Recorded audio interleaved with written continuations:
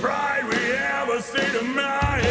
We have our time to live until we die. But I said it once, I'll say it again. It takes more if you wanna win. Put in the time so that you can learn to fly, and you will find the thing that makes you shine. Yeah, because you live your love on the edge, you'll come out on top in the end.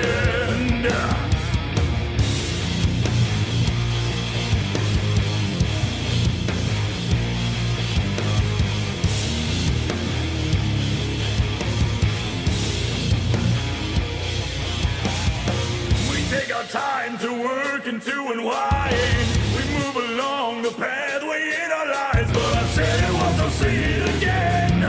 It takes more if you wanna win. So we will rise above and we will climb, and we will reach the top if only that we try. Just remember, always do what you say. You will come out on top someday.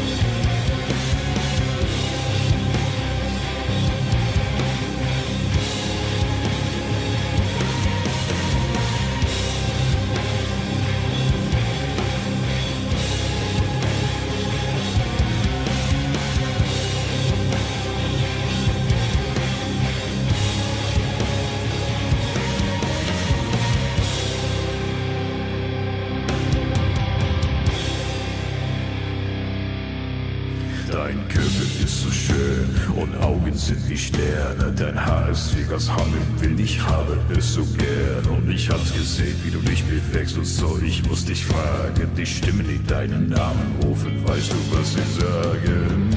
Ich liebe dich, schönes Fräulein, komm zu mir. Komm zu mir. Und jetzt gehört mein Herz für immer dir. Ich bin doch hier. Du bist so schön, so schön, so schön, so schön. Du bist so schön wie ich. So komm zu mir.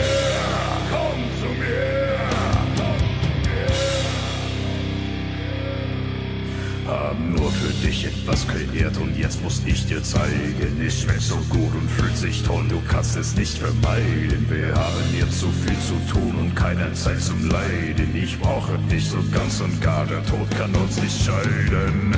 Ich liebe dich, schönes Fräulein,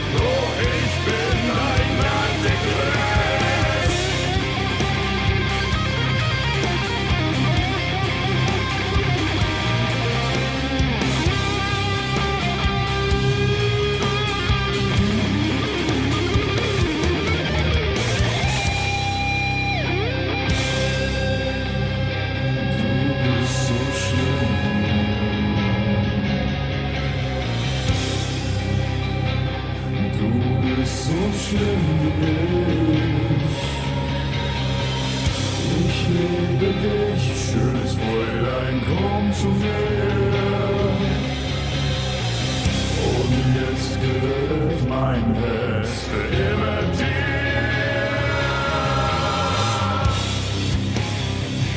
Du bist so schön, oh schön, oh schön, oh schön. Du bist so schön wie ich, so komm zu mir. Du bist so schön,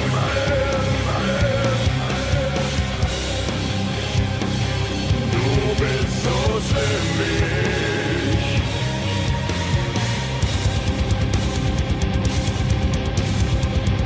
Du machst meine Seele rein.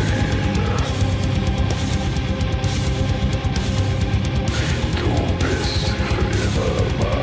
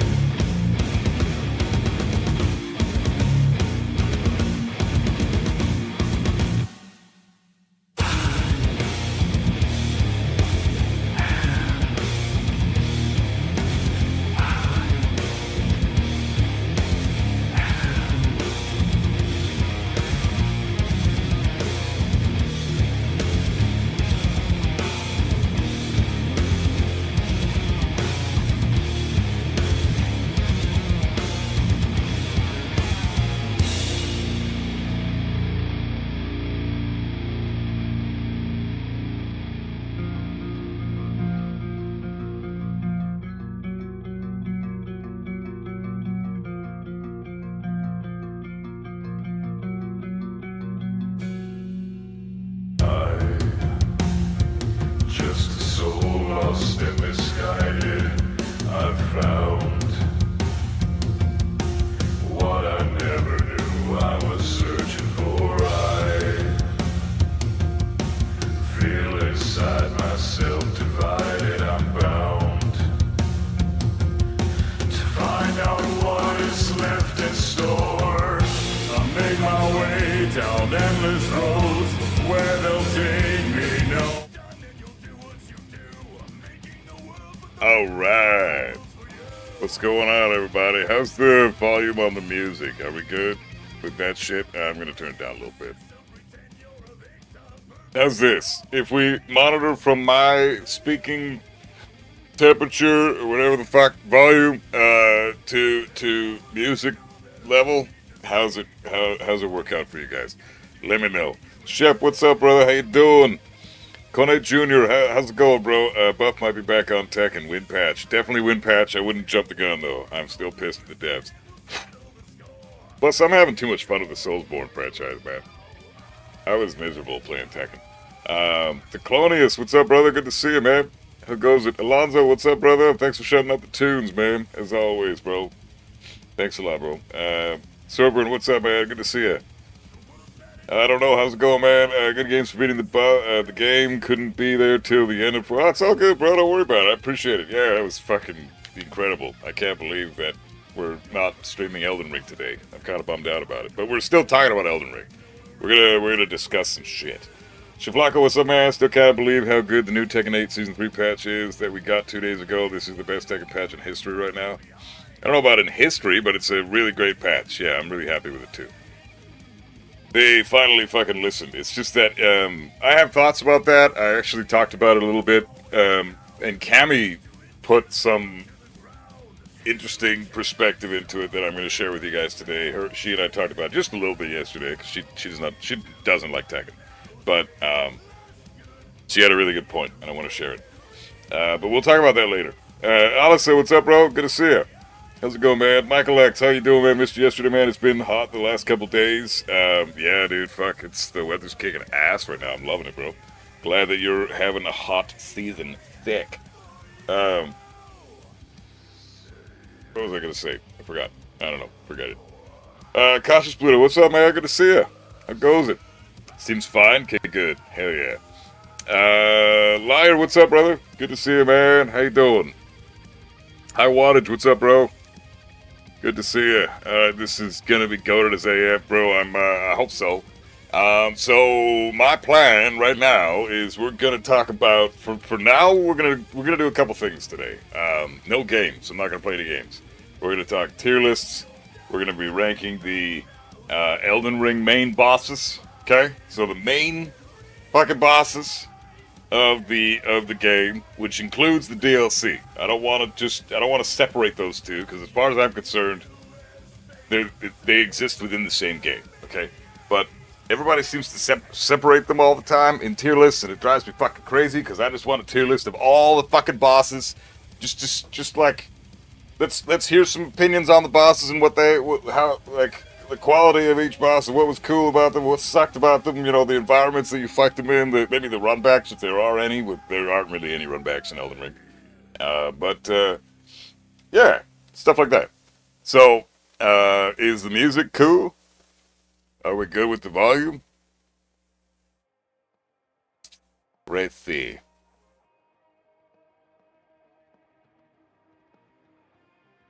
I turn it up a little bit. Huh. Bro, you should also separate the tier list with chat and just your own view on it. Well, that's actually what I was going to talk about today, too. So today, because we're going to do a tier list, I want you guys to have as much input as you can, okay? As much input. Because there's going to be a couple of things that are skewed in this list, like, for example, the Bale fight. I don't fucking know how good Bale is as a boss fight, because I didn't get to really fight that guy. I fought him, I killed him in one shot, he barely even touched me, because he was too busy fucking having his ass to me the whole time.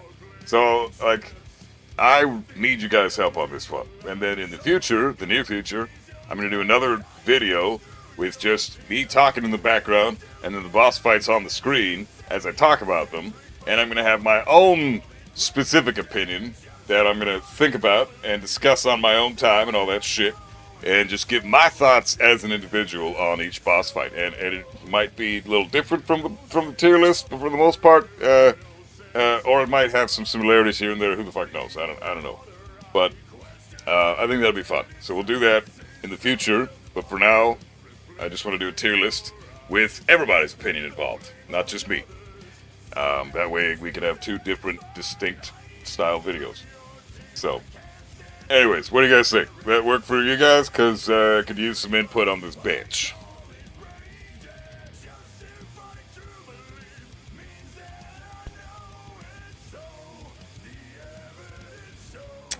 Let's see. Yeah, so I was got it written out here. Okay, so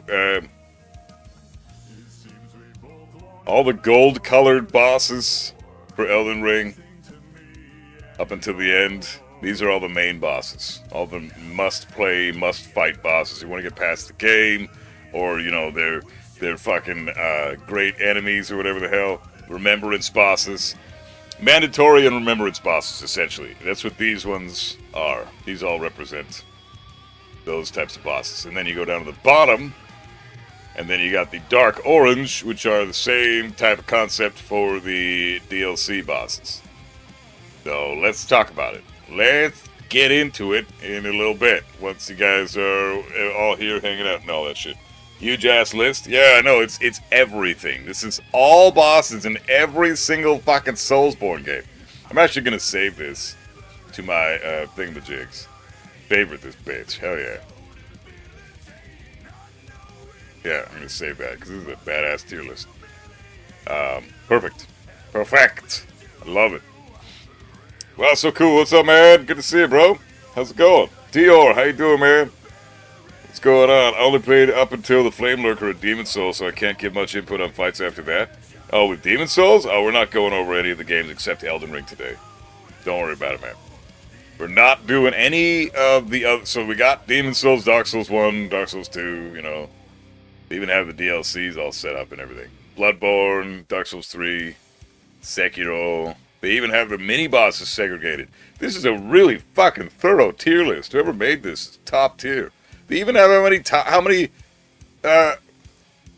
times you fight the specific boss, like Flying Dragon. You fight 2 of them in Elden Ring. Jesus Christ, Dragon Skin Soldier. You fight fucking 2 of those in dungeons and shit. That's fucking cool, man. Really sick tier list. Damn, props to whoever made this. It's fucking rad. Let's see. Buff guy, what's up? Hey, Coludio, what's up, man? Man, I fucking love hearing you. Pause, resume. What? What's that? You love what?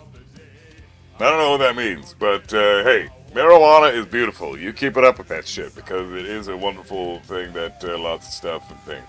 Derek Coleman, what's up, bro? So, what do you think of Radon's cheap ass? I love him. I love him. I'm not even fucking kidding, man. I love Radon. Fucking love him. He's a fucking hard bitch, but you you get really good at that shit, and it feels. It's like you get it really. It's like when you get really good at fighting games, man. It's just something about that feeling. That just, I don't know, it's top fucking tier. You get really good at a fighting game, and you all of a sudden you just master the concept, you get the mechanics down, and then you just feel like $100 fucking bucks, man. It's great. Fucking great.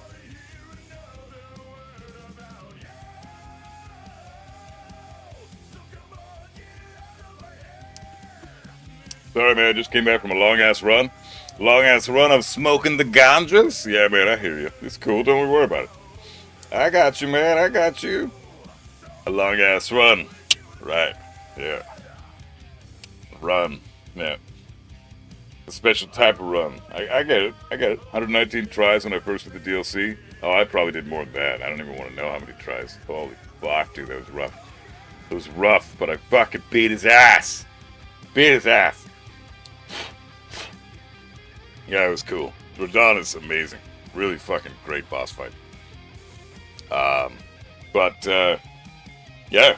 What do you guys say we start this bitch? I'm gonna do another introduction sequence because I would like to record this and make a video out of it. So let's get on that bitch. I'm excited. Very excited. Congrats, thanks, man. Appreciate it, Derek. Yeah, I'm stoked, man. It was a fucking amazing game. I can't wait. I can't wait to just. I want to replay the games, man. I want to do all of them again on stream with you guys because that was fucking incredible. It was such a great time. I probably am gonna end up doing that in the near future. I think maybe Tuesday I'll start a Dark Souls 1 stream again, or something, and then we'll go from there. We don't have to do them all in order again. We can go wherever the fuck we want to go.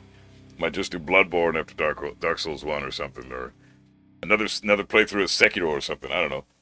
All of them Dark Souls 2. Yeah, man, even Dark Souls 2. Even Dark Souls 2, bro. Seriously. Dark Souls 2 made me so mad, and it's got a lot of problems. It's so fucking clunky. But it's still a great game. There's still great things about it. I don't know. I'm excited about doing another Dark Souls 2 playthrough just to, I at least know what to expect going into it this time around. So, I know to expect ass. Really hope you'll be back on Tekken. Been missing your Tekken streams and content. I remember you were one of the first streamers I saw playing Tekken. Finally made it to GOD in Season 2 with Devil Jin. Right on, man. Good shit. Congrats. Yeah, I don't know. We'll see, man. I have thoughts about the Tekken shit. We can talk about that later. Keep up the Kazuya gameplay on Tekken whenever there's player match lobbies buff. Again, we'll go through the Tekken stuff a little bit later. I don't feel like talking about that right now. Tekken is, I'm still pissed, dude. I'm still pissed, and I don't think they've earned the right to, I don't know, they've delivered a great patch. I will give them that. The patch is top fucking tier. But there comes a time, here we go, talking about fucking Tekken. I just said I wasn't gonna do it, but fuck it. Let's just get it off the chest now so we can focus on the other shit. Problem with Tekken right now is that, so I talked about this with Cammy yesterday, and she brought up a great point. I said it was too little too late, and then she brought the concept of, like, abusive relationships into it. And it's the same type of stuff with Tekken. You're in an abusive relationship with Tekken, and they abuse you, and they lie to you, and they cheat on you, and they fucking hit you, and they fucking make you feel like shit, and then you just put up with it, and eventually you get to your wit's end, and you say, okay, I can't do it. I'm done. I've got nothing left. I got nothing left to give. you've damaged the bridge that was bridging us together, and now it's collapsed, and there's this fucking rift now, and there's no repairing that shit. It's just there permanently, right? And so her point was, basically the wells run dry, and yes, the community and the dev team has done a great job in implementing a top-tier fucking patch. But the problem is, they've released this fucking patch at, like, way the fuck after there was any salvaging this shit, right? So it's like, I'm happy that they're doing better, and I wish the best for them. But man, Cammy worded this way better than I am right now. But I'm happy they're doing better, and I wish the best for them. But I got nothing left. Is basically where I'm standing at with Tekken at the moment. I don't think that it's right or it's smart to just jump back into a relationship that has been immensely abusive in the past and is probably going to continue that way, because you have not seen enough evidence to say, well, this thing is going to like, if we just take it in human concepts for a bit, one person dating another person, we're just talking about relationships now. This person has abused you for months and years at this point, and you started by loving them more than anything, and then and slowly over time, that abuse has kind of chipped away at the love that you have for them, and eventually you get down to the point where you got nothing left, and you just need to move on for the betterment of yourself, right? And then they come back into your life and say, hey, I quit doing drugs, I stopped drinking, I'm not fucking, I'm taking anger management courses, I'm doing better, and I'm bettering myself. I'm holding down a job now, everything is fucking going great.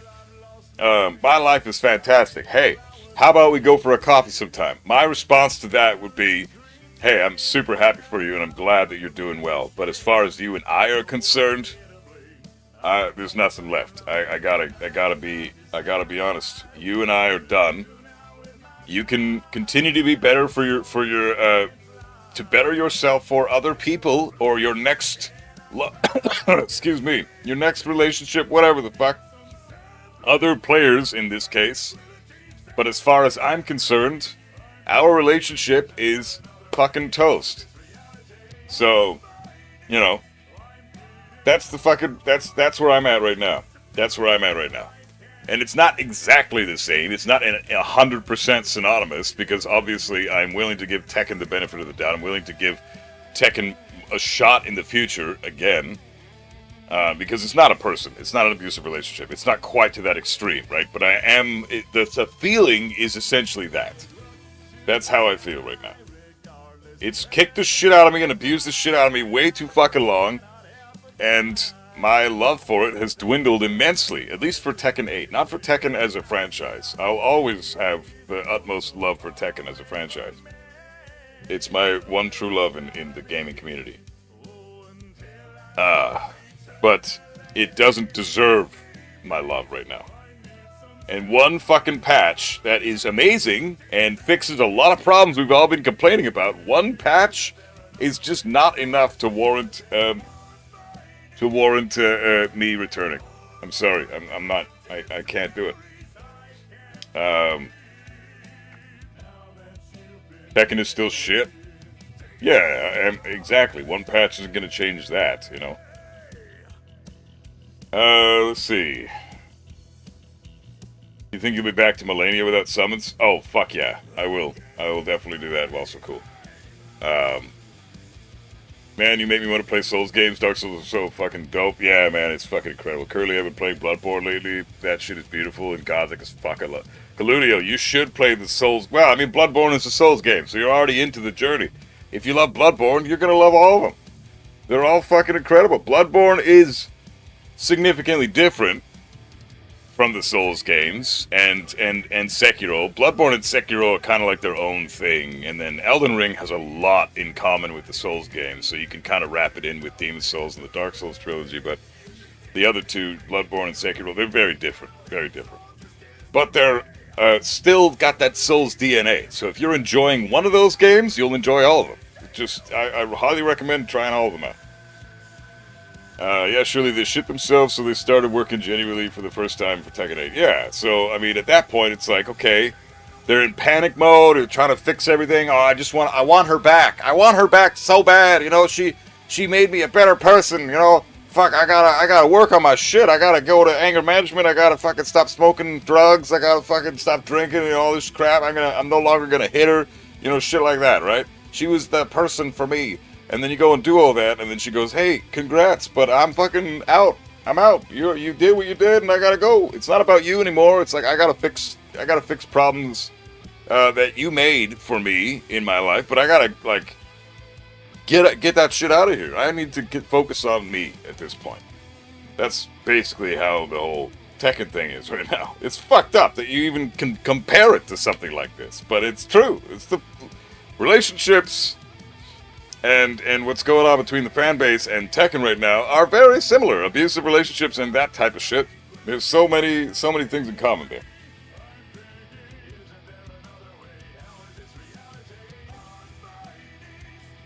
If we compare all the recent Tekken games, isn't this kind of the arcade version we were playing since they released it directly on consoles? Absolutely it is. With that in mind, aren't we on track? That's not the point.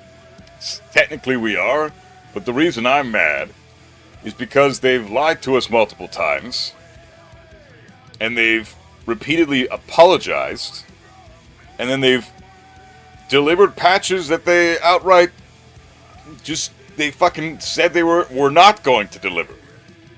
I can't take it. You fool me once, shame on you. Fool me twice, shame on my dumb ass. You know, it's basically fool me 3 times. Like I deserve the punishment and abuse that you're giving me right now. Fuck, dude. So you know, I don't like being lied to by developers. I don't care if you have issued apologies right after that. You fucking say you're gonna do one thing, you do the opposite. You try to course correct and fix it, then you leave us in the fucking dark for months. And then you bring out a trailer that's the exact thing that we want to hear, and then a month after that, you release another apology saying, hey, by the way, the trailer isn't gonna reflect what the patch notes are. We want to make this known right now. Apologies.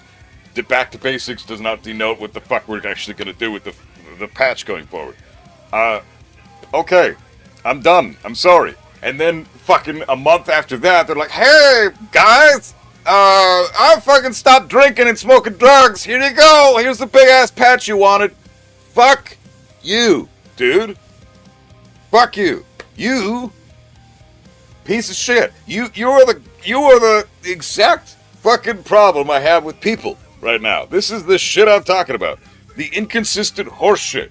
The promising one thing, the doing another, the lying, the apologizing into another fucking lie, into doing the bullshit that you said you were gonna do fucking years ago, but way the fuck too late. Way the fuck too late. So, fuck that shit, man. No. I'm sorry. I have been in abusive relationships with plenty of women in my life. Plenty. I've been cheated on. I've been fucked multiple times by multiple different women. Maybe it's a me problem. Maybe I suck. But, see, that's the thing. When they go and do shit like that, it's almost always because they're a piece of shit, right? But they make you feel like you're a piece of shit, because why would I be cheated on if I didn't suck, you know? So, like, that's basically the abusee mentality. And I feel like all of us in the Tekken community are fucking abusees right now that are and anybody's playing this shit at the moment is suffering from fucking Stockholm Syndrome. Like, why are you playing this garbage? Like, at this point, yeah, it's in a much better position than it used to be, but I'm sick and tired of the treatment that they have given the fucking fan base, and I'm not just gonna fucking bend over and take it now because they happen to fix the game in a really, really positive direction. It's like, you should have done that a fucking year ago. So, anyways, if we compare all the recent Tekken games, okay, right there. It's probably a good move. Still be skeptical even after they give you a taste of what you want. Yeah, because it's just a fucking taste, right? Hey, Bloka, how you doing, man? Good to see you, bro. Gonna need a few more patches. Yeah, a few more in the exact correct direction. I mean, if you read the patch notes, they didn't do shit to Dragonov, they didn't do shit to Lydia, and they didn't do shit to King. So, I mean, you know, they fixed a lot of problems. But there's still problems with Law, and those three characters I just mentioned. Law still has his +1 on block fucking homing move. He still has his G-Clef, which he can then capitalize on the +1 on block homing move if he wanted to. It doesn't launch in heat anymore, but it's still a fucking G-Clef. You know, it's still wall splats. You know, and it's fine, but if you're going to give him a +1 on block homing move, then that's not fine. So that's the problem. So it's shit like that. Like, they haven't fucking fixed this fucking game yet. They've gone in a great direction, but it's still far from fucking playable in my mind. But yeah, how am I going to rate these bosses? You know, like, every time I go into Tekken, it's just a fucking tangent. We never stop that shit. You're really a cowboy for doing that. There are still games that actually give a fuck about you, unlike Tekken. Yeah, you damn right, man. See, that's the thing. The Soulsborne franchise has brought nothing but joy to my life. I mean, yeah, I get pissed and fucking yell at boss fights and fucking talk hella shit a lot of the time, you know, when I'm getting my ass blasted.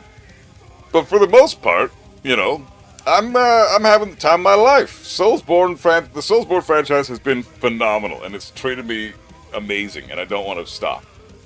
So that's why we're gonna do Dark Souls 1 on Tuesday. You're gonna do your studies? All right, Claudio, take care, man. I'm waiting until the May patch to consider giving Tekken 8 another look. No point in jumping in now for the devs to disappoint again. Yeah, exactly, right? They drop one patch and now all of a sudden we just all gonna jump on board again and just be okay with it? No. I need more evidence of that. That's one fucking thing. In one update, they could reverse and fuck everything all up all over again. We don't know what they're doing. I need continuous results before I'm not continuous, continual. That's the right word for that. Continual results. Because continuous is a constant state of motion and continual is reoccurring periodically. Yeah, so reoccurrence of periodic fucking patch notes. We need continual results. So I can get fucking proper data for this shit. Otherwise, I don't believe dick. I'm not fucking investing my time and blood, sweat, and tears in something that might get fucked up in a month. Luxedo, what's up, man? Why not releasing this patch right away? Why are they doing that? Maybe they will care about the other characters in the next patch. Well, they did release the patch. It's out. The patch is out, and it's playing. Everybody playing Tekken right now is playing that patch. But the three characters I listed are still stupid fucking busted. And if you're gonna fix the majority of the cast, you should fix fucking everybody. You know, but they just don't want to touch Lydia, and they don't want to touch King, and I don't understand. King and Lydia get away with fucking murder. Dragonov gets away with fucking murder. It's constant. It's since fucking day one, dude.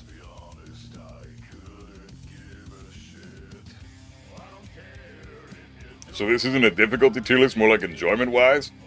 Yeah, I'd say so. Because we can do multiple different tier lists with this shit.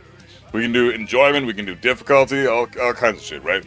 And we can do this tier list is going to be with your guys' involvement as well as my input. And on top of that, I'll do a video in the future where it's just my opinion and we'll rank all the bosses in order of difficulty or whatever. Or just how epic they are, I don't know. You know, I hear people say the same thing about For Honor. Guest fighting games are just abusive. Yeah, they absolutely are. It's the competitive environment, right? Anything competitive is going to be fucking abusive.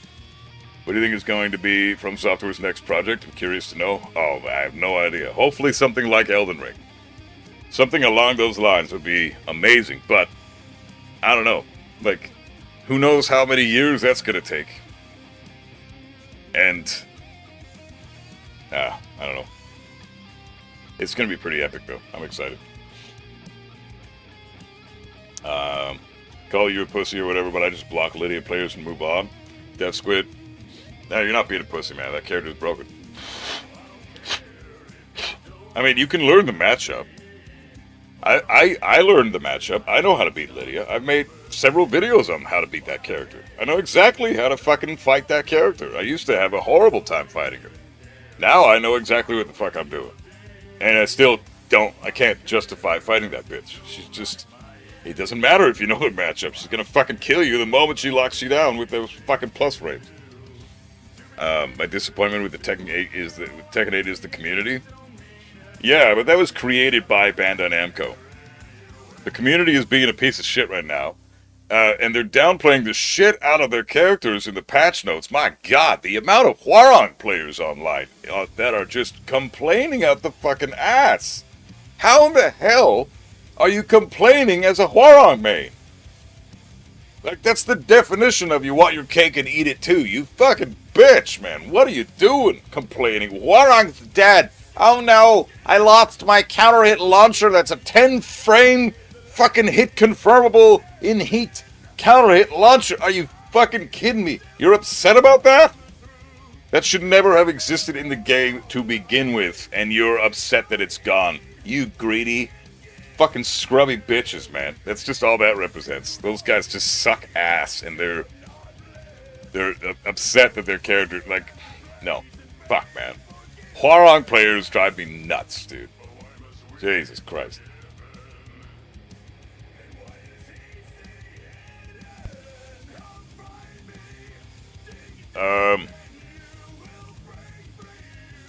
Okay. So,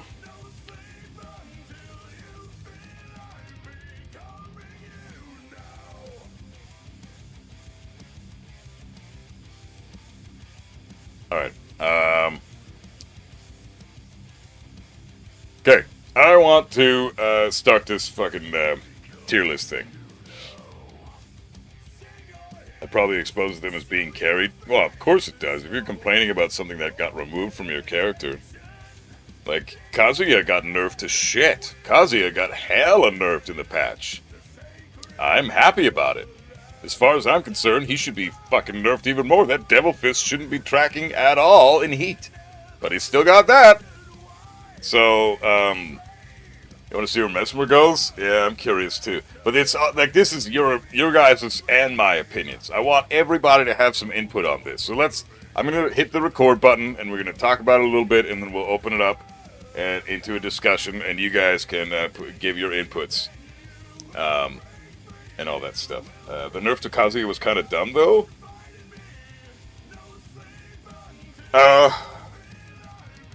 I think one was pretty significant. I know that the back 1+2 no longer being a launcher in heat is kind of whatever, because nobody fucking uses that move. It's pretty much useless. It's not a backswing blow. It's a fucking garbage move. But back 4 no longer launching in heat, to me, is a big deal. Because it is his long-range punish. And a lot of times, I've used back 4 into full launch many times online on stream to punish something that was like a Death Fist or something. Now I don't get to launch Paul's Death Fist anymore with back 4. So maybe some Kazuya players might remark that as being insignificant, but I think that's very significant. As a Kazuya main, back 4 going down is a huge fucking nerf. No longer launching. I don't think it should have launched anyways. That's fucking stupid. Most moves should not launch in heat. I'm surprised they kept Devil Fist launching in heat. That's just fucking weird, man. I don't get it, but he can still launch with Devil Fist. That's fucked up, but okay. I think the back 4 nerf is huge, though. It is a massive change, and he also gets rid of his heat increase when he lands the Hell Sweep extension. And the Hell Sweep extension has a -5 on hit scenario now when he does the full extension with the ground pound. It's crazy, man.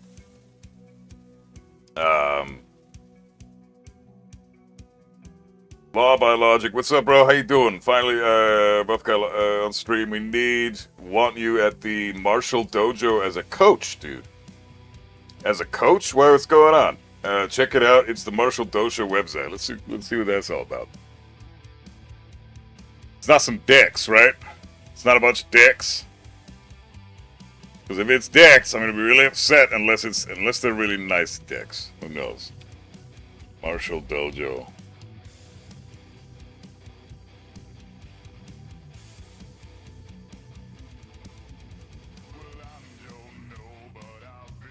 Oh, okay.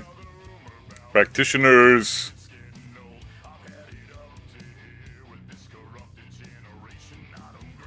Hey, that's kind of neat.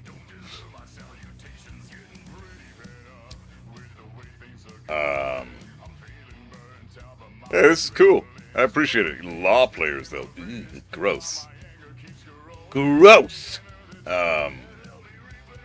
Channels, ranking. Okay. So this looks like a fairly new website. That's cool, man. That's cool. We don't have a Kazuya the Martial Dojo yet. Share screen here. I'll give you through. Yeah, no worries. Yeah, it's cool, man. I'll consider it. Message me on the Discord and we can talk about it a little bit more. We'll discuss that. Check out the. Head over to Discord and. If you're on YouTube, my Discord link is in the description of every stream and every video I do. Otherwise, if you're on Twitch, somebody can just do like !! Discord if they're a mod.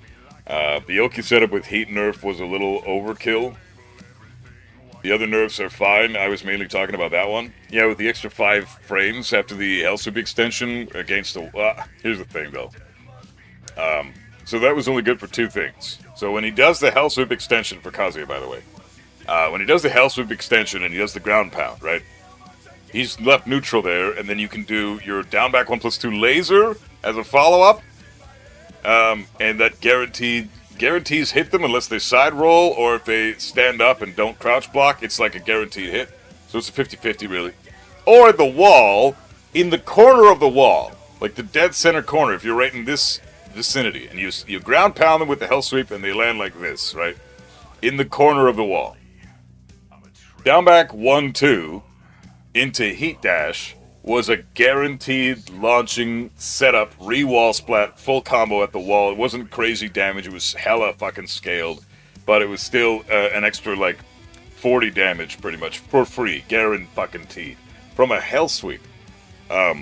That's a significant nerf, yes, I agree, but it was much warranted, and I don't think Kazuya needed that. That's some interesting tech, but it was kind of bullshit tech.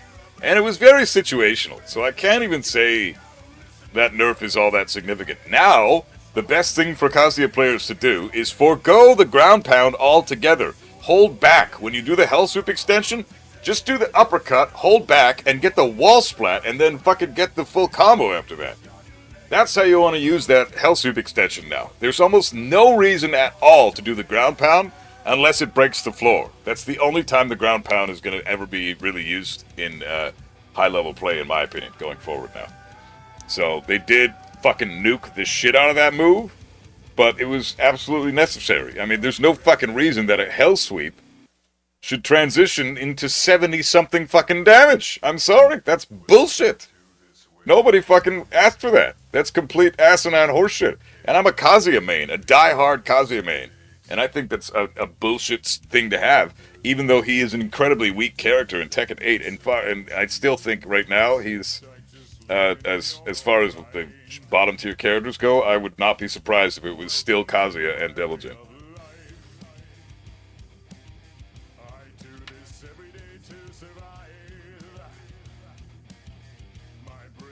But yeah, Skyrim, Kazuya is criminally weak compared to the rest of the roster. I think Kazuya and Devil Jin are very, very solid as the bottom 2 right now. And they haven't really moved from that position at all since Season 1, as far as I'm concerned. They've always been bottom 2. Danny, what's up, bro? How you doing? How are you? Hope you and Cammy had a nice evening yesterday. Oh, bro, it was awesome. I got her a War of the Worlds record, and I didn't really know. I don't know much about it. I know a little bit about War of the Worlds from the late 30s, and then it was adapted again into the 1978 release with the War of the Worlds record, and that's what I got for her. And she grew up with that shit, so she's like super all about it. And then we listened to the record in its complicity, and it was fucking in its complicity. What the fuck? It's false compliance and things. Completion, and then we fucking watched the World of Worlds movie after that, and I got hella too fucking stoned in the middle of the movie by the time the middle of the movie happened. But it was still a sick fucking time. And really cool movie with Tom Cruise from 2005. And yeah, it was good shit. It was. I had a good evening. I don't know if she did. She probably hated it, but I thought it was fun. And that's all that matters. How come Nightbot never bitching on you for caps? Oh, Danny? Because Danny's a mod. Nightbot is outranked by Danny's mod privileges. The fact that we can no longer do aerial combos after heat dash is insane. Yes! It's brilliant. It's a great change, Shaplako. Fantastic change. Kazuya means rise indeed. Yeah, I think Kazuya's nerfs are warranted, but I still think he's super weak. Devil Jin is definitely bottom 1. I wouldn't be surprised if he still is. Yeah, I think so too. To TFW, the record is complicit. The record is complicit, yeah. And it's false complacency. False complacency. Your compliance is complicit upon the completion of your complacency. Man, I'm a rap god. Jesus. Alright, big stretch. Okay, let's fucking stop talking about Tekken for a minute and focus on this tier list, because I would love to get this shit sorted out. Also, hey babe, she's in chat, cool. Alright, so let us first, I want to take a quick bathroom excursion. I'll be right back. Give me a bit. Be right back. And then we will commence the tier list.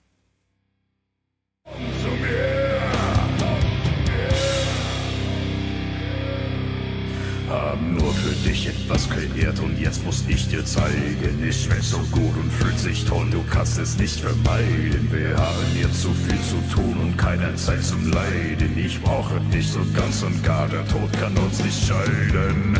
Ich liebe dich, schönes Fräulein, komm zu mir, komm zu mir. Und jetzt gehört mein Herz für immer dir. Ich bin doch hier. Du bist so schön, so schön, so schön.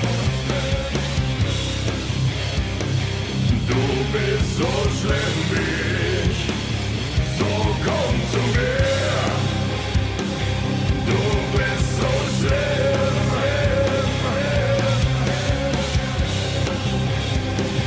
du bist so schlimm wie ich. Ich warte hier jeden Tag, ich meine alles, was ich sag. Ich weiß, dass du ganz teuflisch bist, doch ich bin ein Antichrist.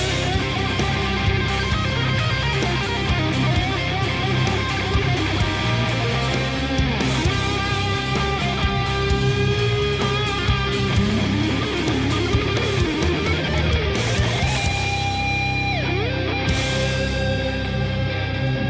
bist so schlimm.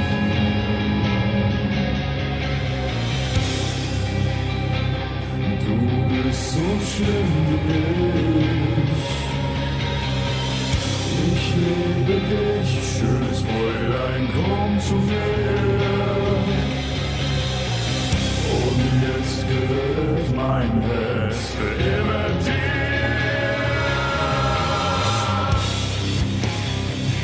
Du bist so schön,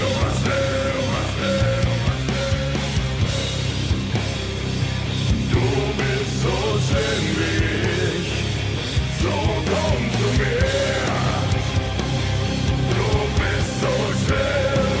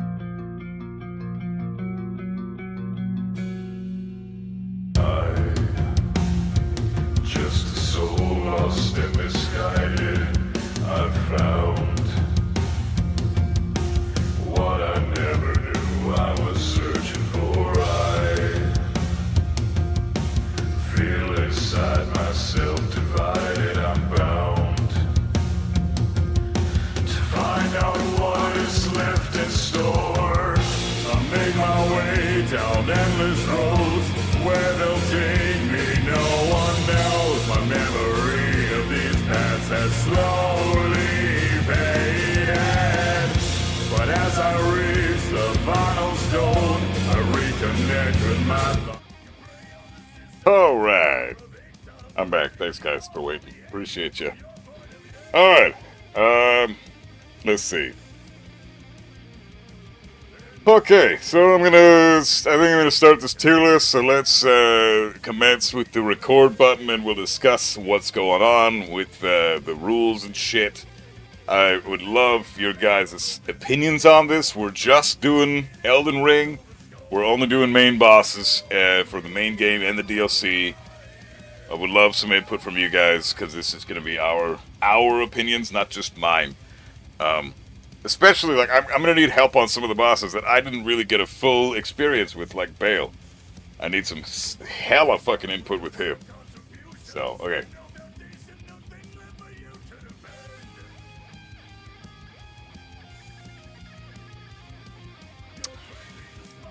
Alright.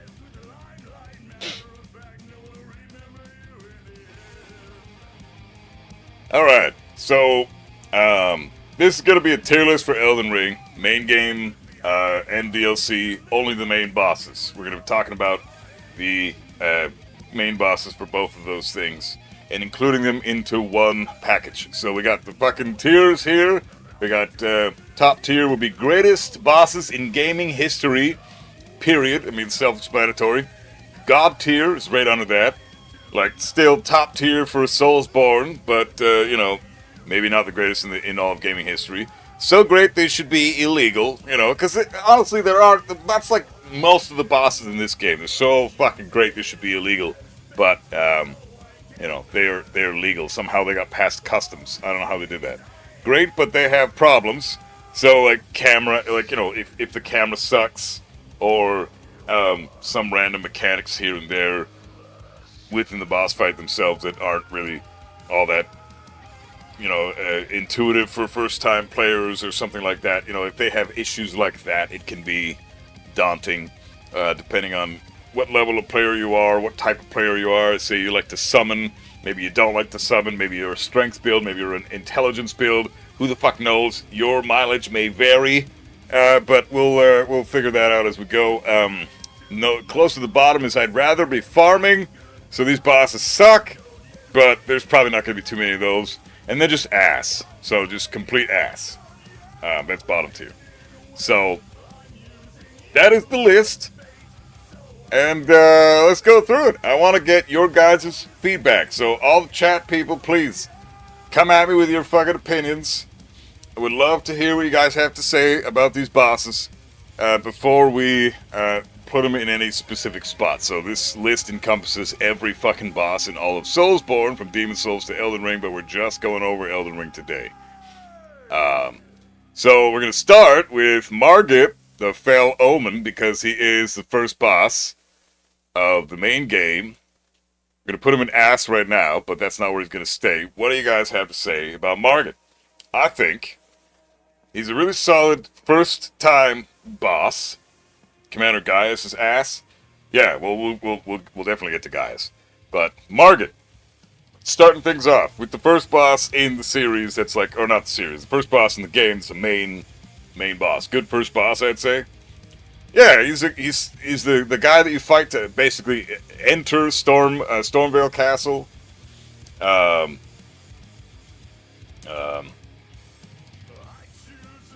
Diese Lyrics sind sehr untypisch manchmal für einen Metal-Song. Wirklich so? Glaubst du das wirklich? Ja, okay. Was denkst du daran? Margit is an excellent first main boss. Yeah, I think he's really, really solid. I enjoyed the shit out of him. I spammed him with magic the whole time, okay? I used the magic glint blade thing that floats in the air and then fires. He's in the bottom tier, in my opinion, Skyrim. Bottom tier? What?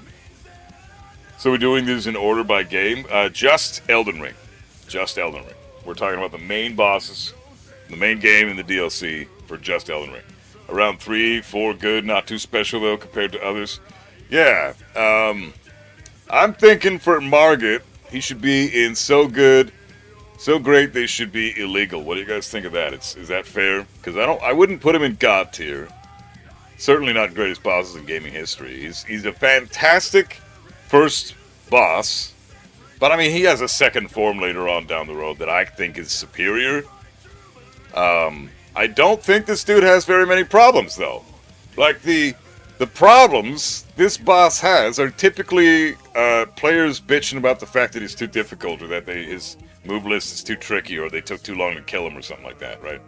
But, you know, other scrubs aside, I mean, fuck, I played Elden Ring for the first time just recently, just now. Like, just the other day, I just beat Elden Ring in its entirety for the first time ever. And I didn't really struggle all that much with Margit, so I don't know why people constantly complain about this guy. But, about his difficulty anyways. But he's fair, but nothing extraordinary.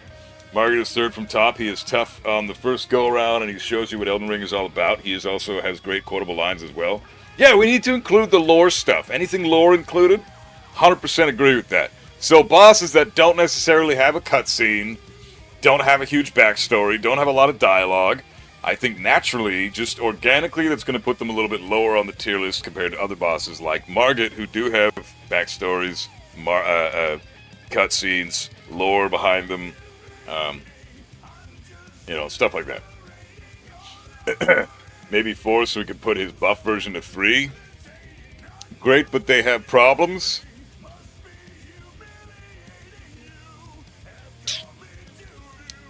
I can see where you're coming from, but I mean, I would just put Morgoth above him in the same tier, if we're going to even put him in the same tier. I might put Morgoth higher. We might put him in God tier. I really liked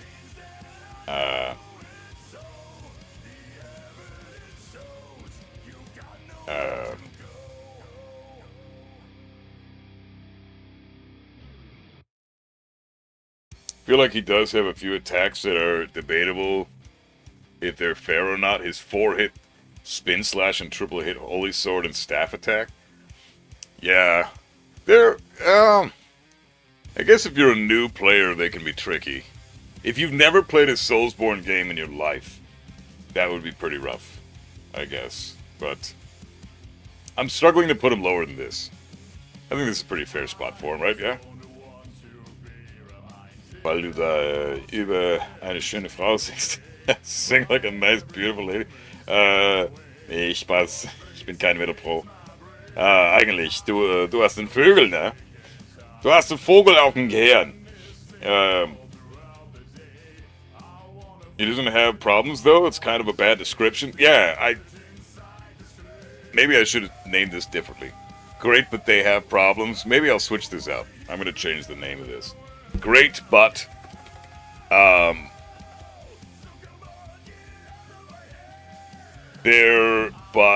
well, fuck. Great, but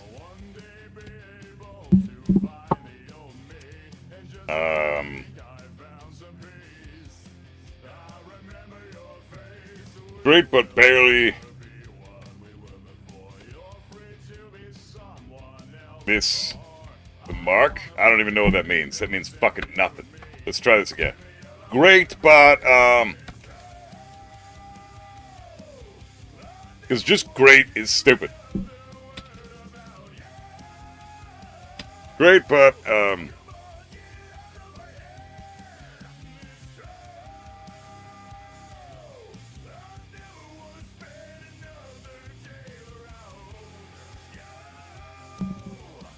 man, it's quite a gap, too. It's just because Elden Ring boss is like great, but lacking some stuff that just means there's still awesome fights. And then the very next one is I'd rather be farming. So you go from good shit to just ass, basically. I don't even know if that's accurate. I feel like there should be another tier in between this one and the red. Ah, fuck! We'll just say super solid. Super solid. That's good enough, right? Doesn't need to be too descriptive, right? Great, but needs work. Back from a live-action play. Hey, what's going on, Easter? How's it going? He's not difficult, but he doesn't have a wow factor when comparing him to the other bosses. Yeah, that's a good way to put it, Skyrim, for sure. Let's settle for 3, I'd say. Great, but would do. Alonzo, great idea. Great, but. Sure, that sounds good. Great. But, and then we can throw in whatever the fuck we want beyond that. Yes, that's great. Great butt needs work. Great butt. Yeah, Shep agrees with that. Yeah, great butt needs work. The butt is more than enough. Yeah, absolutely. I fully agree. That's awesome. Super solid is good. Great butt. Super solid works too, but I'm going to stick with great butt. That's a good suggestion. Margaret is super solid in my opinion. Just call it good. Good doesn't even cut it though. Good is like, yeah, they're fun. I'll play them sometime. But I actually get a reaction. I get a response when I see Margaret on the screen. He's better than good. He's clearly better than good. As far as the first main bosses of all the games are concerned, he's top tier. Of all the first, like, what do you got? Phalanx, Silent Demon, fucking First Giant, Cleric Beast, Udix Gundyr, and then fucking Gyobu, or I guess you can consider a first boss like, Ashina Tutorial, or sorry, Genichiro Tutorial. I mean, of all those bosses, Margaret is the best one by far. This will take 2 streams? Nah. We're gonna fly through it. We're just trying to figure out the logistics here. We got this. Okay, I'm gonna keep him in Great Butt. Great Butt. He's got a great ass. All right, next up. Next up, we got Ancestor Spirit. Who really gives a fuck? Ancestor Spirit is whatever. I'd rather be farming. Do we even need to talk about this one even more? Like, I'd rather be farming is good enough for this one, right? Who needs anything else other than that? He fought off Radahn, that's commendable. Margit? Yeah, I guess. He's cool in the lore, but... like, Ancestor Spirit, you're fighting a moose that runs around and gets his health back from the dead animals on the ground around you in an astral projected environment from Shiofra River. Cool spot. I love the environment of Shiofra River, but fucking Ancestor Spirit is an ass fight. It's boring.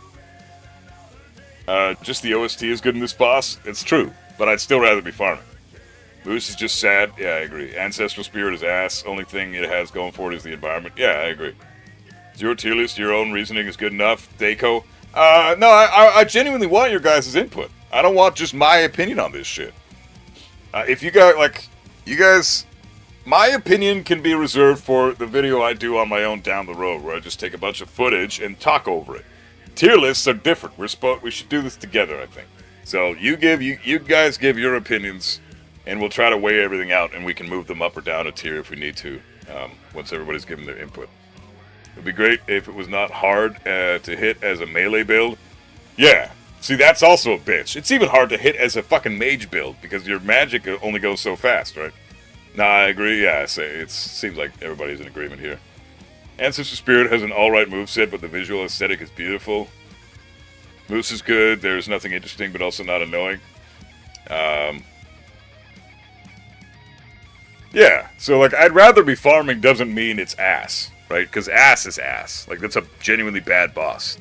I'd rather be farming just means they're boring. They're missing a lot of elements that the other epic bosses have, right? So, pretty easy boss fight. Yeah, super easy. Is seasoning on the main course. Could do without it, but it's nice to have. Yeah, I'm not upset that it's in the game, but I don't really care that it's in the game either. You know, I'm not gonna be. Yeah, Ancestor Spirit's kind of whatever. So I think we're in agreement there. It's not that interesting of a fight. Let's see what else we got. Leonine Misbegotten. This is the one that's at Stormvale Castle at the end of Castle Morn. At the end of Castle Morn, this is the end boss of that entire area. Hey, Michael Love, what's up, bro?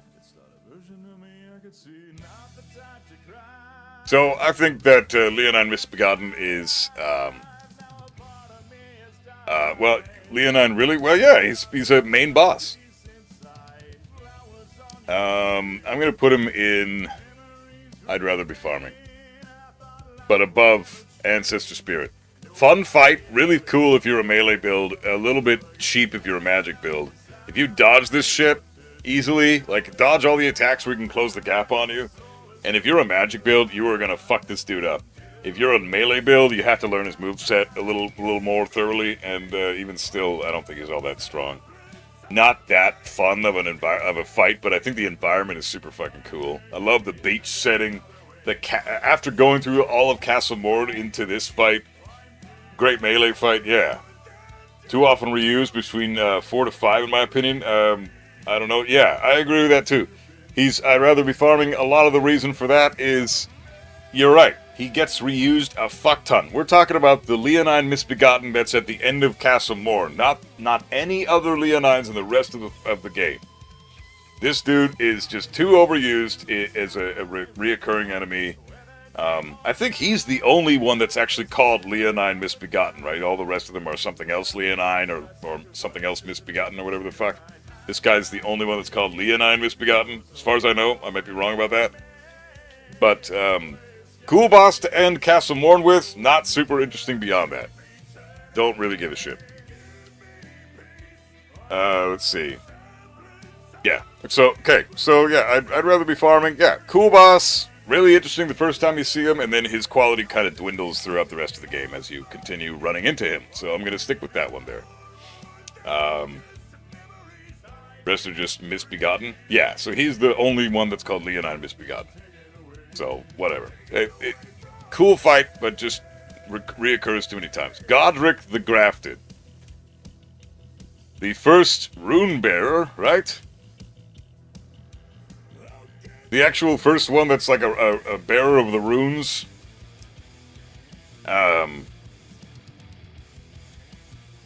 Pretty cool boss, honestly. Godric was just... The only issue I have with Godric, I love that he cuts his own arm off. And that he grafts a dragon head at the end. And then uses the dragon head as part of the fight. Super sick. But man, this dude was so easy. Holy fuck. Probably the easiest main boss in the game, I'd say. Godric was a fucking chump. Oh, dude. I don't know. I think he might go in great butt. And he's under Margit, for sure. I don't like Godric as much as Margit. Godric said, rather be farming, Deco? Really? Yeah, he's definitely easy. Yeah, he's super fucking easy. I'd put him in between farming and ass. Really? Wow! Right behind Margit. Love it. Lore accurate, to be honest. Wow! I want to hear some of those opinions. So, you guys think I'd rather be farming, huh? Godric is a bum? He really is. Yeah, he's kind of a bum. I don't know. I'd honestly put Margit one up one tier, maybe. He's just such a good introduction to the game. Yeah, you're right. You're not wrong. I can't do that. Yeah, if we're gonna have... How about this? Does this look a little better to everybody? He's a coward in the lore. Oh, he's a coward, too. Yeah, he's a bitch. He's easy. He's a bitch. He's got some cool shit going on where he cuts his own arm off and throws the dragon head on there. But, I don't know. Does this look better for everybody? Because I feel like... So great they should be illegal. Margit, the Fell Omen. Ah, man, I don't know. I don't fucking... You know what? Fuck. I want to... Maybe we should have one more tier for this. I don't fucking know.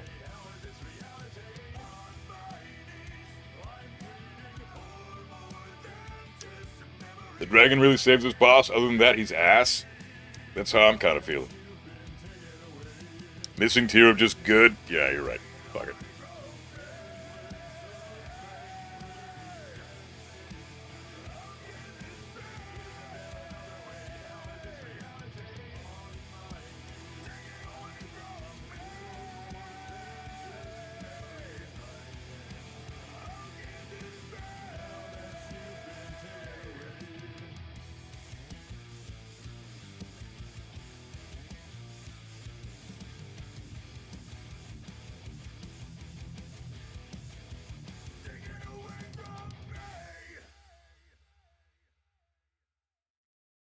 There.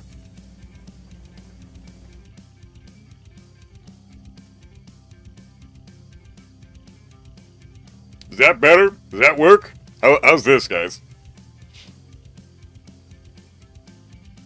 Music will carry us through the tier list? Yeah, pretty much. He hid from Radon, kissed Melania's boots. Hey, I did record with someone. Yeah, you're right. Yeah, fuck that. Yeah, let's. How about this? Does this look better to you guys? Yes, perfect. Yeah, I'm feeling that. Okay, cool. Sounds about right. Fuck yeah. Okay, good.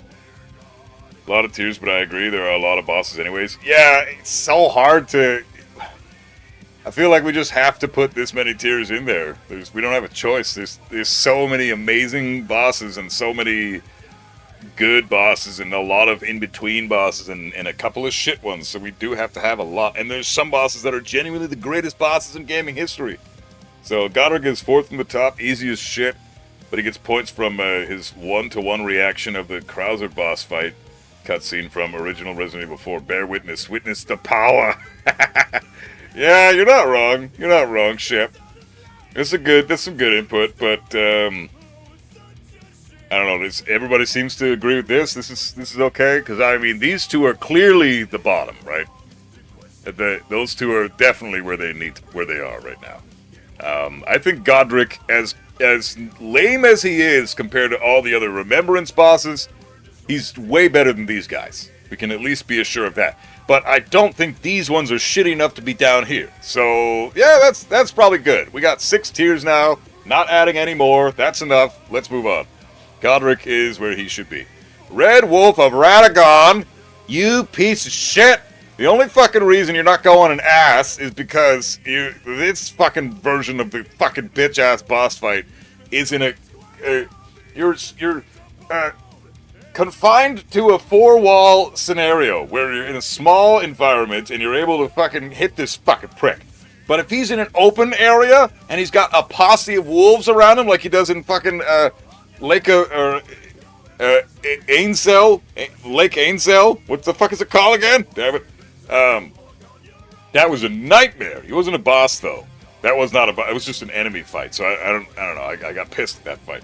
But I think this dude I'd rather be farming so close to ass. I don't like. Do it, put it in ass, fuck it. Fuck it.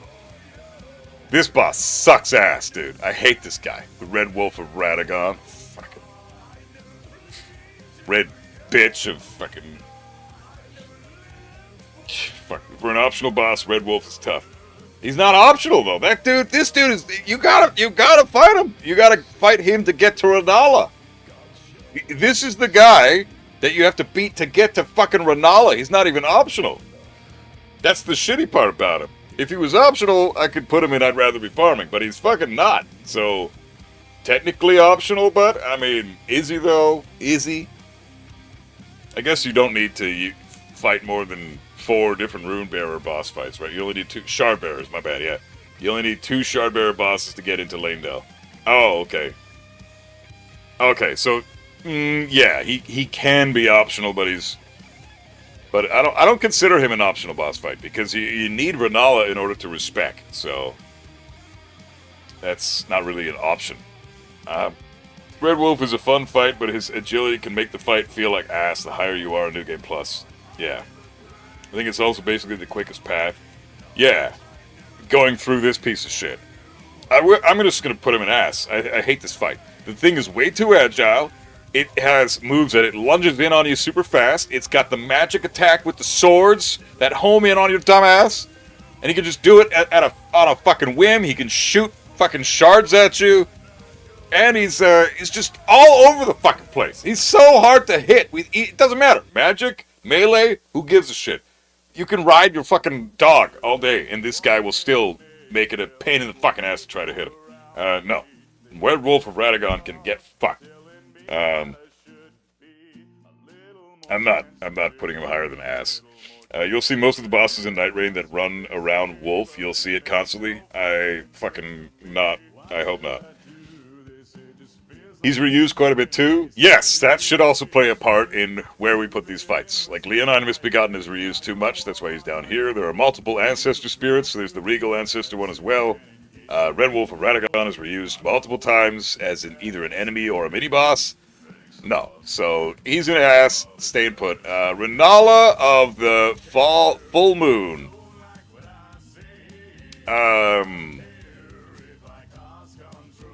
Great butt. I think Renala's great butt. She has a great butt. I think Renala is awesome. The fact that she's got a lot of lore going on with her. She's a really cool mage fight.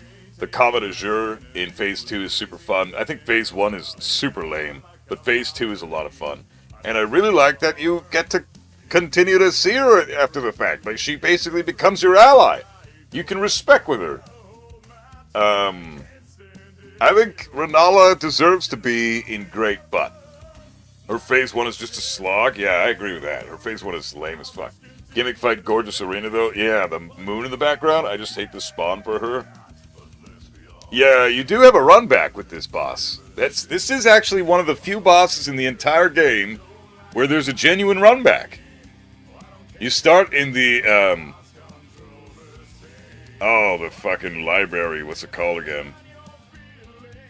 Quite far away from Renala. Rellana is kind of boring. Rellana is boring, or Renala is boring. There is a big difference between those two. Rellana is a fucking nightmare DLC boss fight, and Renala is a pushover main boss in the main game. You spawn where the wolf was. Yeah, exactly. You spawn where the red wolf was, and then you gotta run to Renala, and then you gotta take the fucking elevator, and you gotta get into the area where she is, and then her Phase 1 is boring. Renala? Oh, okay, yeah. Kind of boring. Yeah, she's kind of boring. Alright, so what do you guys think? Maybe good, but not above Godric? Does that work? Awesome mage fight. There aren't many in the game, so it feels extra special. See, that's where I'm coming from. I appreciate mage fights. Beautiful arena, sad lower first phase can take some patience if you're new, though. Yeah, you have to figure out how the first phase works. I actually had to spend a couple of minutes understanding what the first phase is all about before it clicked, and then I beat her pretty quick. You think just good for her? Yeah, but above Godric, though, right? We gotta at least agree on that.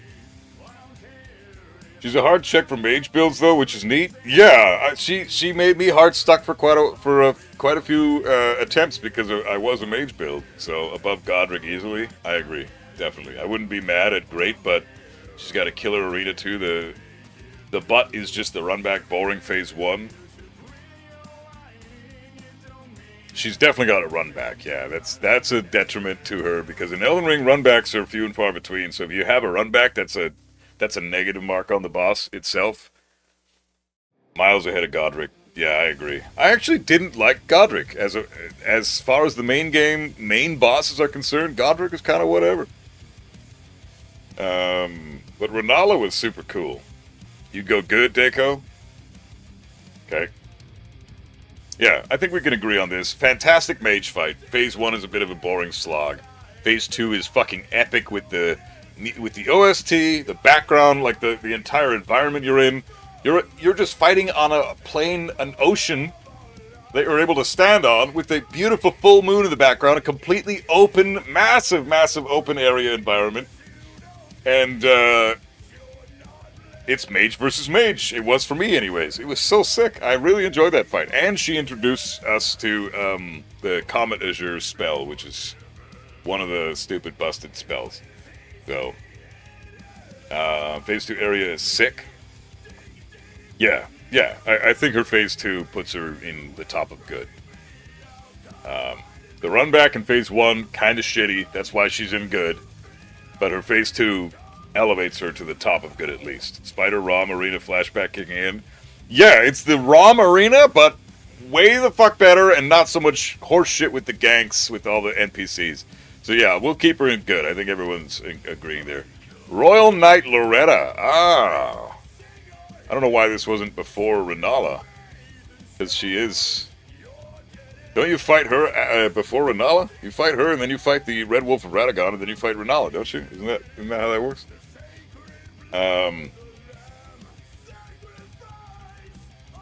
Undead Dragon, you would say she would go in the great butt category? With Loretta? I'm honestly kind of torn about this one, because this is the astral form of Loretta, not the main form that we fight later on in Nicholas Haligtree. So, and that form is genuinely better. The environment we fight her in is more fun. She's got more attacks. She's much stronger. And she's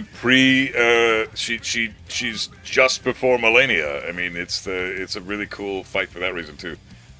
Just a basic kind of boss, I'd say good. I would say she should go great butt category, Loretta. I would put this one in good, but the top of good, maybe just above Renala. I don't want to put her in great butt because I don't think she even remotely compares to Margit. Great butt. Who has a great butt? You do. Also, I do. Also, that one guy in the chat's got a fantastic one, and Loretta also has a great butt. And Margit has the greatest butt. Fight her spirit form at the Ranni's Rise. Yeah, good is fine. Yeah. Holographic form, so there is no point in rating this one. No, she's still the main boss. The other one is down here. Where is she at? There she is. This main one right here. Loretta, Knight of Halictree. This is Loretta, this is Royal Knight Loretta, so it's just a hologram, yeah. But it's still a main boss, so you still have to count it. The Halictree fight is obviously better. This is top of good, I'd say, though. A lot of fun. Again, lots of spells. She's constantly on her horse.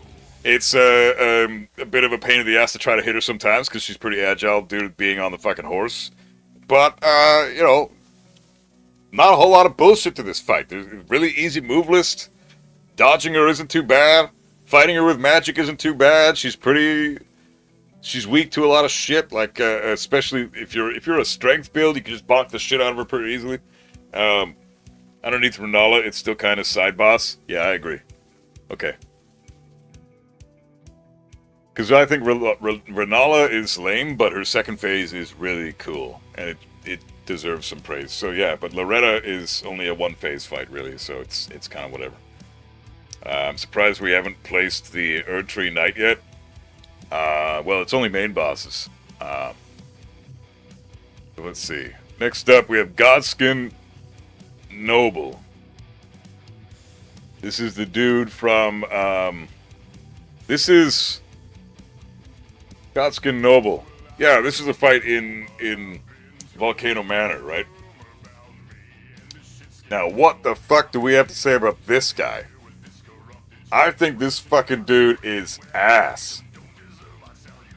But also kind of reminds me of Smaug from Dark Souls 1, and I don't know how to feel about that, because I don't like the fight, but I like the character, and I like the environment he's in, and he's got some cool moves here and there. I don't want to put him in ass at all.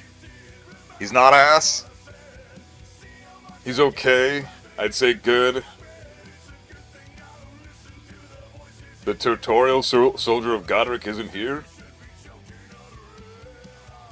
Oh yeah, no, he's not a main boss. I guess he's not a main boss. We'll probably throw him in there just for shits and giggles later on. Their music is sick. Yeah, that's true. The Godskin duos have great music. His rolling move is annoying until you figure out how to walk around it. Yeah, it's not hard to walk around the rolling move. It really isn't. The epitome of the roll forward Souls fundamental. Yeah. Find him fine. I can see why people hate him, though. I think his roll attack is lame. It's not hard to figure out how to beat, though. I think I first tried this dude. It's just he's just an annoying fucking... Like, there's no fucking way that a fat ass like that should be able to move nearly as... Like, he's faster than Godskin Apostle, and that's a skinny bitch. How the fuck is the fat bitch twice as fast as the skinny bitch? That makes no sense to me. So he's annoying for that, because he just throws you right off with that concept.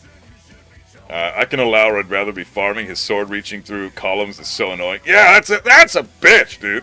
What is that all about? One of the few exceptions where I would say reused fights aren't that bad.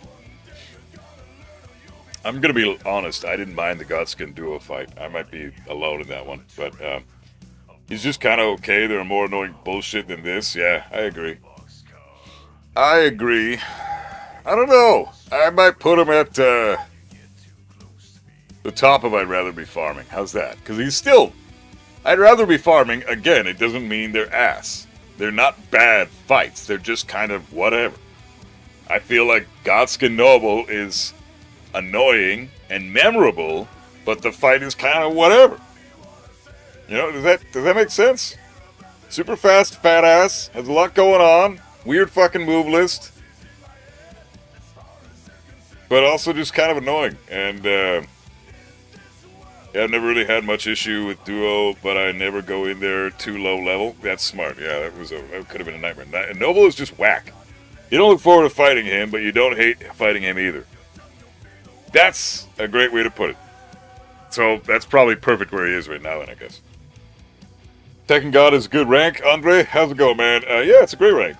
Be proud of that. If you're in the God ranks, you're doing great. I don't know how Season 3 is for ranks right now, but I'm sure... Well, I know they're a lot easier to attain now than they ever were in past seasons, but I still think Tekken God's great. The Black Flame hip thrust he does that launches always irritates you. Yeah. Godskin was tough on your first playthrough. Yeah. Depends on your build. I mean, as a mage build, Godskin Duo wasn't too bad, but Godskin Noble, he's really simple as a mage build. Skinny one's a little bit of a pushover compared to the fat one. The fat one is annoying and harder than the skinny one, but for bad reasons, so I think we're going to put him in the I'd rather be farming spot. Okay, we're locking in with that one. Okay, here we go. God Devouring Serpent. In other words, Rykard. Rykard is fucking sick! We might actually have to put one... I'm just going to put him right here. Rykard, in my opinion, is... everything that they were trying to do with Demon Souls Storm King and Dark Souls 3 Yorm the Giant, the gimmicks that those guys have, then they did it again with Rykard, and I think they nailed the gimmick. They finally fucking nailed the gimmick. The only issue I have with Rykard is, like, no-hit runs are impossible with this guy. He has moves where there is nothing you can do. You're forced to take a bit of damage. I just don't love the gimmick fight, but it's sick as fuck. If more bosses were gimmicky, I would agree, because the gimmicks start to get annoying after a while, right? Because if you're just gonna make... It's like Demon Souls. Every single boss fight in that game, more or less, with the exception of like 4 or 5, they're all gimmicks. They're all gimmicky, and it starts to wear thin after a while. It's like, okay, we get it. This whole fucking game is full of gimmicky horseshit. Can we just not have any gimmicks? Just have a full-on, fisticuffs fight? Let's fucking see who's gonna outskill the other one. Let's fucking do it. No, Demon Souls tells you to eat a dick. But in Elden Ring, the gimmick fights are few and far between, so Rykard is a bit more welcome in that environment, in my opinion. I don't know if that's making any sense, but definitely agree on this one. I think Rykard is officially so great that it should be illegal, because I really enjoyed his second phase. I thought he was pretty fucking annoying in phase 1, but that second phase, dude, and his voice acting was super cool, and... I mean, the OST was fantastic, cinematic, great voice actor, great arena, yeah, 3 in my opinion. Yeah, I mean, he's definitely not God tier. Now we will devour the gods together. It's so fucking cool, man. I mean, look, come on. It's Rykard. He's a badass. I thought this fight was annoying as shit, and then he grew on me. The fight with Rykard was glorious. Yeah, I thought so too. I think when you're on your 3rd or 4th run, you still have to use the same weapon to kill him. It gets tiring. That's a good point, We'll see. Okay. I could definitely see this dude going further down the tier list the more you play this game. Because it's basically the same. You're forced to do the fight the same way every time. However, you could just challenge yourself. New game plus 3, new game plus 4. You could just challenge yourself and beat his ass with whatever you got. You don't have to use the Serpent Killer, or whatever the hell it's called. Rykard is pretty nice in my opinion. I think so too. I think Rykard is way better than Margit. And the fact that you had to do a quest line to unlock the ability to fight him, I think that should be included in what's required for boss fights as well. So the quality of boss fights is amplified somewhat if you really have to dig deep into the game to even have the privilege of fighting the boss. That's why my favorite, we'll say for example, in Dark Souls 2, my favorite boss in Dark Souls 2 is Dark Lurker. Because, yeah, it's a crazy fucking annoying pile of shit to try to have to go through that dungeon every time you want to fight Dark Lurker, and you have to pay for the right to even enter the dungeon to get to the boss fight, so it's a boss fight that effectively requires you to pay for the privilege to fight the guy, let alone beat the guy. You have to use a human effigy for that. Then those are few and far between, so it's an expensive-ass boss fight. But the fact that you have to just explore and farm and dive deep into the game and really squeeze every ounce of content out of the game that you can just to have the privilege to fight the guy, that type of a boss is elevated so much higher for me because I feel like I've double earned the privilege to fight this thing. And Rykard is similar. Like, you don't have to fight this guy. He's entirely optional. But he's, you have to unlock the opportunity, which, in my opinion, that amps it up a bit more. You don't have to do any quest to fight Rykard, just run through Volcano Manor and go beat his ass? Is that true, really? I thought, what? No, the one chick, she was like, are you ready to meet our lord? Here's all these tasks I gotta give you, and then you go and do the tasks, you go and find them on the map, you kill the NPCs, and then you get those letters, and then you go find the NPCs, kill them, and get the next letter, you find the NPC, kill them, and get the next letter. And then she says, now you can meet our lord. That's how I did it. You don't have to fucking do that. You can just do the fucking fight.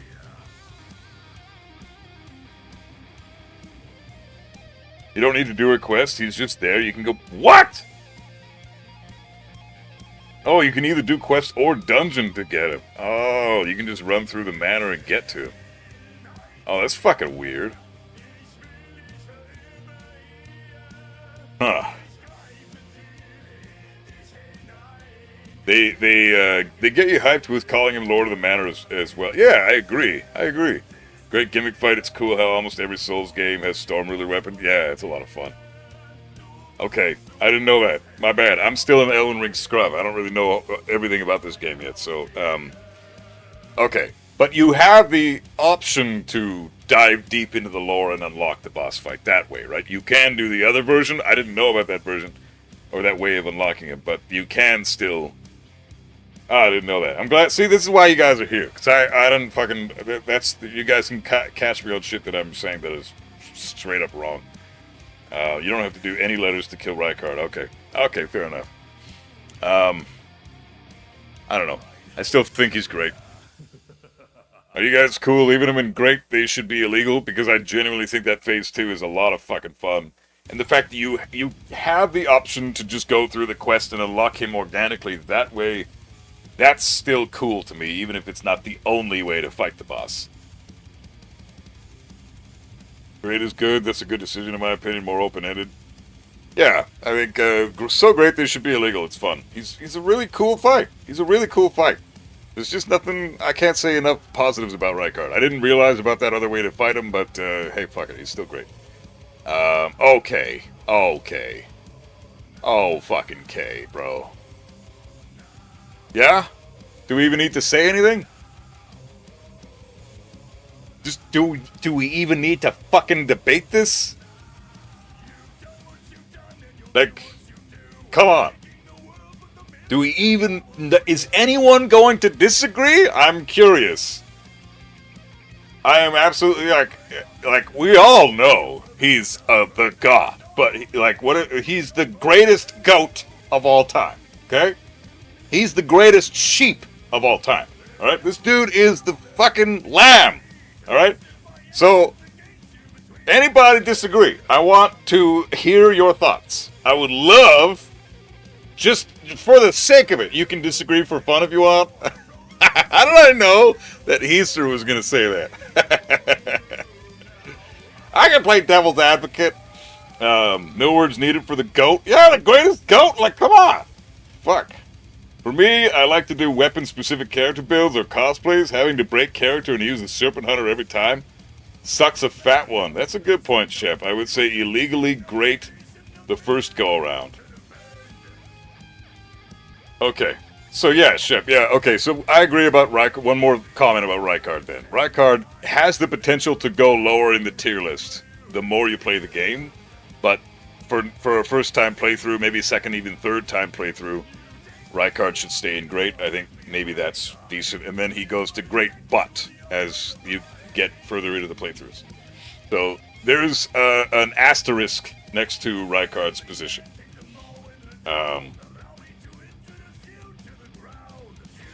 Bro, you have a festival before the boss fight. Come on. I know! It's so sick! Talk about hyping the fucking fight, dude. The festival, the lore that's told to you by Jaren, the fucking epic cutscene where you see Radahn eating the fucking spoils of war of his own comrades on the battlefield because he's just a zombie shell of his former self due to the carpet bombing that Malenia did with the fucking scarlet rot all over Caelid. He's just wandering aimlessly, and so the festival's all about him and his crew, or not him and his crew, but his crew, his men, wanting to give him an honorable death fit for a general.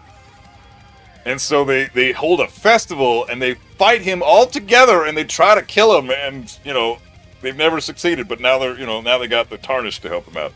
So, like, dude, so much cool shit getting to the point where Star Scourge Radahn is on the screen. Before he's even on the screen, he's already top tier. And then you fight the guy, and the fucking boss fight is holy shit, bro. You'd say God tier, but I won't argue? No, argue, bro. I'm all for it because I'm down to put him in God tier if there's a good argument, because there still are other bosses in the game, greatest bosses in gaming history, that might actually, you know, I could see him being top of God tier, or, you know, somewhere in the middle of this category. He's great, but not the absolute best. I'm just a contrarian, though. Yeah, Pluto, you're free to share your opinion, man. I would love to hear the thoughts. I want to know what people think, because if you guys have differing views, you know, so far everybody's pretty much depicted where everybody else goes. Maybe there is an argument for him going in God tier. Sorry for nitpicking, but hey, Azure, what's up? Are we talking about Radahn and Prime Consort Radahn as two separate entities? Oh, fuck yeah. Yeah. Consort Radahn is not Star Scourge Radahn. They are very different bosses. But Star Scourge Radahn and Consort Radahn are still top fucking tier. Doesn't matter which Radahn. Radahn is just top tier no matter what. His meteor attack to start phase 2 is just godly. Yeah, it's insane. You'd have a different opinion if you played pre-patch Radahn. I don't know, man. I wanted more. I wanted him to be harder. The more you speak, the more I agree. A persuasive man. I mean, I'm just breaking it down. I like the moment that there was a festival, like Radahn's name was just mentioned in the beginning of the game, right? Near the beginning, when you're just getting into, like, you just enter Caelid for the first time ever, and you come across some random gravestone that just references Radahn and Malenia. And you don't know who the fuck those are at the time. I didn't know who they were at the time, but their name is referenced, and that's the first tidbit of lore that you get on those characters. And then you progress through Caelid, and there's more and more starts to get unlocked in terms of lore. And then you get to what the fuck? Now I can't remember the goddamn castle's name. Oh my fucking god, I'm a bitch. But god damn it, the castle where Radahn's festival is held. You get to that castle and you talk to Jaren and he explains the lore to you and everything, and then you watch the cutscene, and then you actually get to the portal where you can fight the fucking guy, and like, dude, everything adding up. Talking to the other NPCs besides Jaren about Radahn, like even Blythe and everything, right? Like, it's incredible. It's so fucking... There's so much behind this boss that other bosses just don't have. Radahn is, Redmane, thank you, Deco, appreciate you, bro. Radahn is just, Redmane Castle.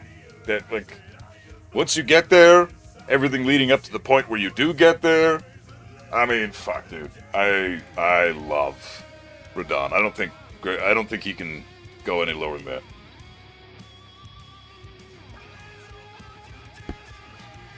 He's made out to be a raid boss, especially with how he is. The only boss that allows multiple NPC summons. For me, the lore is greater than the fight itself. A spectacle to be sure, but not much else. But what if you fight him by yourself? The fact that you have options. Hey, Entropy, what's up, bro? How's it going? We're just doing a tier list. The fact that you have options, you can summon as many people as you want, or you can do it by yourself. I just did it by myself, me and Torrent. We just ran around and shot fucking magic at him. It was great. When Radon dies, he opens a new path to progress the game by a meteor. Dude, I forgot about that. That is so fucking sick, dude. Oh my god. Okay, so you beat Radon, and then he opens up he blows up a portion of Limgrave. And now you get to explore that. You go back to Limgrave, and then you see this massive fucking. Looks like there's like a portal that's just sucking all these rocks and mountain pieces and pieces of the terrain up in the air. And it's just they're just floating there, and you're just thinking, what the fuck is that? And you walk over to it, and now there's this big hole in Limgrave that was never there before, that you can now go into, and it unlocks another part of the Ainsel River and Chauffeur River and fucking Sokron or Nokron River, all that shit. Like, so cool. Other games would have it be, you beat the boss, and now this other section is unlocked. And then you just progress through the game linearly. But with Radon, he just gives you the option to, okay, boom, you've killed Radon, now you've unlocked a shit ton of content, and you don't have to do that stuff. But here's all this, like, basically you've changed the course of the entire map now. It's fucking awesome, dude. Everything about this fight is just top to bottom. Holy shit. Looks like Buff punched the ground. Yeah, I punched the ground. It broke every bone in my wrist, and now I'm regretting everything. But the ground was talking shit, so you know, you fucking you get what you deserve and shit. They have a whole intro to Radon is, hey, we have to get to a secret city that's opened by the stars, but this badass is literally magically holding them back. Yeah, dude. We find this guy who's controlling gravity magic. He's trying to ride his horse Leonard, so he's got magic for that. He's holding the fucking stars together, so he's using his magic for that. And he's still beating the shit out of us while he's doing all those other things. I mean, there's no question this guy is greatest boss in gaming history. No fucking question. Oh, it's so cool, man. Hey, Rockstar, what's up, man? How's it going? Hey, Gomon, what's up, bro? They made a good Tekken 8 patch. Yeah, they did. We'll talk about that in a little bit. Just going over this tier list real quick. This is what I mean. I love Starscourge Radon much more as a character than as a boss. That's true, but I think we should include the lore and the character build-up and the ways about finding the boss fights in general. Like if there's a really interesting way to discover the fight, or if there's cool things that you can discover after the fight, if the fight just unlocks a completely new avenue of the game for you that you would not normally be able to discover otherwise, that should also bolster the boss fight, in my opinion. Because it's not just about the fight itself, it's about what happens before and after as well. Rating DLC bosses too? Yeah. All the main bosses in the entire game, period. DLC included. Forgot about Leonard, S tier just for that? Yeah, you're damn right, man. Leonard's fucking the greatest goat. Also, the fact that you have to beat him to enter the DLC, all paths lead to Radon, apparently. You're damn right, man. Radon is top fucking tier. Let's lock him in for greatest. I agree. Gravity Magic is genuinely the best magic they've added since Souls, Hexes, and Dark Souls 2. Yeah, Gravity Magic's sick. I love the lore behind it, too. I thought you didn't enjoy the Rykard fight buff. I didn't. I didn't enjoy it, or was it more of you disliking being forced to use a weapon? That was part of what it was, yeah. I didn't like the Rykard fight, but all these fights I've had time to sit on them and digest them and think about it more, and I'm like, in the moment, a lot of the time, I'm gonna talk shit and be angry, most of the time, right? But after it's done, and I've had time to reflect, and it's settled, and I've digested it, and now I'm like, you know what? I would eat that for dinner again. You know, I would fucking go back to that restaurant. You know, like, they didn't cook my steak right that time, but it still nailed it, you know? Hey, appreciate it, Gomon. Glad, congrats on the payday, bro. Appreciate it, man. Thanks a lot, brother. Excuse me.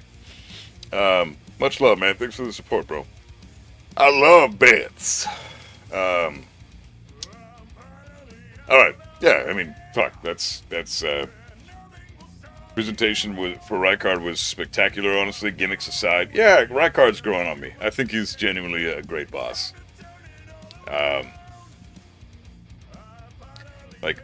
Gimmick bosses aside, you don't have to fight him as with the gimmick. You could fight him otherwise, but it's just, you'd be stupid not to. But I think Rykard deserves to be here. Of course, we already talked about it. There's an asterisk here, right? So take this placement and move him down here, probably in this exact spot, on subsequent playthroughs, right? So down here. And then you go up here for your second playthrough type of thing. So we're going to keep him here because I'd like to do this tier list according to what I've experienced just now, which is my first playthrough, and with your guys' input.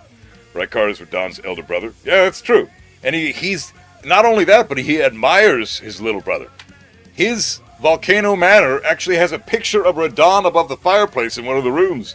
It's so cool. Like, he fucking admonishes the dude. Admonishes? Admires. Admonish? What the fuck is he warning him about? I absolutely would agree that he is, as a character, is top tier. Thing is, with how awe-inspiring his lore is, the fight has to live up to it for me, and it doesn't second from top for me. Interesting. So the fight itself does not live up to the awe-inspiring lore behind Radahn. Not Star Scourge, anyways. So maybe, top of God tier? I don't want to put him there. I have him in greatest boss in gaming history, but I can absolutely see the argument there. I don't know, man. It's tough for me to put him here. He's no lower than God tier. Absolutely not lower than God tier. He's a fan of Godfrey. Oh yeah, Radahn fucking sucks Godfrey's dick. He loves Godfrey. He admires the shit out of him. Greatest bosses, in my opinion. I think so too, but Shep does have a good point. I mean, if the boss fight doesn't stick out to you, it's tough, man. Renala all the way down there. She had the coolest looking arena. Oh, I love Renala. She's the top of good. It's just she's got that run back, and Phase 1 is kind of a slog. We already talked about Renala, but yeah. I like Renala a lot. Like, honestly, none of these all the way down here, even up to Ancestor Spirit, none of these bosses are bad. The only bad one so far is Red Wolf of Radagon. Fuck that guy. The only bad tier is ass. Everything else is serviceable. Like, okay, you could basically consider this okay. Still fun, but not. I'm not in a rush to fight these guys again. Good is, hey, I think these guys are cool. Super fun. But there's problems in the fights, one way or another. Great butt. Again, fantastic, but, you know, they got some shit going on here and there. So great they should be illegal, God tier, blah, blah, blah. You know, it's pretty self-explanatory. Phase 1 is a snooze fest for Renala. Yeah, that's why I think she's rightfully down here, because Phase 2 is so good, but Phase 1 is kind of ass. And the run back. Kind of ass. You know what?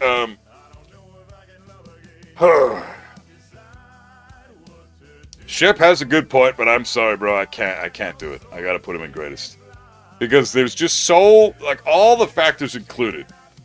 I have to include all the lore, the cutscenes, the build-up, the festival, the character himself, the fact that he fought Melania to a standstill.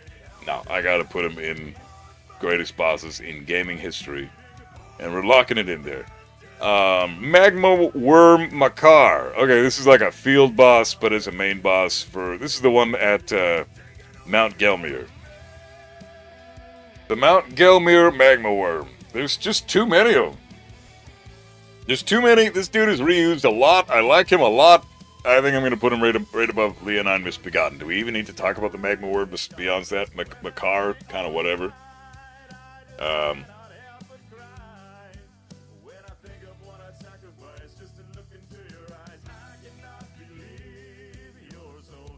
Godskin Noble is better, but I think Magma Worm Makar is better than these two. I don't know. We don't really need to discuss more than that. This dude's kind of whatever. Yeah, you find him in the magma pit in Mount Gelmir. You can, as soon as you beat this guy, you can progress through the Alexander quest line, because he's just chilling in the magma just beyond him. Too forgettable for me. Yeah, I agree. I don't think he's ass, but he's forgettable. I'd rather be farming. I would rather be farming. I don't care too much for any of them. Yeah, same here. Got a good tier for me. Fat walking lizard with a sword. How cool is that? I agree if there was one of them. But because there's 4 of them in the whole game, it dwindles there's one in the fucking mountaintops of the giants. There's one in one of the caves. There's one in the fucking DLC. Whatever. I'm kind of over it. We need a tier called I'd Rather Be Farming. But I got one. It's right here. What? Danny's stoned. Danny's hell stoned. The only reason I like my car is it leads to an inside joke with a good friend of mine. Oh, okay, so there's,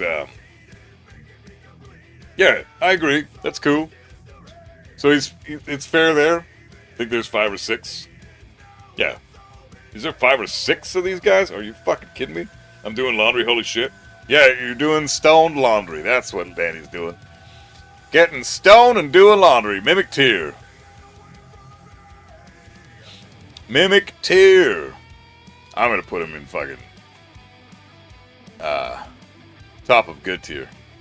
I like it more than Renala. I just think Mimic tier is fucking hilarious. The fact that there's 2 of them, so maybe it's not that good, but there is 2 of them. But the fact that you can get naked, go through the thing. My bad, Danny. You never need to apologize for shit, bro. Don't even worry about it.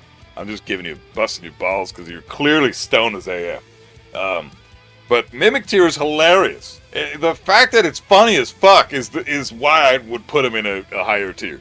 Because you can get naked, go through this fog wall, and then put all your gear back on, and this thing's just running around like punching you in his thong the whole fucking fight. And you're just like, I'm standing there in the equipment select screen, just standing there, and the Mimic tier is beating the shit out of me, but he's doing no damage at all.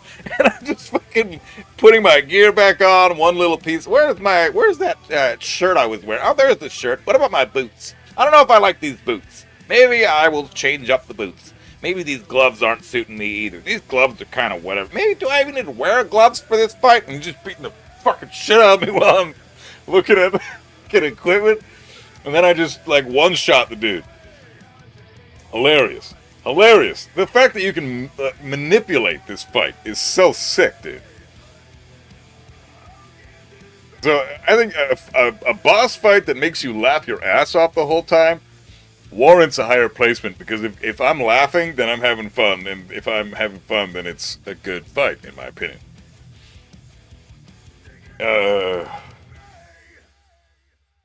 Mimic tier is fun if you do fist it. More seasoning, it's not a fully cooked steak by any means. This is not a great boss fight. It's a gimmick, hardcore, as gimmicky as it fucking gets. But you can manipulate this fight. You can make it as easy as you want or as challenging as it can be. If you just have your full best gear that you have, and then you go into the fight, and maybe you strip down and get naked and just have your one weapon or something, and then you try to beat the fight that way. Meanwhile, the Mimic tier has all your other gear that you had before you took any of it off, so you could really make the fight as challenging as you want it to be. I guess you could technically say that about any boss fight, but specifically with this one, because you're basically fighting yourself, right? Mimic tier plays into the usage of larval tiers for respecking. Yeah, that's true. That's a bonus point for it. Clone bosses in games are either awesome or miserable. Yeah, and that's the thing. I don't think that this one is ever miserable. You can make it fun, whether you want to beat the shit out of a naked you or just have them use your entire fucking move list. Regardless, it's still gonna be fun. The fact that you can cheese the fight by stripping down kind of cheapens the fight. Yeah, I agree. This is a strange one. You can use Mimic tier to challenge yourself. You have your strongest build and fight it, and it has unlimited mana. That is pretty sick. Mimic tier Yeah. Okay. I mean,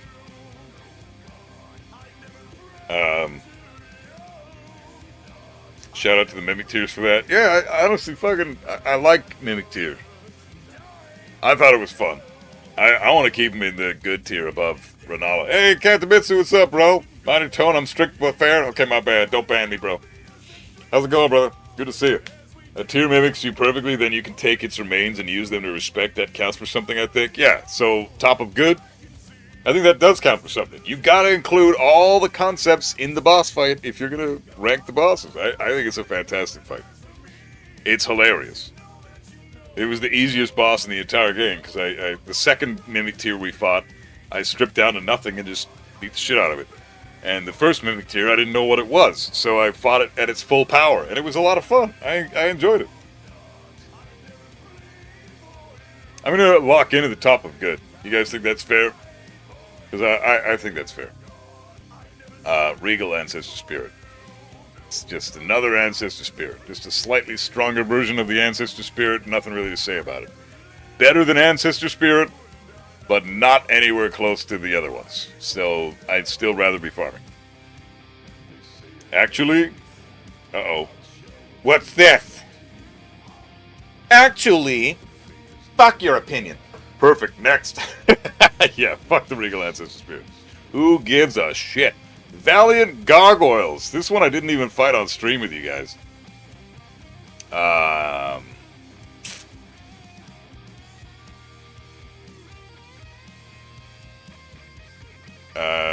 Second highest spot, and I'd rather be farming, because I found this fight stupid fucking easy. Ass, Ancestral Spirits, Keck W. I mean, I wouldn't put it in ass.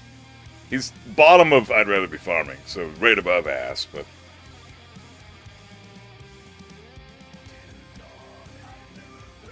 Only gargoyles I respect are Dark Souls 1. Yeah, even the Belfry gargoyles in Dark Souls 2 were stupid. I don't know, I one-shot the Valiant Gargoyles, because I was way the fuck over level and I used magic, and I don't think they even hit me once. But that, again, if you fight them when you're supposed to, they're probably a huge fucking nightmare, I bet, right? So, this is one I genuinely want some opinions of. Do you guys think it's ass? Because I think I fought it at the wrong moment. If I fought it when I was supposed to, I'd probably have a much bigger hate boner for this guy. This was a top 5 hardest boss for your first run on a mage build. Really? Damn! Seriously? Bottom of I'd rather be farming. Ass, in my opinion. The twin gargoyles are booty cheeks, depending on what level you are when you reach them. I thought they were boring as shit. So they're either boring or they're broken, because they're too fucking strong if you're not leveled high enough. And if you're too over leveled, they're a fucking like a total chump. I didn't get hit once. My magic, my fucking Night Comets just smoked the shit out of the first one, and then the second one popped in. I don't know. Farming is a good rating. Valiant Gargoyle sucks fat ass, never cared for outnumbered fights. I hated those gargoyles, I didn't fight them till new game plus 10. Damn. I capped myself at 10 vigor for the first playthrough for fun, but still. Oh, okay, so you handicapped yourself for this fight. Yeah, that makes sense. Sounds like a lot of you guys are saying it's ass. I'm down. We can put it in ass. Whereabouts in ass, though? Above the Red Wolf or below it? Is this the shittiest boss in the game so far? You guys think?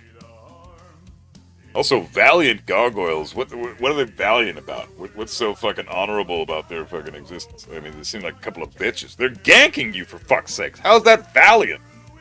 Fucking weird-ass title for those dudes. You like the gargoyles outside of Beast Clergyman's place in Caled. Oh! But that was just the one. Yeah, this is a gank fight. So, the one is fine, but the two? Yeah, I get that. I get why people don't like it. This all goes above my head. It's like someone speaking a different language and all I understand is booty cheeks. Bro, Kantomitsu, you should play the Soulsborne games, man. Seriously. Yeah, I think you'd have a fucking blast.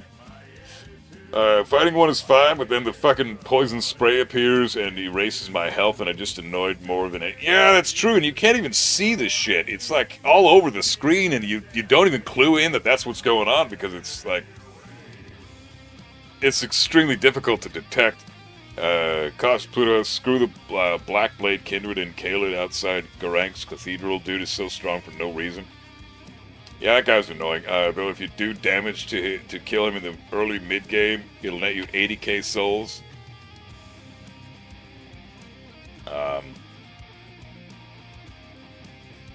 Put them in farming, Crimson.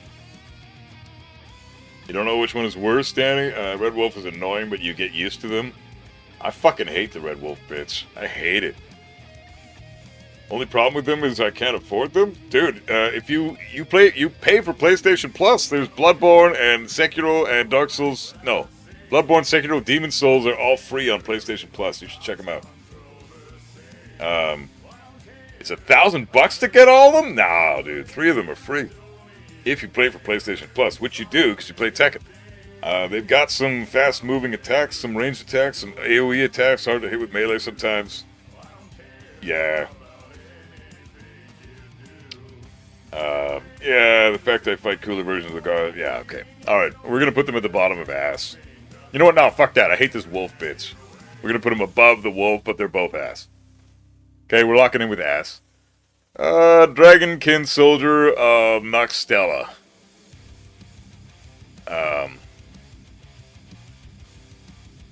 Dragonkin Soldier of Noxtella. You know what? I'm going to put him at the top if I'd rather be farming. Because I don't mind this boss fight, but again, there's like 3 of them in the game. I don't really care. Hear me out. This is a good fight. Okay, I'll listen, Danny. He's got crazy aura. The Dragonkin Soldier? Yeah, he does, but there's 3 of them. I don't mind the fight, but it's just like... There's one in the Lake of Rot. Total fucking horse shit. There's one in Chauffeur River at the very top area in Chauffeur River. You actually have to actively look for it. Really cool spot to find it. He's just chilling in a random lake. Hear me out. This is a good fight. This is the end of my case. Sick argument. Premise 1. This is a good fight. Premise 2. I got nothing. Conclusion. This is a good fight.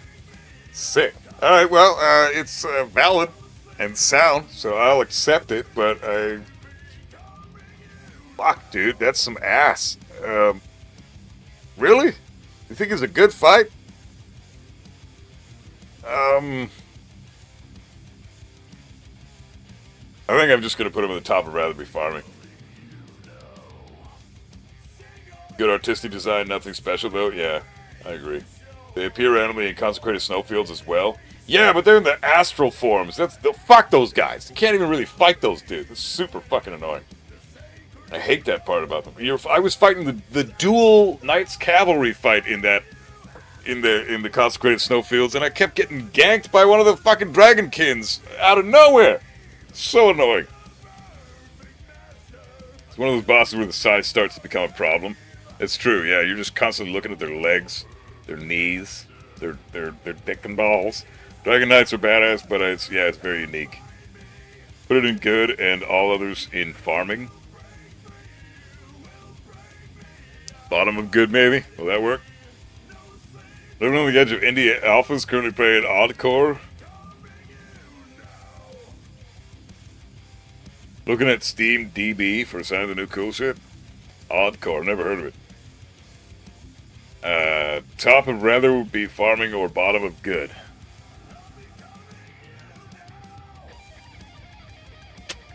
Yeah. I like him better than Godskin Noble. Yeah, fuck it. We're gonna keep him at the bottom of good. Bottom of good's fine.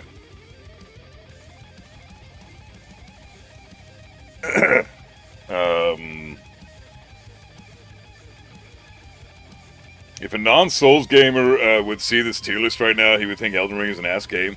That's the thing, though, right? Like, even the shitty bosses in this game shit all over some of the good bosses in other games, right? So, like, even these guys are still cool compared to some bosses you'll fight in, like, Resident Evil or something, right? So, I think this is a fair spot for this shit. Let's keep this as we got it right now. I think this is all fair. Next up, Estelle, Natural Born of the Void. I thought this was top tier shit, and then we got another one in a fucking catacombs. Where was that? In Mountain Tops of the Giants, I think. Fucking stupid shit. I can't believe that they did that. Because this was such a cool fight at the bottom of Nokron Valley, or whatever the hell it's called. And then they fucking ruined it by adding a second one. Just took away from the uniqueness of this fight here. I don't know, I'm struggling to put it anywhere above... like, maybe above Godric, but I don't even want to put him above Godric, to be honest. I think Estelle is good, but in a random cave, yeah. I mean, it makes sense. There's more of them. Yeah, and that's fine. They could say that in the lore. Hey, this Estelle is just the name of their species. It's not actually the name of the character. Fine, but we didn't need another fight for that. You could have just said that in part of the lore. Better than Mimic Tear? Mimic Tear is hilarious. Mimic Tear as a fight is not actually this good. I have it up here because I found it hilarious. I was laughing my ass off when I'm changing my clothes and the thing is just beating the shit out of me. I'm laughing my fucking ass off. And if I'm laughing my fucking ass off, then I'm having a great time. And that's a fun fight. So I'm going to keep Mimic Tear up there for the memes, for the lulz. Because it's not that good. It's a shitty fight. Mimic Tear can be total ass and a total joke. But it's hilarious and deserves some praise. So I'm putting it at the top of good. Just because it's hilarious. Let's see. Estelle is just free souls, very easy, great butt for me. I don't know why they thought putting one in a consecrated snowfield was a good idea, considering it cheapens the encounter from Ronnie's quest. That's my problem. That's why he's down here, I think. I think Estelle down and good is a good idea. The great butt it's too good, too high for me, in my opinion.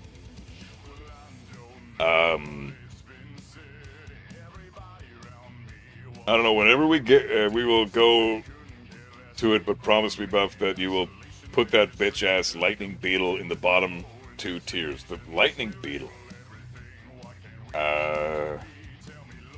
Lightning beetle? Yeah, we'll definitely figure it out. Without the second one, it's probably even at 4.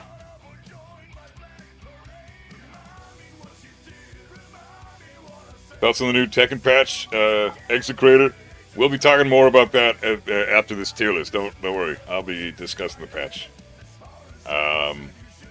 Put it in ass? I can't put it in ass. Still is neat. I like the idea of cosmic insectoid that can crash onto your planet and raise hell. I like that too.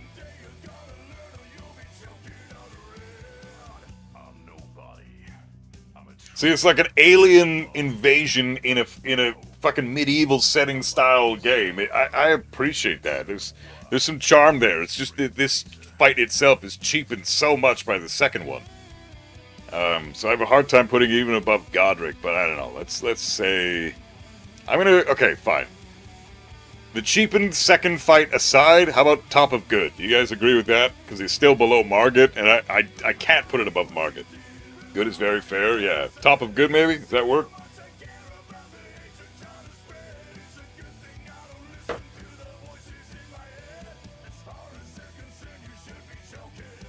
Yeah, Execrator, no worries, bro. We will be discussing that shit a bit later, trust me. I'm looking forward to talking about it.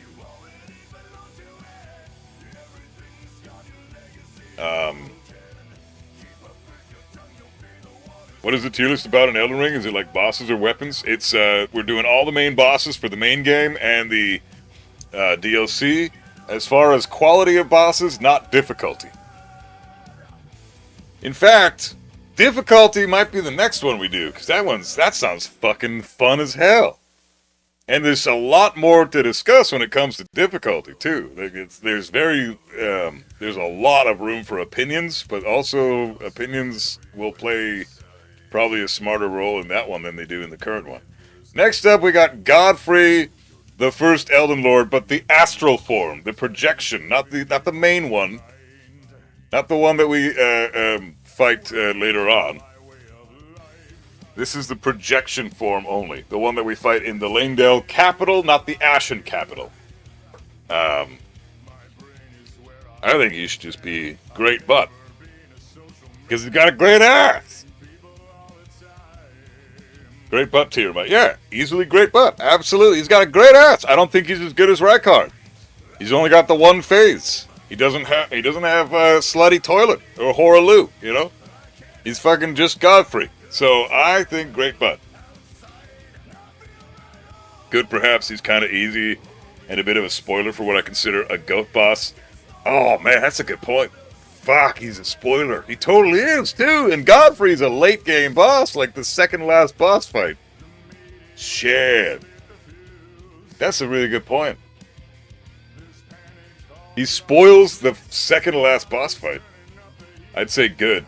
Real form makes him forgettable.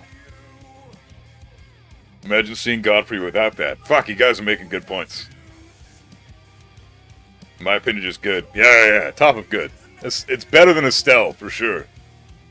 And better than Mimic Tier. Mimic Tier is just a joke here. Don't take that too seriously. This one, Mimic Tier straight up is my own opinion. Because it was hilarious. But genuinely speaking, you'd probably put him down and I'd rather be farming. Renala, all these other bosses are in the right spot. But Godfrey, top of good. I think maybe that's probably the best spot for him. I just started 2 days ago my first Souls-like 2. I just beat Renala today as an astrologer, pure spellcaster at level 84. Hey, Clay, you're doing great. Keep it up. You're doing fucking great. Yeah, awesome form, but no phase 2, no real lore behind it, aside from until you get to the real boss fight. Just kind of a warm-up for what's to come. Nothing's crazy special. Elmer of the Briar. Who the fuck is that again? Can you guys remind me who that is? Elmer of the Briar? Oh, that's the fucking dude at the top of the tower in Dragonbarrow, right? This is the dude. He's the real form of all the astral projection knights that you fight at nighttime. What are they called again? Fuck. Not Crucible Knights. Something else. God damn it. You don't know the goat with that strong sword. He's the dude with the two swords that fly around, and he uses them as projectiles, right? One of your favorite early mid fights, Redmane. Is he in Redmane? No, I thought this guy Elmer of the Briar, wasn't he in fucking the tower that you have to parkour and climb the ladder to get up to the Grace, and then you have to parkour and get down to the bottom to fight to find a bunch of loot, and he's at the top of that tower. The Shaded Castle. Shaded Castle with the poison and all? This is the guy in the Poison Swamp Castle. Oh, in fucking, in Altus Plateau. Oh, yeah! Yeah, Bell-bearing hunters. Yeah, he is the actual bell-bearing hunter. That's right. Now, the top of that tower in Dragonbarrow, that's a fucking, Godskin Apostle. That's that fight. I'm getting those two mixed up. Elmer of the Briar is in Shaded Castle. That's right. This dude is sick. I might actually put him above Margit. This dude was awesome. He's the real form of all of the fucking bell-bearing hunters. Thanks, Rockstar. I forgot the names of those dudes. Best non-lore fight, an easy 3 or 4 for me. He's cool as shit, but his arena is terrible. I agree with the arena. I wouldn't put him above this because of the arena. Great butt minimum. Yeah, he has some lore with Melania. Very balanced and fair. Yeah, absolutely. He has a picture of Melania in his room. Damn, dude's got a crush. I get it. She's a sexy ass, fine ass bitch. I get it.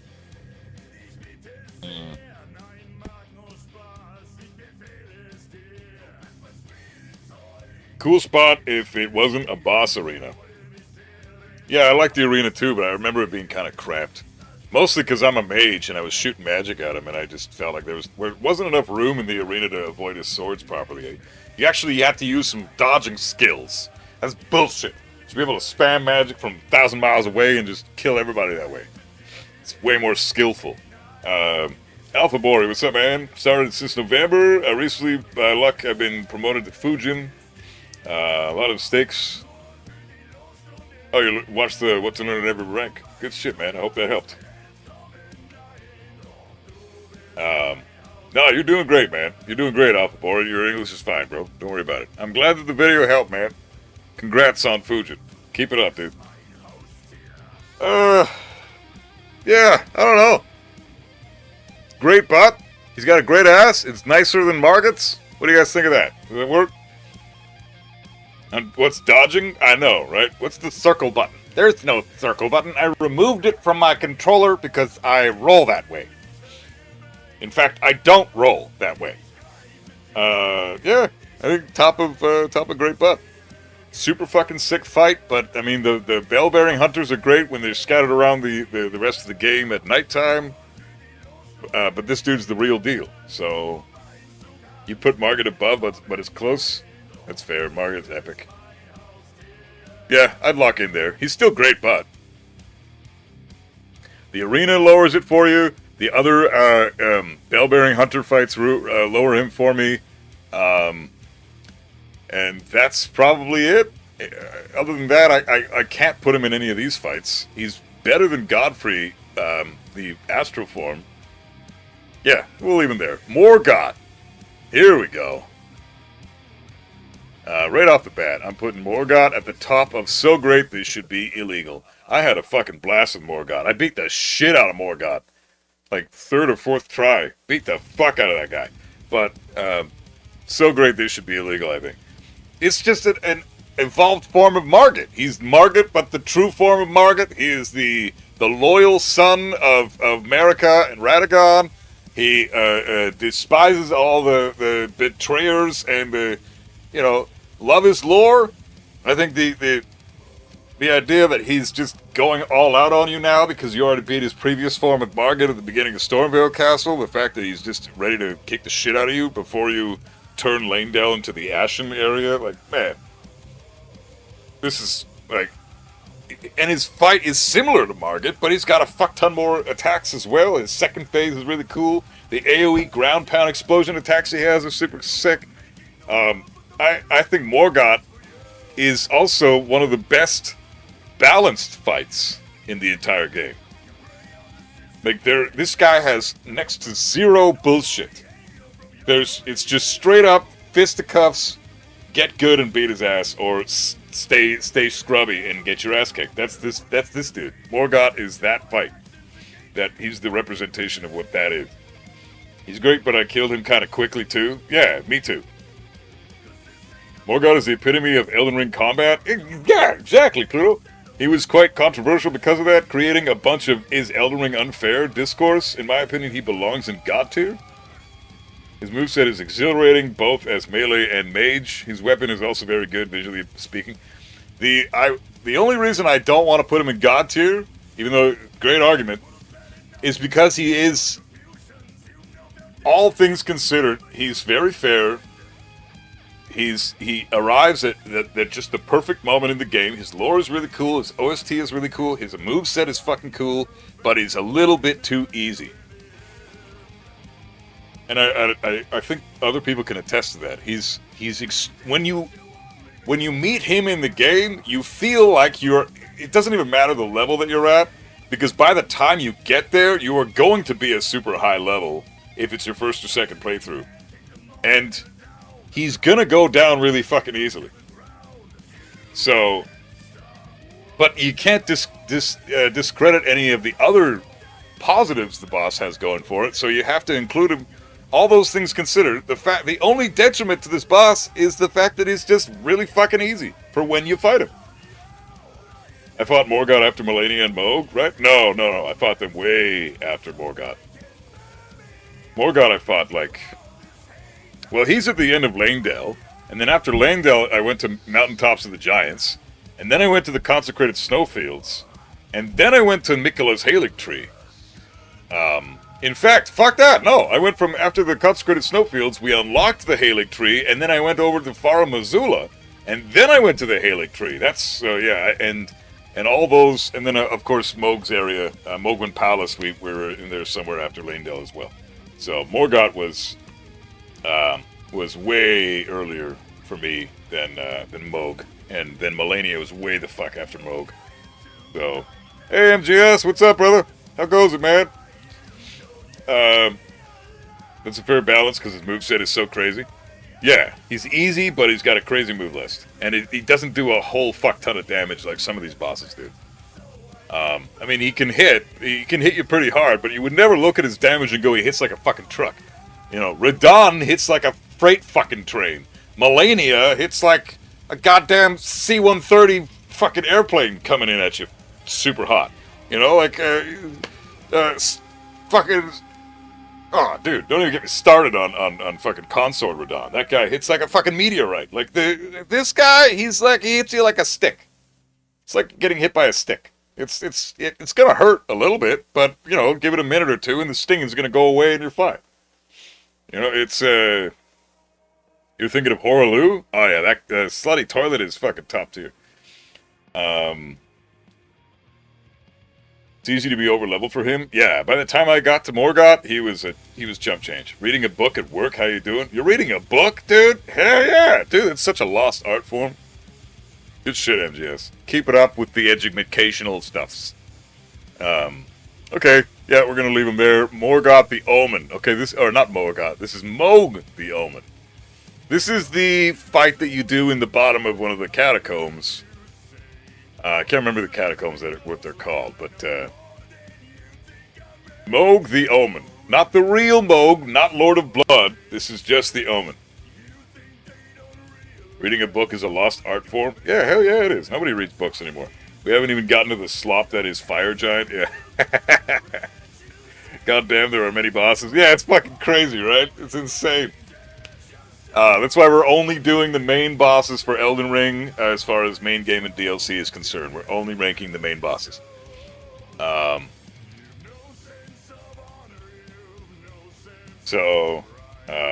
then later on, this tier list is so sick that I kind of want to do an entire... Oh, fuck, dude, that would be a task right there. Maybe after a couple more playthroughs of this entire franchise, we'll rank every single boss and take an entire fucking stream or two discussing that, because that's going to be insane. Oh, man, maybe I'll just make a video for that. That's fucked up. Anyways, you don't even think you fought Moog Omen? Yeah, you can easily miss him. You put Moog in good? Yeah, I'd probably put Omen Moog in good. After Godfrey, but before Estelle. Good fight. But the Lord of Blood outclasses that one. A lot of these lesser boss repeats are just due to lore reasons. Yeah, it's true. Bottom of Subterranean Shunning Grounds. There you go. Yeah, Shep. It's crazy that you just have this stuff memorized. That's so sick. Was he in Lanedale? The Subterranean Shunning Grounds. I don't think so. Where is that? That's in fucking...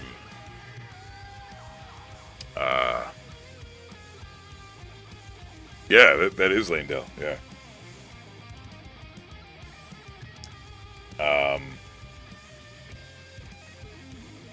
Been wanting to read Warhammer books, so I found a new and just started Dark Imperium. Oh, it's a Warhammer book? That's sick. Feels like if they felt like they needed to put something here and thought, fuck it, put Moog in here. That's a good point. It didn't even feel like he was getting built up to in the catacombs that you fight him in at the end. He's just kind of there. I don't really get it.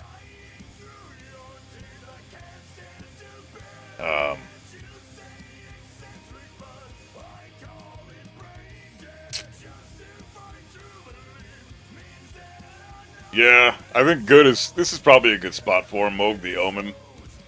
After Godfrey, the first Elden Lord, in the top of good tier. Yeah, I'm gonna have to fix Nightbot there. That's fucking annoying. Yeah, fuck it. I think we're good there. We're good leaving Moog as he is in that spot. Commander Nile. This dude is in the Yeah, Commander Nile is at the top of... What's that castle's name again? The top of the castle in Mountaintops of the Giants. What the hell is it fucking called? Castle Soul, thank you. Yeah, appreciate it, guys. Great butt, ass, great butt tier. The butt being his summons. Oh yeah, he's got those two guys. Yeah, he creates the two knights and then he ganks you with the two knights. You're right. Yeah, it is kind of shitty. I beat this guy in one try. I didn't find him all that bad. If you're a mage build, then Commander Nile's a fucking pushover. If you're a strength or dex build, then this dude's gonna be a nightmare because of those fucking knights. But did I beat him in one try? Might have been more than one. Might have been like 3 or 4. But either way, it was like very, very quickly. I didn't stay very long on this boss. Nile was not a big deal.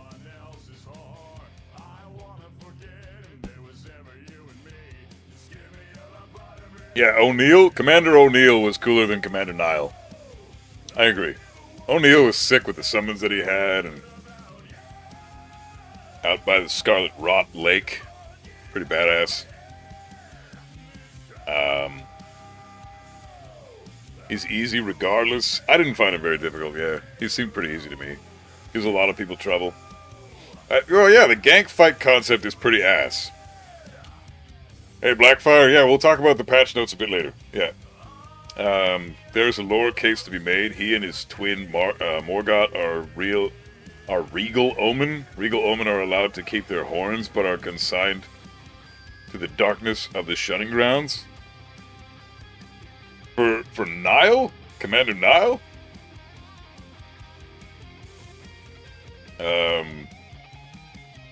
Could be considered a DPS test for your build due to the summons, but aside from that, his moveset is fun to play against his melee and mage because of all the delayed swings.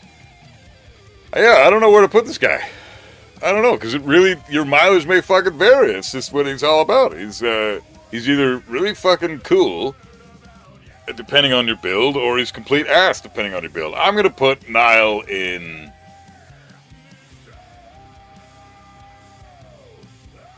good. Not as good as Moog the... fuck that. Better than Moog the Helmet. Maybe even better than Godfrey. Yeah, I'm going to say top of good. How about that? Great butt? What about top of good instead of bottom of great butt? Because is he up there with Elmer of the Briar and Margit, the Fell Omen? I mean, these guys are sick, dude. I don't know. Nile wasn't that memorable to me. Although I didn't really remember Elmer of the Briar either until you guys pointed it out. Or told me who he was. I like it. Yeah, top of good is probably fair. I don't know, he's pretty great in my opinion. In terms of playthrough, he's just good in my opinion. I think his wind attacks are cool. Will CJ, you say you like it for top of good? Nile is a repeat of O'Neil, except this time he has frost and lightning instead of rot. Yeah, it's a cool contrast with O'Neil. Either works for me. You know what? Fuck it. We'll put him. I'll put him at the bottom of Great Butt. Does that work? We'll just do this. Bottom of Great Butt for sure. Nobody's going under him in this tier going forward. Because I thought he was cool. Plus, when you do beat him, and then you take the elevator up, there's a really cool unlock at the very, very top of Castle Soul that you need. You need the other half of the thing to get to Mikola's Halig tree, I think. So yeah, bottom of Great Butt. I'm gonna keep him there. The fact that he does help you get to a brand new area in the game by just beating him is cool. Okay, next up we got the Fire Giant. Yeah, this guy is, you can take it or leave it.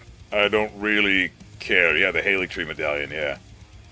Yeah, see, the fact that he basically helps you get to Melania is a good reason to put him at the bottom of Great Butt. Fire Giant. What do you guys have to say about Fire Giant? Because I don't really have that negative of thoughts about the guy. He was a pain in the ass, but he wasn't, like, pull my fucking hair out till I get bald level of annoying, in my opinion. He was a total fucking ass. I say good, I never understood the complaints about him. I'd honestly rather farm than fight Fire Giant, to be honest. I think he's quite easy. Ice Sword Giant, he's just boring in my opinion. Farming good. Wasn't bad, but he wasn't good either. Not difficult, but kind of boring. Yeah, my problem with him is he's so fucking big. He's the biggest dude in the entire fucking game. Even over the dragons, man. He's huge. And he's just... You just can't see shit. You're just standing by his fucking ankles the whole time. You don't even get to see the goddamn boss. And then when you do get to see him, he appears on the screen a lot. You do get to actually see the full character model on the screen quite a bit because he jumps or rolls away all the fucking time. So, you know, the odd time you do get to actually see the full fucking boss, it's for annoying reasons because he's moving away from you. And then you have to get Torrent and run over to him and slap his ankles again, and that's just phase 1. Phase 2, don't even fucking get me started when he gets the eye on the chest and he gets all those fire attacks, and they just AoE firebombs everything. I don't know. I want to put him in good, but he's kind of trash, I'm not gonna lie. Hey, Raphael, how you doing, man? Good to see you. I'd say boring, too. Right in the middle. Cool by design, but didn't like the fight. Yeah. I like Fire Giant. Cool lore. Best take on a giant boss. Hey, Solidus, what's up, man? Camera was never really an issue for you?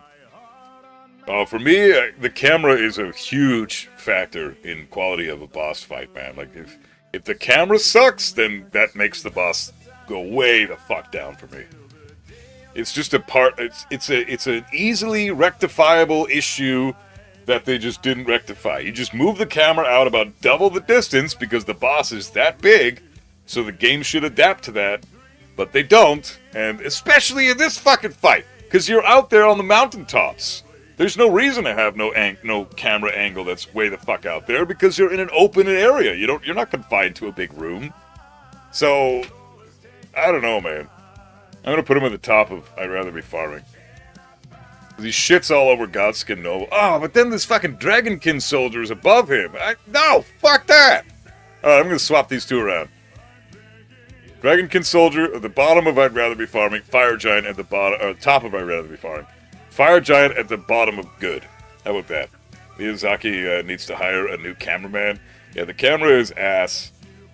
For a lot of the game, yeah. A lot of bosses.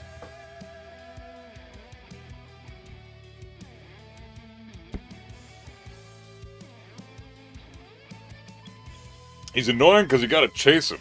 Yeah, and sometimes the chasing is fucking frustrating. Also, you can easily fall off the ledge. I fucking died to this dude once. He was almost fucking dead multiple times. And I fell off the fucking ledge. Killed myself. Fire Giant below Godric? I mean, I kind of have to. Godric is kind of shitty, though. I liked Loretta more than Fire Giant. I liked Renala more than Fire Giant. Everybody else, yeah.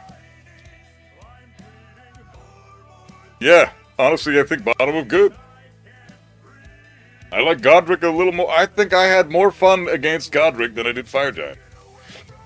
And Fire Giant wasn't even that hard. He's not even that fucking hard. I died multiple times to my own self running off the fucking ledge. And then he smoked me for the first few tries because I didn't know what I was doing yet. Fire Giant isn't really memorable. I agree. I think bottom of good is probably generous for him. Let's just leave him there. Yeah, we're getting close to the end of the main bosses. Holy shit. Lich Dragon Fortisax. This dude was such a bitch. This guy was so... Oh, fuck, man. Where do you want to put Lich Dragon Fortisax? Because you guys are going to have to give your opinions on this one, because I don't fucking know. I killed this dude in 45 seconds. I just commented the shit out of him, and his health bar just melted down to like 2 or 3 hits, and then I smoked him. This guy was the easiest dragon in the game for me, next to Bale, which we'll talk about later. So great. He's really fucking cool. So great should be illegal. See, I think I got cheated out of this fight because of my fucking build. I was too strong for him. I might have been over-leveled? I don't know. I might have been, yeah. Because, like, honestly, Deep Root Depths is a late-game area, but I was hella fucking over-leveled for this. I think I fought Lich Dragon Fortisax, like... well, you gotta complete Thea's questline for that, so that's pretty late-game shit. I kinda cheesed him. Oh, I cheesed the shit out of him.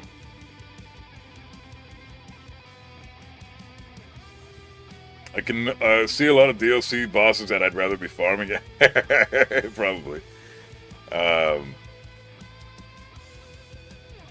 Pretty amazing. We still don't have anybody at God tier. It's crazy. Fortisax has an incredible design, but the fight is kind of pitiful. I did the same. You stay still for a bit and hit him with Common Azure, but the aura is awesome. It's a whole quest line, too.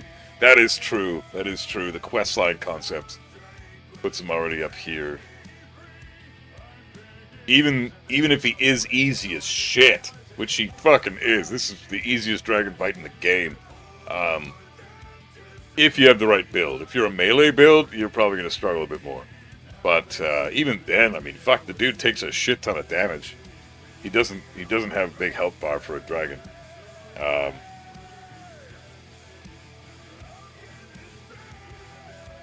Great, so great it should be illegal? Really? He's up there with Rykard and Morgoth? Fortisax? Really? 40 ball sacks? Exact same as all the other ancient dragon fights, except he's black and has death lightning.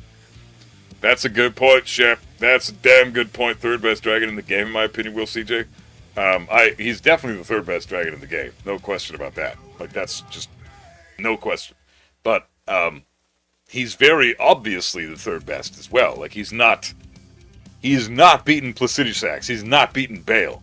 He's fucking third best, for sure. But he's just a glorified field dragon. He's like Agil or Smaurag. That, like, those two dudes.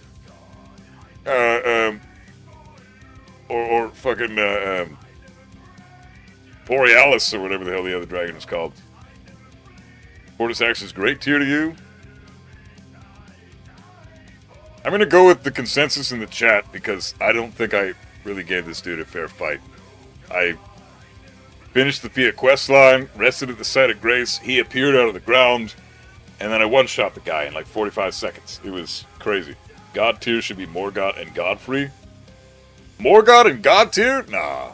He's close, but I wouldn't put him in God tier. He's too fucking easy. That's the one thing separating him from genuinely... Like, God tier is quite a statement, man. That's a statement. I can't put Morgoth in God tier because he's too fucking easy.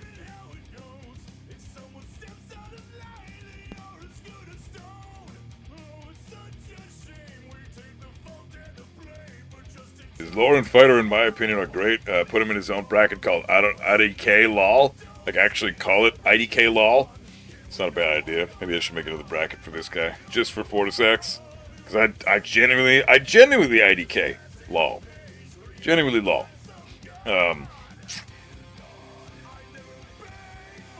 Lore-wise, he was a friend of Godwin. I'm going to put him at the bottom of So Great This Should Be Illegal. Because I still love the field dragon fights. They're awesome. And he's just a slightly better version of those. But the quest line that you require to get to him as a fight, and I like the arena.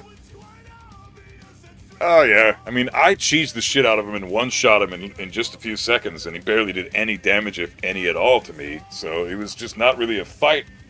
But I can't measure that. I can't measure the fight quality based on how easy he was for me. Yeah. I'll keep him here for now. Fortisax is popular, but I can't put him any higher than this. I think he doesn't compare to Rykard. Next up, we got Godskin Duo. I'm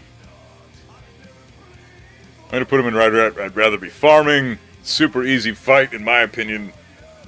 But I don't think we even need to discuss this. The Godskin Apostle, Godskin Noble I love the duo's ass. Oh, I want to hear some arguments. Far more ass? Really? Yeah. That's fair. I mean, it's fair. I thought this fight was piss fucking easy with the sleeping pots and the fact that you can kill one and then it's a one-on-one fight and then you kill the other and then the other one comes back to life and you kill that guy and then it's another one-on-one fight and then you know, for me, super fucking easy fight. This Godskin duo shit. What did I first try this shit?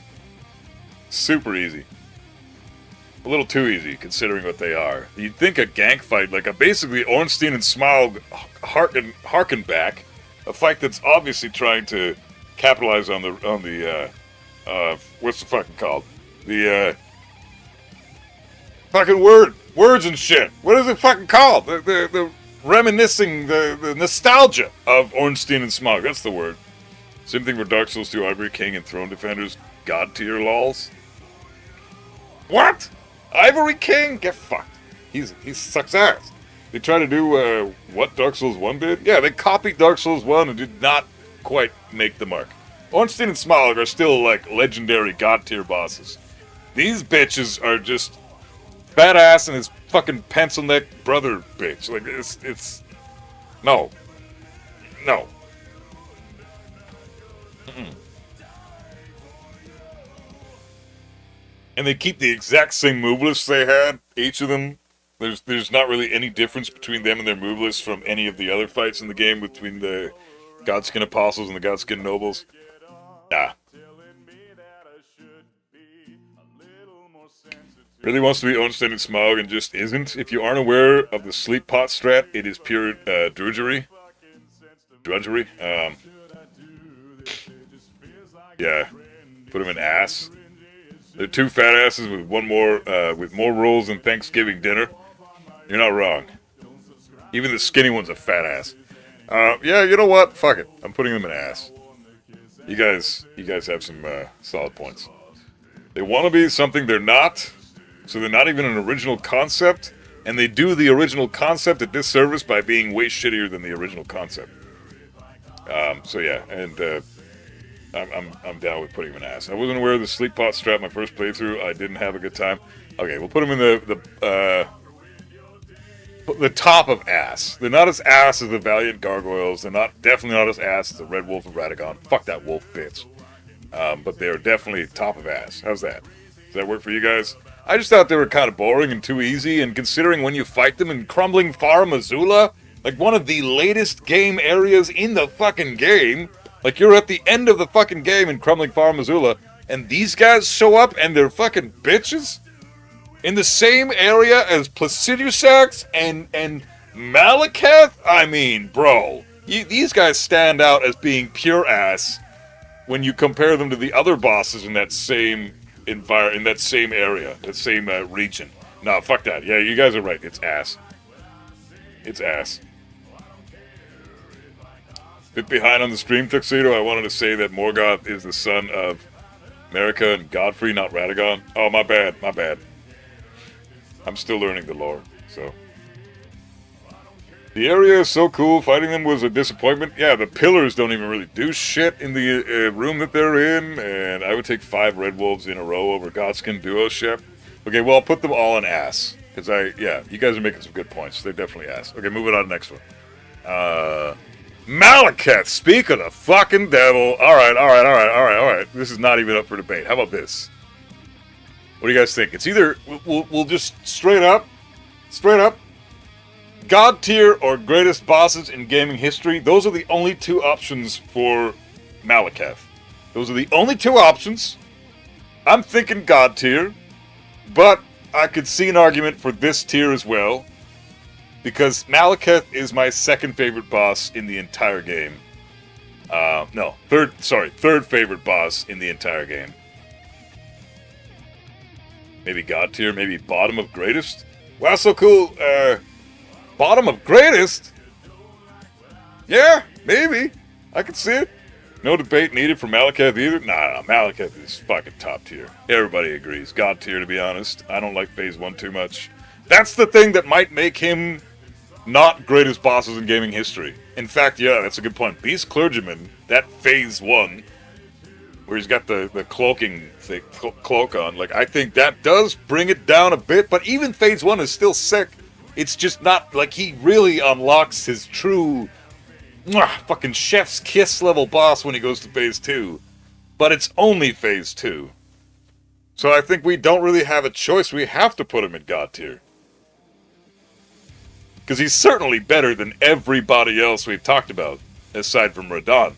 But everyone else, they don't even fucking come close to this guy. Like, Morgott and well, I wouldn't even say Rykard. Morgott is probably the only one that comes remotely close to this dude, and there's still a fucking sea of difference between the two. Like, there's a gulf of fucking quality differences between these two.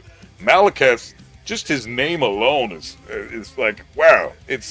I love saying the word Malekith, and then you look at him, dude's a fucking jacked up werewolf with a massive sword, and the sword is basically like the Mortal Blade in Sekiro.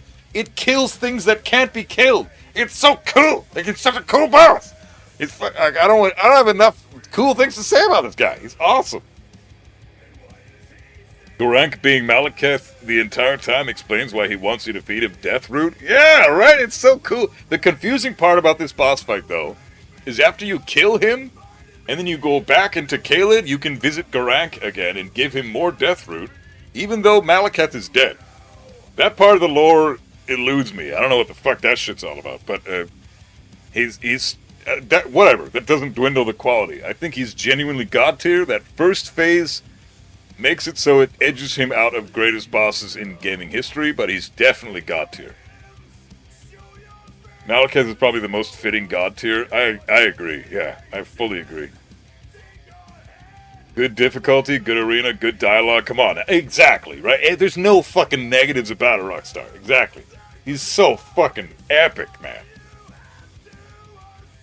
That's explained, actually. You can check the lore. Fuck, I gotta learn the goddamn lore, man. I'm still learning the lore. I'm so fucking... I got so much to learn when it comes to the lore of this franchise. I think the farm lore isn't exactly clear. Oh, okay. I'll look into it. That is true. I have had that happen. Confused the holy shit out of me. Yeah, I thought Gorank would have been gone, but you can still talk to him. He's next to Radon, in my opinion. Malekith? Yeah. I mean, there are other bosses I consider more badass than Malekith. But it was a very difficult boss fight for me initially. Extremely hard. But once I got his moveset down, it was just a matter of time, and I fucking love this fight, man. What a sick fight. The Phase 1 fight with the ground pound and the animations and doing all those like AoE effects and throwing boulders at you and, you know, and it's just full-on melee attacks. They're kind of beast-like. It's interesting because he looks more like a humanoid character in Phase 1, but he attacks like a beast in Phase 1, and then in Phase 2, he's sleek and graceful, and he's bouncing off the pillars, and he's throwing projectiles from his sword at you, and he's got these amazing fucking multi-combo hits moves with not only his sword, but his tail, and his slashing you with his claws, and he does a fuck ton of damage. He's extremely fast, but his move list is very fair and very balanced, and there's not a whole crazy shit ton of garbage all over the screen. Like, the visual noise is not super fucking prominent, so you don't have to worry about getting pissed off and not being able to see what the fuck is going on. Like, Malekith is a really well-designed boss fight. Top fucking tier boss fight. Number 1 God tier? Yeah, I agree. I don't think anybody in God tier is going to pass this guy. Witness tarnished, why wouldst thou covet destined death? To kill what? Yeah, dude, and his voice, man! He gets such a cool fucking voice in Phase 2! He gets, like, the double effect on his voice! Dude, there's nothing negative to say about this guy. The only reason he's not in greatest bosses in gaming history is because Phase 1 is kind of subpar compared to Phase 2, and because these bosses are genuinely just, like, so incredibly special that they just stand out. They stand out as being legendary. Their names are spoken throughout the cosmos in gaming, period. If you are a gamer, you've heard of the name Radon. You know, well, my dumbass didn't, but, you know, up until I played this game. But, you know, I'm sure most gamers out there know who fucking Radon is. So, Like, the bosses in this tier transcend the Soulsborne franchise. Whereas the bosses in God tier are just the best of the Soulsborne franchise. His armor is excellent too. Yeah, he's got sick looking armor. The visual aesthetic of him, he's amazing. He's amazing. One of the best cutscenes at 100%. It's actually explaining the lore.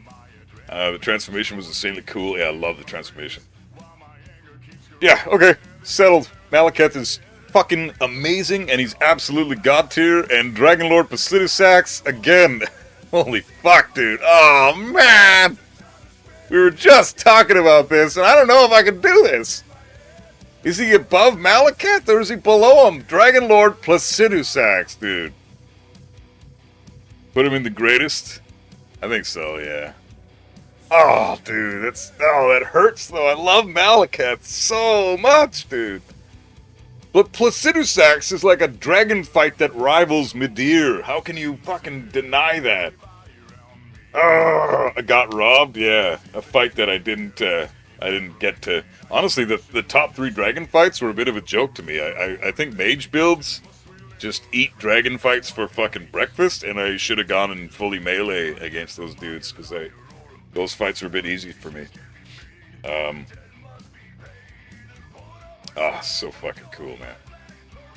The run back is the only thing wrong with it. Yeah, you have to keep... Oh, that's a good point! That's a good point, the run back! He's so good, I still consider it GOAT with that. He's so insane. Okay. Oh, fuck, guys. I don't know. God damn it. This is tough, dude. Okay, I'm going to give you 2 seconds to talk amongst yourselves. I got to take a quick piss. I'll be right back. I want to put him in greatest bosses in gaming history, but that run back, man, that might actually boost him down to God tier. We'll talk about this. I'm a boxcar in a jug of wine and a straight razor if you get too close to me.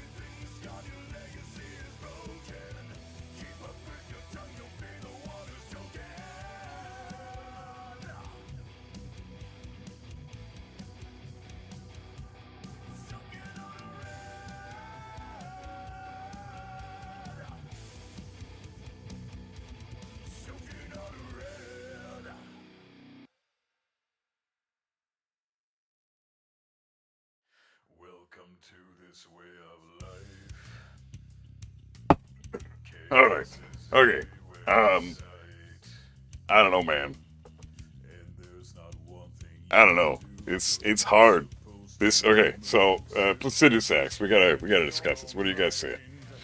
I'd put him with Malekith, well so cool. I'd put him in greatest Easter. You have to kill that one Crucible Knight. For Placidusax? Yeah. Sovereign God tier for sure. There are much better bosses in my opinion. Placidusax is a Godzilla Kaiju fight. Yeah, you could compare it to that. It's annoying, but everything else about him is absolute peak. Yeah, that's the issue though. He doesn't have, that's the problem. Greatest bosses in gaming history are basically perfect bosses with almost no, if no negatives at all. Like, I don't consider Star Scourge Radahn to have any negatives going against him. Not one fucking thing. Placidusax has the run back. Everything else about him is top fucking tier. I don't know. It's hard to... If he deserves greatest, then I'd say so does Malekith. Yeah, good point, man. Good point. Placidusax's scales are used for the final upgrade of your weapons. This because they bend time itself, and in doing so, make it possible for your weapons to kill gods. So the lore behind Placidusax is top fucking tier too. Jesus. Best arena in the game. Yeah, I do love his arena. I love how you enter the arena and he's just cocooned up within himself, and then he just kind of unravels his being, and now he's just this monstrous fucking two-headed dragon that had other heads, but they were ripped off by Bale in their skirmish. Bale kicked his ass. Like, that's kind of... I kind of love the lore behind that, but I mean, Placiduous Axe kind of gets a couple of points docked on that because he got his fucking ass pushed in by Bale. Oh, I don't know, man. I don't know, but bosses where you travel time are just badass. He is like Sir Alon from Dark Souls 2. Yeah, except a way nicer run back. Fuck that Sir Alon run back. One of the coolest second phase changes in his moves. Yeah, with the massive fucking explosion that stops the music, dude. It's such an epic explosion of an attack that it cuts off the music. You're listening to the fucking OST in the background, it's playing, you're doing your thing, you're kicking his ass, and then he does that massive AoE attack, and the music ceases because it's just got such a massive effect to it. That's like, if that doesn't signify pure power, what the fuck else does, man? Placiduous Axe is a monster. I can see him in Greatest, not gonna lie. I like where, gonna say he's better than Bale. Like, are we gonna say he's better than Bale? I can't see him in Greatest. I'm starting to feel the same way. I can't put him in, I can't do it. Put him in Greatest, in my opinion. Bale has some glaring mechanic issues. I didn't get a good Bale fight. I'm not gonna lie. I got ripped off with Bale. I one-shot the Bale fight. Again, fucking Spiral Shard. Too fucking good. Shard Spiral, whatever the hell it's called. Way too strong of a spell if you're fighting dragons. It's the most busted spell in the game when it comes to dragon fights. It's too fucking strong. Don't use that shit if you want a genuine fight with one of the dragon bosses. Yeah, I can't put him in Greatest. I can't do it. There's too many negatives. And there's too many other factors, not just negatives. But I mean, let's be real. This is not a bad spot for him. He's in fucking God tier. Like, why are we even... Like, what's the... Oh, I feel like I'm doing him a disservice by putting him in fucking God tier. He's still in God tier. Like, he's obviously one of the greatest bosses in all of Soulsborne, if he's in fucking God tier. But I don't know if I can put him here. This is like a special category reserved for very, very special bosses. And he's very special, but I don't think he's that level. I don't think he's quite in the Greatest tier. There's just a couple of bosses that clearly surpass him in quality. Placiduous Axe is smaller to Star Scourge Radahn, is similar to Star Scourge Radahn, and that you fight him after he has lost 3 of his heads and is old and decrepit. Makes you wonder the entire time what his prime looked like. Yeah, you fight Radahn after he's fucked up. You fight Placiduous Axe after he's fucked up. Man, you also fight Bale after he's fucked up. Like, multiple fights. And Melania. Like, damn, I don't think we would have finished this game. Tarnished would have been killed. Straight up, in the lore. Tarnished would have been killed by one of those 4 guys. Bale, Placiduous Axe, Radahn, Melania. They would have all killed us. Because none of them were in their prime. Feels like a God tier. Malekith and him are a pair. I agree. I want to put him in Greatest. But I think the more we break it down, the more it's just quite apparent that we can't do it. We cannot do it. The run back is more about the game than the boss. Are you right? Yeah, but it's still a factor because we still have to include the lore. We include other concepts like the arena and the camera, which aren't necessarily to do with the boss fight immediately, directly. But there's still factors in the fight. Like, the camera is the main reason I put Fire Giant down here. Like, I think bottom of God tier. He's still fucking God tier. He's still amazing. One of the best bosses in the fucking game, easily. But I can't put him in Greatest. Can't do it. Has the most epic arena tuxedo? Yeah, I agree. T-Dub, what's up, man? How goes it? Is the new update enough to bring you back to Tekken? We'll talk about that after the tier list, bro. And then he can turn into a fucking thunderstorm and also shoots crazy gold laser beams. Yeah, he's got the Madeir laser beams. Those are so sick. Also cool because he's just kind of chilling on his own and you've got to seek him out. Yeah, you genuinely... Oh, that is the... Oh, fuck, man. That is another factor. Like, you have to actively seek him. You have to look for his fight. There are things you need to do and parts of the game you need to fulfill in order to even get to the boss fight. So cool, man. Oh, man, it's so hard.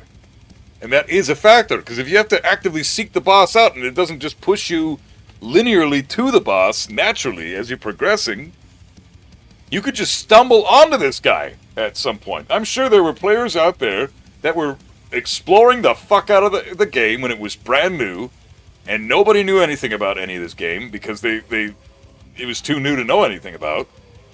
I'm sure there are players that were just wandering around Far Missoula, and they stumbled upon the area that you could lay down in, and they laid down, and then they were transported to this epic fucking top-tier boss fight. Those players would probably put Placiduous Axe in greatest boss in gaming history without even batting an eye. I guarantee it. But players like me, I found him knowing he already existed. Oh, man. I don't know. It's so hard to put these types of boss. I have to put... He's still in God tier. He's in God tier. I gotta keep him there. You got robbed twice. I got robbed 3 times, dude. I got robbed with Fortis Axe, I got robbed with Placiduous Axe, and with Bale. All 3 of the major dragon bosses. I killed them all way, way too fast.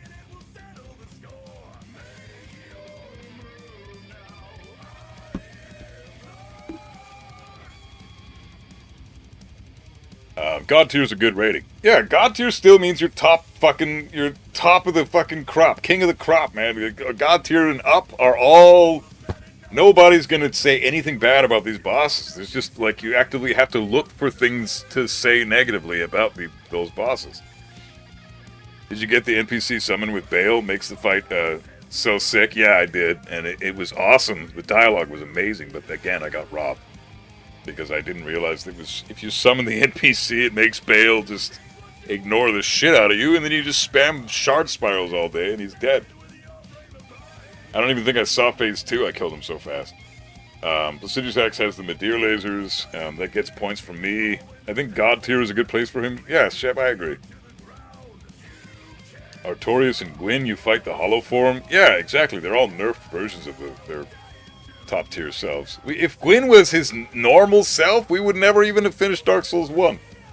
Gwyn is the god of all gods. He's the guy that he took a piece of his soul and rekindled the flame. That's the lifebread of the whole fucking world, right? Like, the dude is a monster. Thing about the runback is that it's a secret boss. It's hidden, but they could have put a Stake America in the area you go to access it. That's my point. Yeah, if they can do that for dungeon and cave and catacombs bosses, then they should more than be able to do that for secret bosses like this. Tekken can wait. Yeah, exactly. I don't have the patience for Tekken right now. We're talking about way more epic shit than Tekken right now.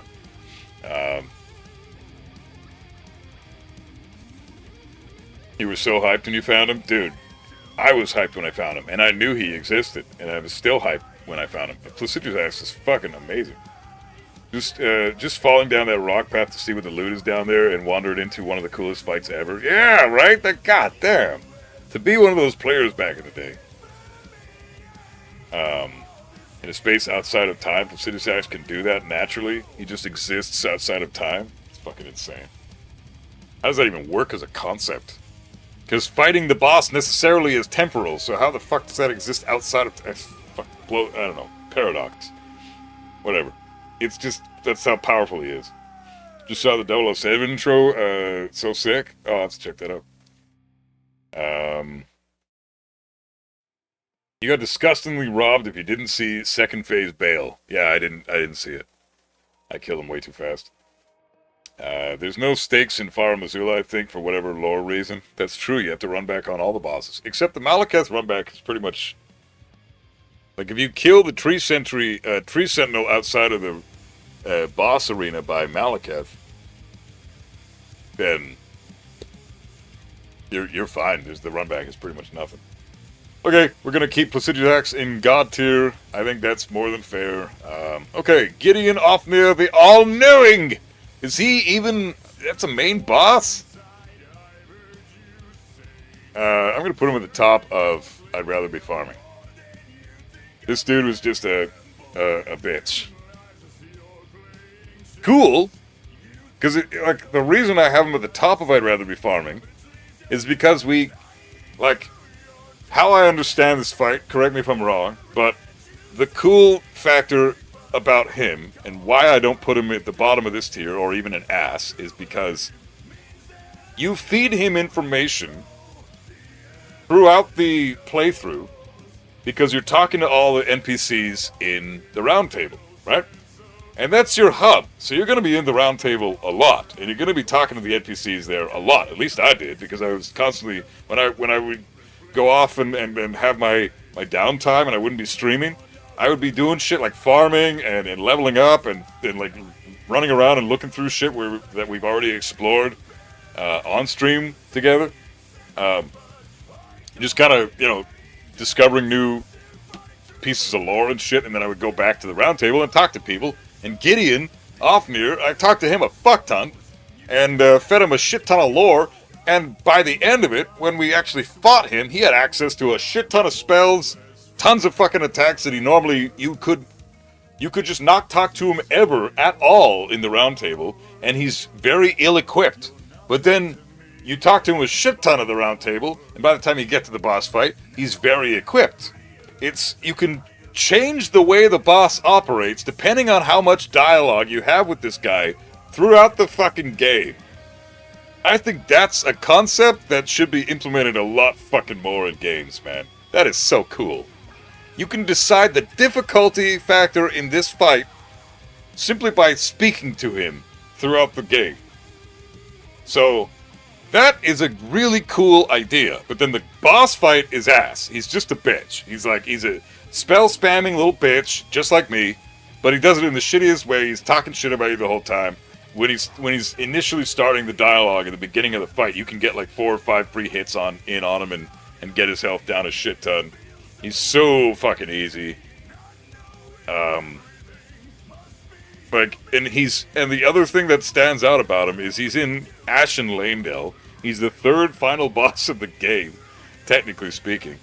And he stands out as being total ass because he's right before Godfrey, and that's right before Elden Beast. I mean,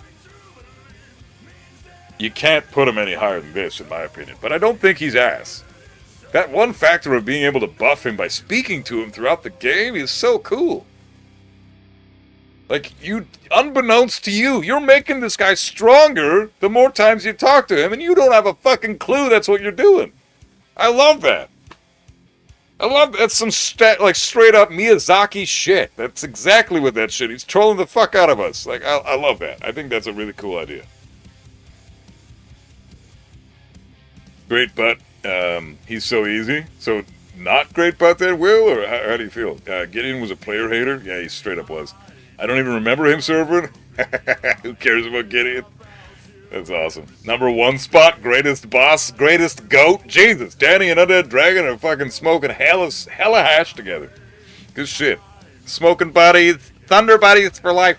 I'm also a hater because why the fuck is this scepter? Is this scepter a hammer? Should have been the only weapon in the game to cast spells and incantations. That would have been a cool change, yeah. He's forgettable. The only cool thing about him is his spell selection is dependent on what bosses you've killed by that point. Yeah, and what bosses you talk to. Yeah, exactly. So, how many times you talk to him, too. He's too fucking easy. Regardless of how buffed he is, I was too overleveled for Gideon to even see everything. I think I was too. Actually, his hardest version is the one where you least talk to him. He uses the Rings of Radagon. Oh, really? That's fucking cool. A boss who wishes he was the boss from Dark Mirror. Alonzo? Yeah, kinda. He's a bit of a fucking know-it-all bitch. Kind of reminds me of Singularity in Dark Mirror. Yeah, you're not wrong.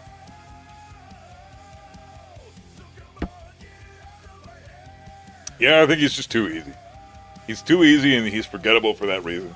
On top of that, he's right before Godry and Elden Beast, so he's outclassed immediately by the very next bosses. Like, there's not even any gameplay between him and the rest. It's 3 bosses back to back to back, and he's the first one. He stands out easily amongst those bosses, because Godfrey and Elden Beast are top tier. Shorby, what's up, man? Welcome on in. I didn't know Phil and Selma streams. Same, I didn't either. But I do, and you know, just give me 5 minutes alone and I'll show you how good of a streamer I actually am. But no, I'm just kidding. I'm broken. I put him in farming or ass just for being a disappointment. Yeah, I think I'm going to put him in top of farming. He's actually kind of hard on rune level 1 runs because his spells are limited. One of the ones he spams is like a huge golden ring AoE attack. Yeah, he's fucking annoying, but he's super easy to stagger. He's got no poise. Gideon. Yeah, top of I'd rather be farming. He's cool. He's cooler than everybody else on here up to that point, but he's not even as good as Fire Giant. So no. Leave him at top of I'd rather be farming. Awesome fucking voice. Thanks, bro. Appreciate it. Get to hear me speak and sing in the background. Oh, Slutty Toilet, here we go! Slutty Toilet God tier. Not even gonna lie, or not even gonna argue that. I think bottom of God tier, you guys think? Horloo, Slutty Toilet? You're 42 and sound like I'm still going through puberty, super jealous. Oh, it's all good, man. All you gotta do is get someone to kick you in the nuts really hard, and you'll have the opposite effect on you. Trust me. That's what happened to me, and look what I sound like. This is non-negotiable GOAT, greatest of all time, God tier, easily God tier. It's your non-negotiable GOAT, Will, so you put him in greatest bosses in gaming history, or you put him in God tier? God tier, he starts playing Tekken in Phase 2. Yeah, right, he's so fucking cool. You'll consider that? Alright, man, just be careful. Make sure they're wearing high heel stiletto boots. Nah, don't get kicked in the nuts. That shit's... Unless you've already had kids, then you're fine. Then you don't need those. You're good. But Godfrey is, like, Slutty Toilet, dude. Slutty fucking Toilet, dude. You need to say anything besides that. This dude is fucking awesome. It's one of the coolest melee movesets. The dude just strips down. He eats the wolf behind him. He fucking turns into a Slutty Toilet with fucking rage issues.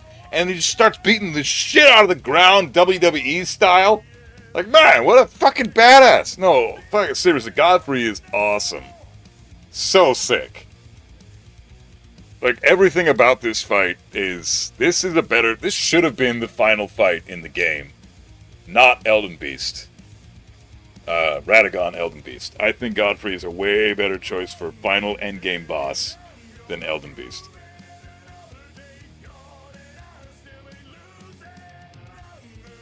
Radon literally looks up to... Dude, exactly. If you're Radon and you look up to this guy, how fucking badass is this guy? You are the coolest boss in fucking video game history's idol. You are the greatest GOAT of all goating times. True Godfrey is also an epitome of Elden Ring combat. Phase 1 is like Dark Souls 3 fight, but with ground stomps being jumpable. Create some cool interactions for melee builds. It's a good point. Nice arena at the end of the game you've been building up to. He's got the hardest line in the game. I've given thee courtesy enough. I've given thee courtesy enough. Oh, so badass. He's got the coolest opening move where he jumps up and throws his axe at you and then slams down on it. Yeah, then he does power bombs in Phase 2 and everything, dude. It's so awesome. Yeah, I don't think there's any bad things about him either. Even the run back doesn't exist. It's so fucking sick, dude.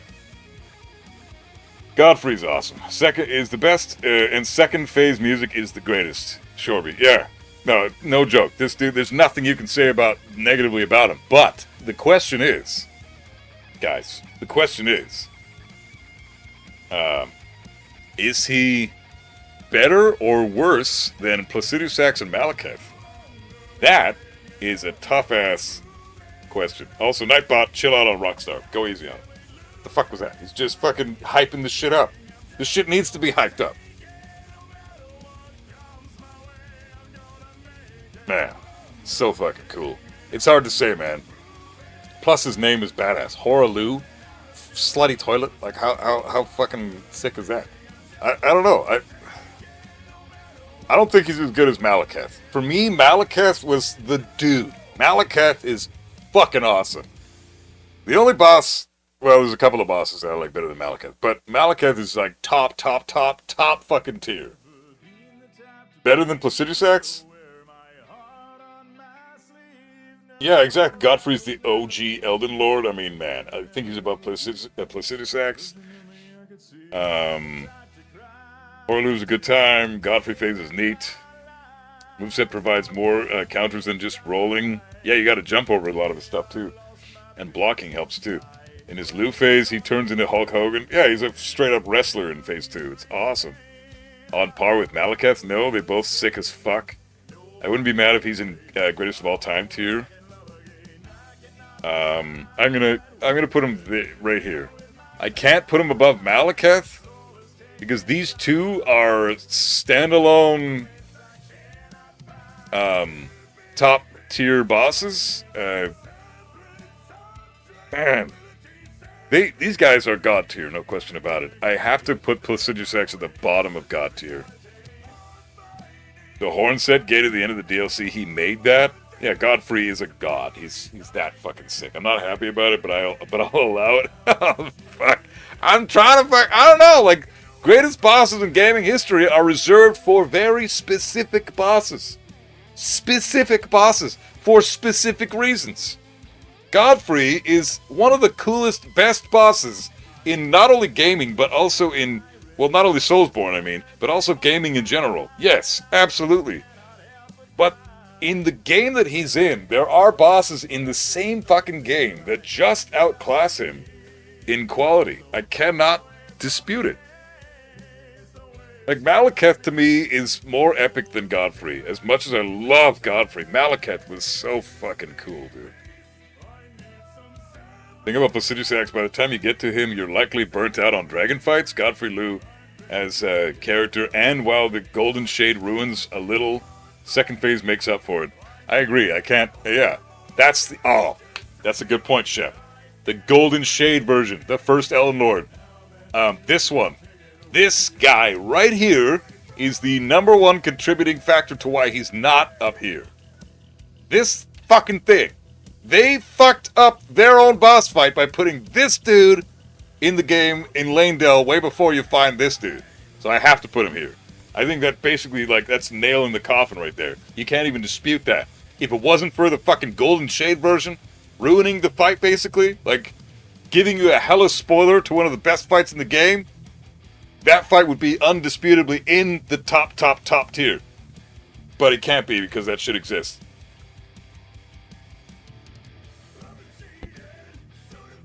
I think even the most profound Godfrey lovers would have to agree with that. Because this does kind of indirectly fuck him over a bit. Like, this is still a good fight. I still like this fight. But it definitely ruins the epicness that is this ultimate fight.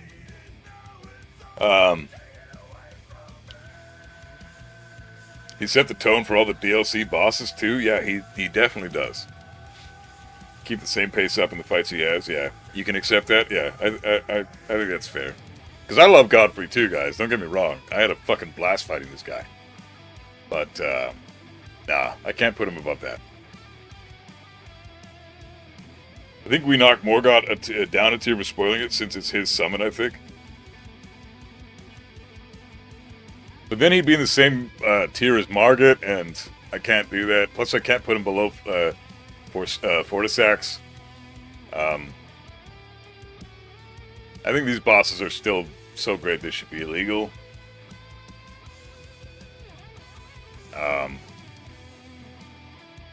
But yeah, Morgoth does. That's more of a slight to Godfrey than it is to Morgoth, I think. He fucks over the Godfrey fight as well. And even still, I mean, Godfrey is indirectly fucked over by his fucking astral form and the Morgoth horse shit, and he's still god tier. He's still top of god tier, basically. So,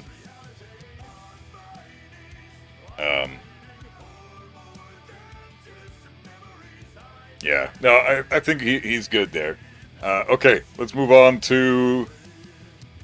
We got 4 more main game bosses here.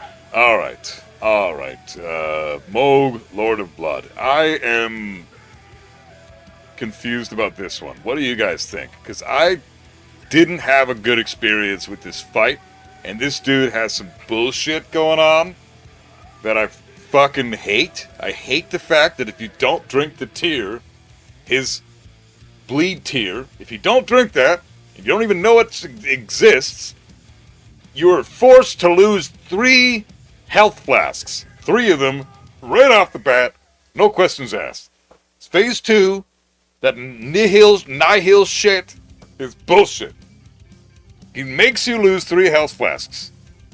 And another example of a boss that's slightly ruined by, where is it? Moog the Omen. At the bottom of a random catacombs, this dude kind of gets fucked over by this. I don't know if you can fucking debate that. I mean, you guys can try. You guys have had great points so far, but man, I don't know. I have no idea where to put this guy, because I genuinely am not a fan of this fight. I think this fight's fucking stupid. The one thing, if there was the statues of Prime Godfrey around, then you meet him, notice the axe, and then the visage of the axe comes back, and you realize who you're dealing with. Yeah, right? Yeah, the fucking first Elden Lord. Godfrey's top tier, man. No question about it. Love the Nihil. Now you gotta do some shit about it. Yeah.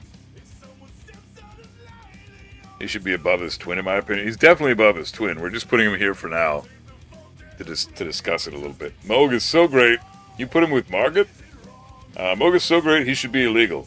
Literally, his blood chant breaks the soul's rules of every attack is avoidable through dodging or running. So that can be unnecessarily punishing as a new player. Exactly. You cannot do anything about this move that he does. That blood shit. Like the blood chant, yeah. You can't do anything about that except drink the fucking tear. And then it only mitigate, you still take like 5% of the damage. So you basically have, as far as I know, as far as I'm aware, unless you do some really ridiculous gimmick shit that you probably have to, buff the fuck out of all your stats. I don't know how it would work even. There's no way to fight this guy hitless. It's impossible as far as I know. Maybe it's not, but I don't know everything about the game, but it's still, it doesn't seem like it is possible. You put him in God tier, Hister? You think Moog is God tier? What?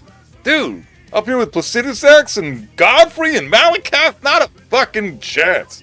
He's certainly not God tier. The question is, out of these 4 tiers, where is he, or 5 tiers, I guess. Well, I'm not counting ass, because he's definitely not ass. So out of these 4 tiers, he could be in any one of them. I don't know what... I could put him in. I'd rather be farming, to be honest, because I don't like this fight, but I want genuine input from you guys. I love Moog's fight also. God tier for me. Really? You think he's up here with these guys?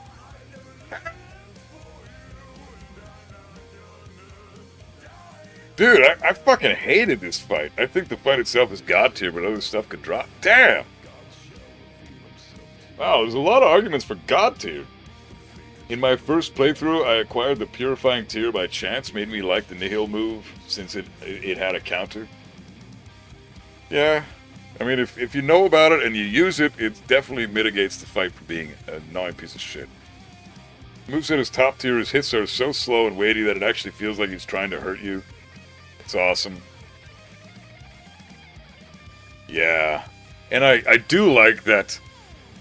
Okay, in the cutscene before the fight, is essentially giving himself as an offering to Mikola. Like, he wants to be one with Mikola. He wants to be the consort. And then that's later, essentially, is later fulfilled in the DLC, right? He becomes one with Radahn and sort of does become Mikola's consort, even though it's not him, it's Radahn. It's still his body. Like, in a sense, he got what he wanted, and you get a hint of that in the cutscene before the fight. So there is that cool shit to think about, but fuck, man, I don't know. I hated that fight so much.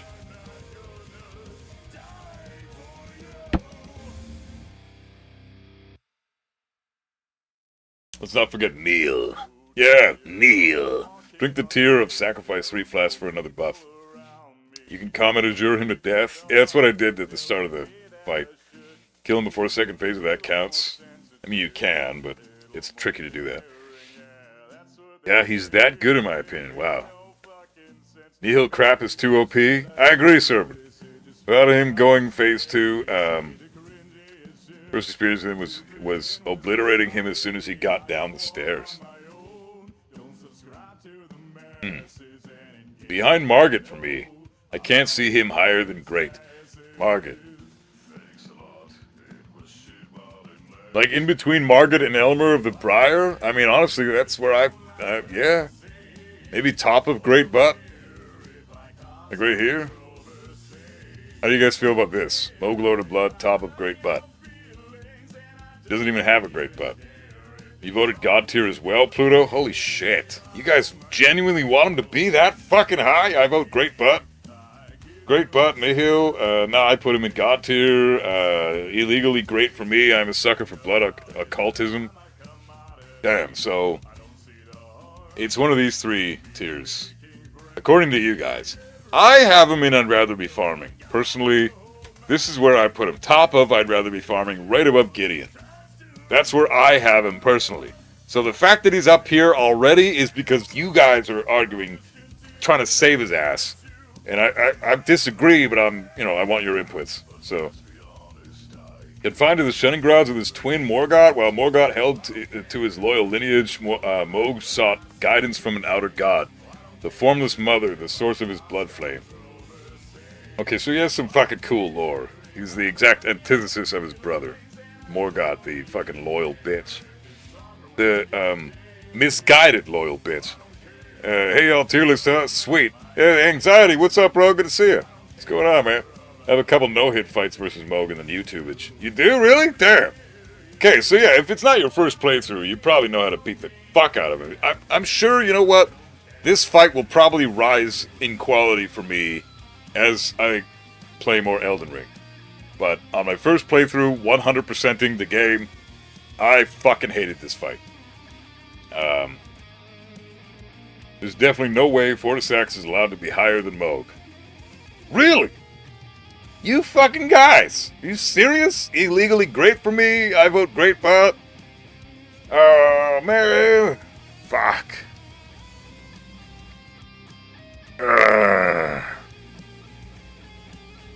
Alright, you know what? I'll put him above Fortisax. But I'm not putting him above Rykard. No. You know why? Because I liked the Rykard fight after the fact. I was mad during the Rykard fight, but then once the fight ended and I had time to reflect, and then you go back to the Rykard site of grace and you see the woman, what's her name at the beginning? She's the girl you talked to about the quest line in the Volcano Manor. She's by Rykard's body and she's talking about devouring the gods together with him. That was a cool little lore note. You know, she's so devoted to her lord. I think it's pretty sick. You know, like he grew on me as the fight was over and I had time to reflect. Same thing. Moog, as the fight is over, I had time to reflect. I think back on it. I still hate the fucking fight. I think it's ass. So, I don't know. I can't put him any higher than this.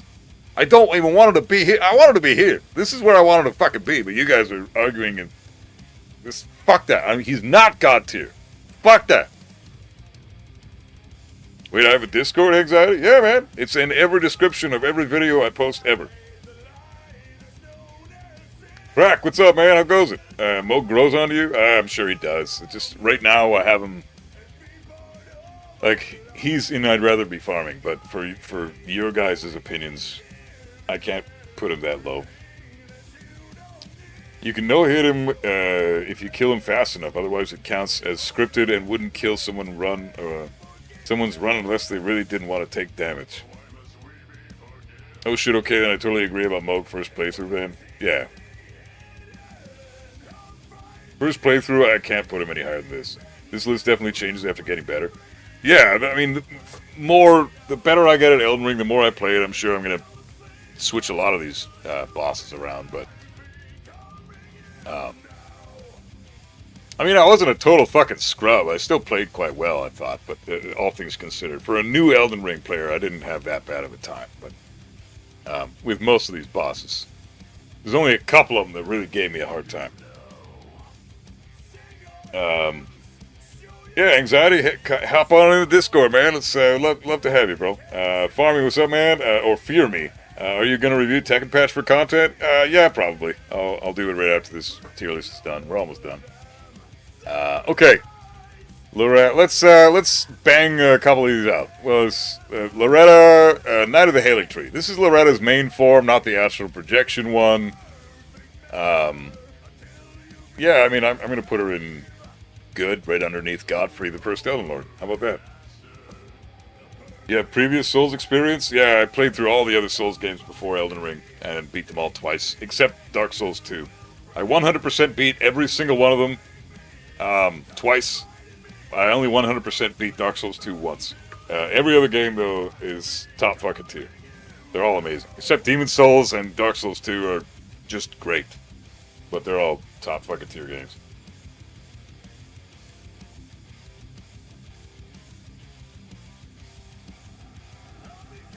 Easily great and illegal? Loretta?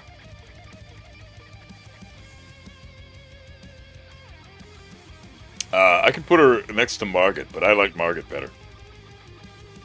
Great butt. Elden's your first Souls game? Bought a PS5 last year just for this game and played pretty much every day since. Oh, that's amazing, dude. Hell yeah. You should try the other games, man. If you love Elden Ring, you will fucking love all of them. And in fact, I enjoy Elden Ring so much. It's basically my favorite game now. And a lot of that has to do with the fact that I started with the beginning Souls games. I started with Dark Souls 1, and I went through the entire franchise. Dark Souls 2, Dark Souls 3, then Bloodborne. Then I went back and played Demon Souls Remake. Then Sekiro. Excuse me. Then Sekiro. And I beat all 6 of those games twice. Except Dark Souls 2.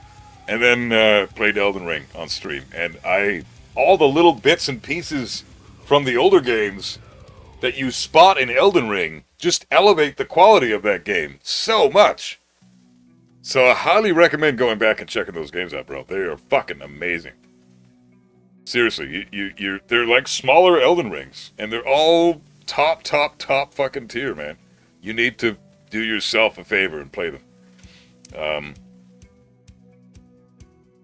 Especially because she doesn't have much difference from the summon form. Yeah, Will, I agree with that 100%. Loretta she's got a couple extra spells. But besides that, she's basically the astral form with a voice. That's about it.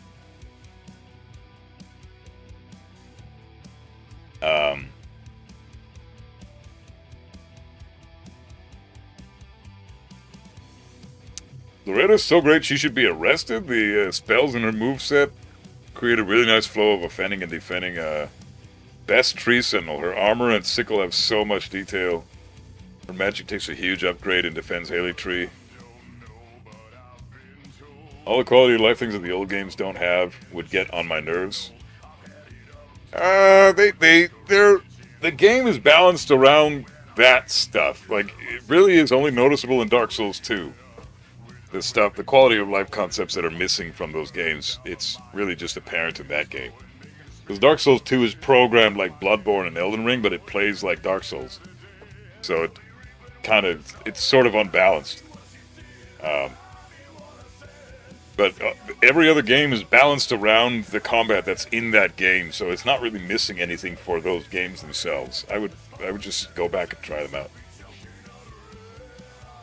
Let's see. Loretta has the inherent debuff of being similar to Tree Sentinel. Yeah, agreed. But you also have to fight her twice. Fucking dumb. Yeah. That's all you need to say. Bottom of great butt. I'm not moving her above that. Too many Tree Sentinels in this game already. And then she's just a souped up tree sentinel, and you gotta fight her twice. I mean, she's right fucking there. Fight her there, and then you fight her here, and then you fight all the tree sentinels, and you even fight two tree sentinels in the fucking the DLC. Like, no, I'm sorry, but she's not any higher than this. She's got some cool shit about her. She's great, but there's a lot of bullshit about her too that just dwindles the quality quite a bit. I have Sekiro installed, but I'm anxious about playing it because my weakness is parrying. Oh, you're good, man. You will get used to it. The game will allow you to play like a Souls game until you get to Genichiro Ashina at the top of Ashina Castle, which that's about like maybe a quarter of the way through the game, and then that's the fight that's going to kick the shit out of you until you actually learn the proper mechanics of the game, and then everything going forward from there is it's going to be much easier because you'll understand how the game works. It's so much fun. It was daunting for me too, but the parry mechanic is so fucking great. It's no different than rolling in any of the other games. It's no different. It's all rhythm based. And the rhythm timing is just a little tighter with Sekiro than it is with the other ones. I see Valiant Gargoyles in the ass section. First playthrough, holy fucking shit, the worst. Yeah, man, dude, they were so fucking easy. I couldn't believe it. Like I get down to the bottom of the cave. And the first gargoyle's dead in like 4 hits, and then the second one takes 20 minutes to arrive, and he finally gets there, and I'm like, what the fuck is this? Where's my, fucking enemy felled shit? Oh, there's a second gargoyle? My bad. All right, I guess I gotta fight another one. So I fight that guy. Again, 4 hits, he's dead. What the hell? On my first playthrough? Like, damn, I did not expect a boss to be that fucking piss easy that late into the game, but whatever. Very stupid fight. I didn't like that fight. But then other people say he's a ridiculously stupid hard boss. And nobody likes him. So I had to put him in ass.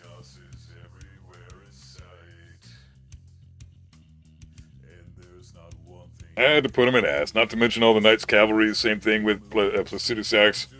By the time you get here, you're burnt out on the horse rider fights. And this one is a repeat. Yeah. Yeah, I gotta go with Loretta being where she is. I think it's more than fair to put her in great butt.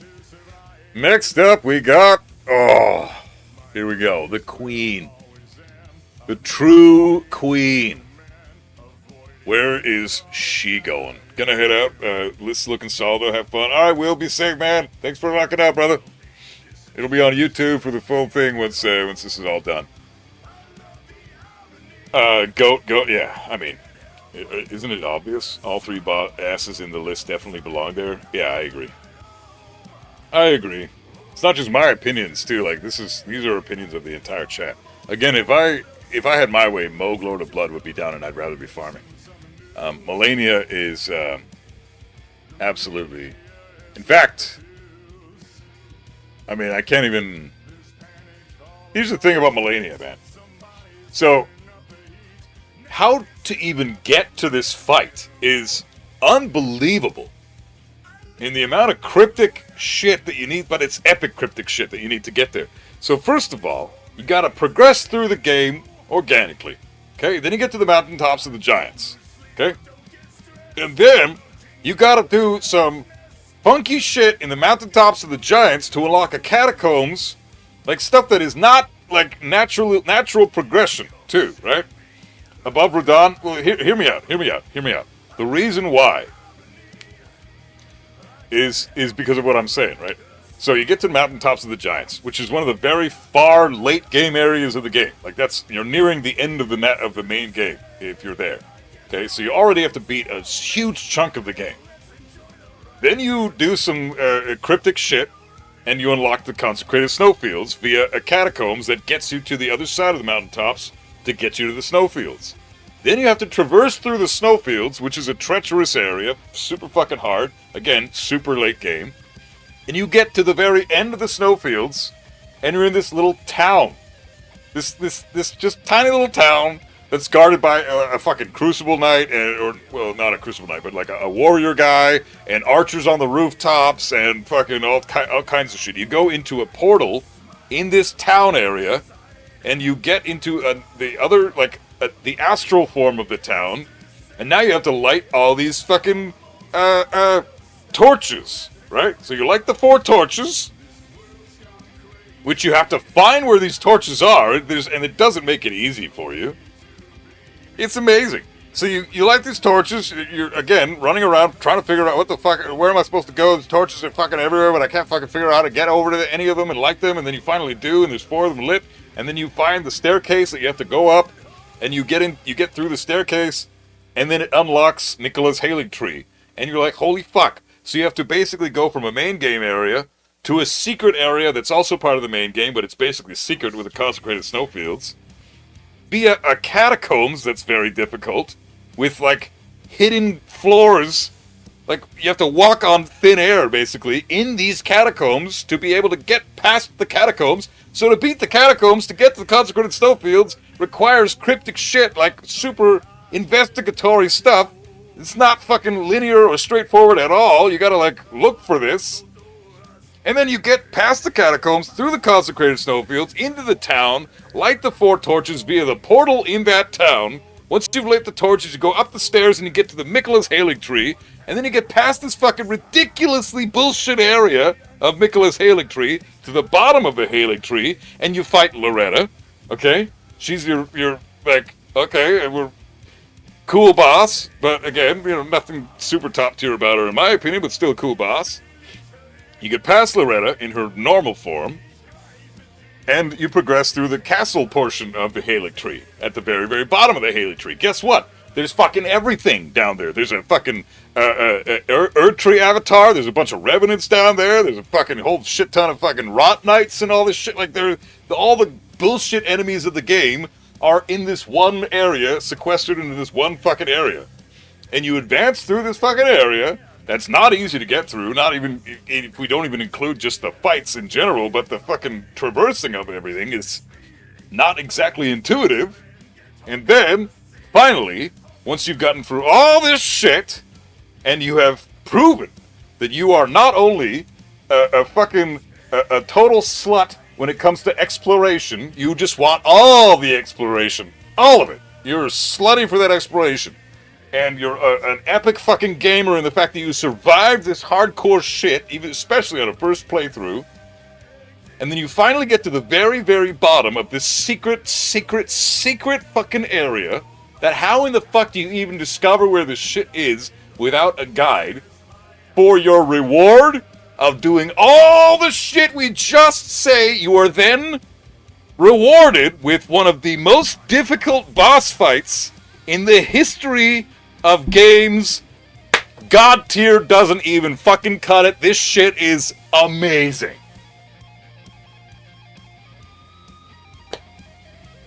Like, she is the amount of backwards bending, pretzel twisting shit that you need to do for yourself in this game just to get to the fight is fucking awesome, okay? Like, it rewards the shit out of you for being as exploratory as humanly fucking possible and going through a shit ton of cryptic stuff just to get to the boss.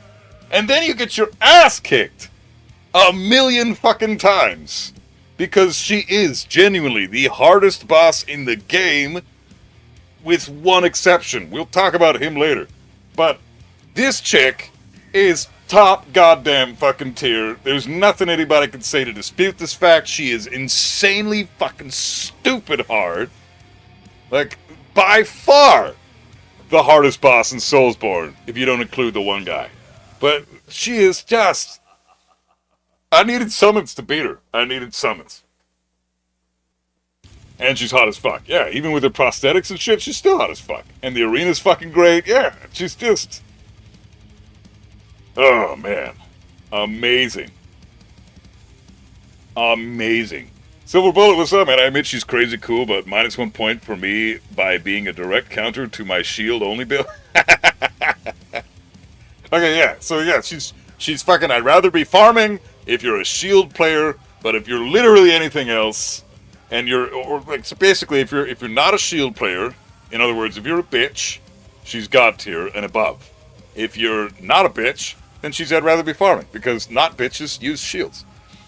So let your flesh be consumed by the scarlet. Yeah, let your flesh be consumed by the scarlet rot. Every time you die, every fucking time you die in phase 2, it's like she is so fucking cool. And then the lore behind her. She's a demigod who had an army fighting against the demigod who is Radon and his army. And these two are combating, and she's never been defeated in the history of ever. She's never known defeat. Radon and her are fighting, and he's kind of getting the edge over her because he's a fucking beast. And she's like, well, fuck this. And just go, like, you haven't even seen my final form yet, bitch. Boom, turns into rot mode and just carpet bomb nukes the fucking Kalid area, destroys the whole area, covers it all in rot. And that's where we explore when we're fucking Kalid. We're wondering, why is everybody all fucked up looking? Why are these dogs werewolves? Why are these crows werewolves?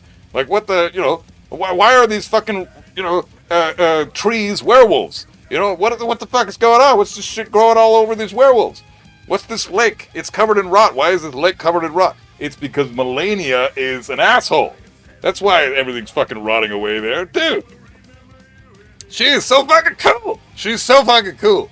I wouldn't say she beat Radon, but she tied with Radon and was then brought to the Halig Tree to recuperate via her compatriots, her comrades in arms. They bring her back to the Halig Tree to heal, and that's where she now resides, and you have to fight her there.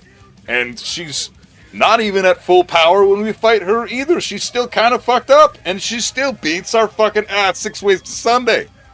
It's the coolest. Like, I gotta say, even over Radon, I think Melania might have the coolest fucking lore in the whole goddamn game. She's so fucking awesome, dude. Alright, I think I've done sucking Melania's dick. I love Melania. Everything about this chick is so fucking cool. And the fact that she kicked the shit out of me harder than any other boss ever in Soulsborne and in video games in general, she kicked the fuck out of me harder than anybody else except for one boss. I have to give it to her. Greatest bosses in gaming history. You can't even deny that. You might hate her for being so hard, but that's kind of a you thing. You just get good. Just get good and you won't fucking hate her. She's top fucking tier. She's got no real bullshit gimmicks other than waterfowl dance. Besides that, if you can avoid the waterfowl dance, she's just an incredibly difficult boss. I don't know, man. I can't get over it. I fucking love Melania. I can't wait to fight her again. I cannot fucking wait to fight her again. I want to just fight her and get her down to as low health as I can and then let her kill me so I can repeat the fight and just get really, really good at the Melania fight. I want to do that so bad. She is so fucking cool, man. Easily the best female boss in all of Soulsborne. One of the best bosses in all of gaming, period. Yeah, period. She was where she is. I needed to go off on a tangent because I need to express how fucking amazing she is. Now let's talk about Elden Beast. What do you guys think? Bottom of God tier?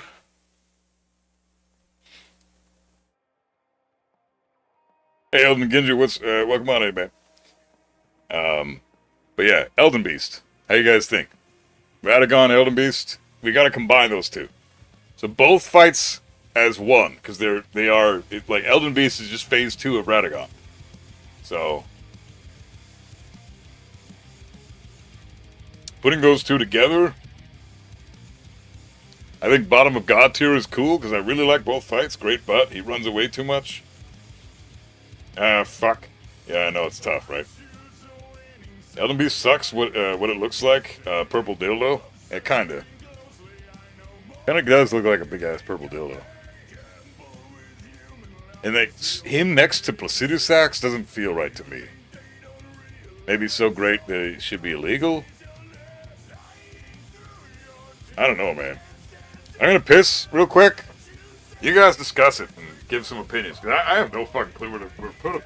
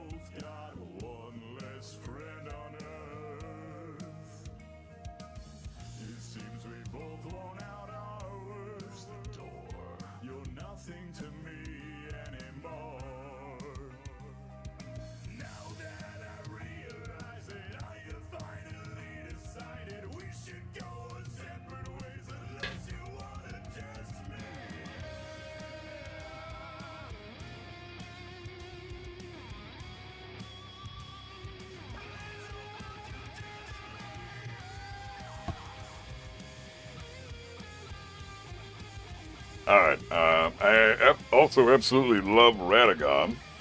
I think Radagon's cool, I think Elden Beast is a bitch. Lore of Elden Beast far exceeds the fight. Great spectacle, neat design, slog of a fight. Yeah, I'm kind of feeling that too. I always re-rolled before I beat the game, just can't get myself to do it. Yeah, I feel you, bro.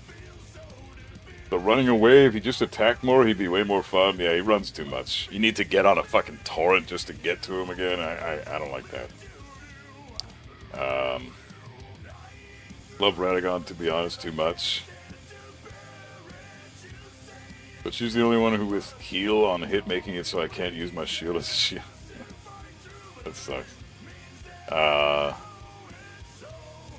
Even the fact that he's the father of Mesmer, Melania, Radon, Mikola, Ronnie, and Rykard. What? Radagon is? Oh shit, yeah, that's right, I guess.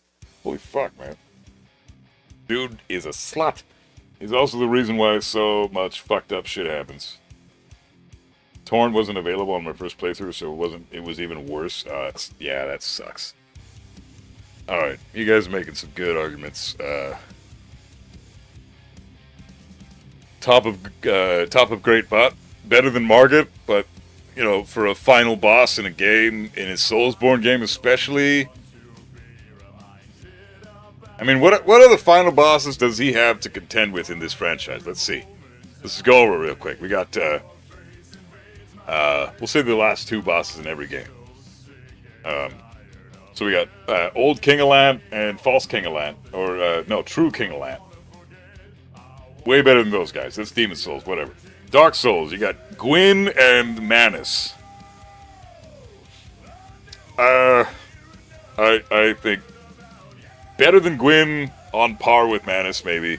Although I gotta say, I think Manus is a better fight than Elden Beast. Dark Souls 2, you got Nashandra, and Aldea. Those guys suck. Way better than those guys. What else? Dark Souls 3, you've got Gale and... yeah, Slave Knight Gale and Soul of Cinder. Again, both of those guys are better than Elden Beast. What else you got? You got Bloodborne, Orphan of Kos, and Gehrman. Or Gehrman and Moon Presence. Even Gehrman alone is better than Elden Beast. Sekiro, fucking Ishin Sword Saint. I mean, come the fuck on. Elden Beast is trash compared to that guy.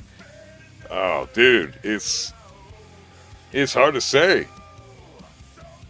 Yeah, Elden Beast is great butt. Great butt is good. Soul of Cinder is way better, yeah. Yeah, great butt.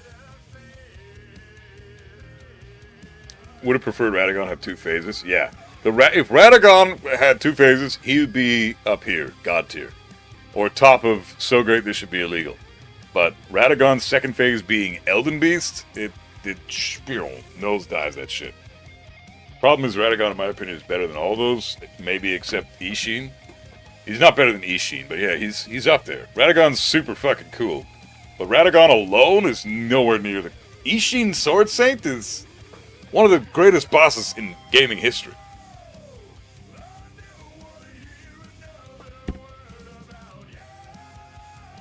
I cannot say that about Radagon. I can definitively say that about Ishin. I don't think those two compare at all. But I love Radagon. He's super fucking cool. He's just not even close to these guys because his second phase is Elden Beast. And it's just kind of lame. Alright, so that's it for the main game. Hell yeah! It only took 3 hours. Nice! Okay, let's fire through the DLC. Okay, Divine Beast Dancing Lion. First main boss of the DLC. This is after the main game. Sword Saint fucking pulls out a Glock. Yeah, phase 2 just has a gun. So fucking sweet, dude.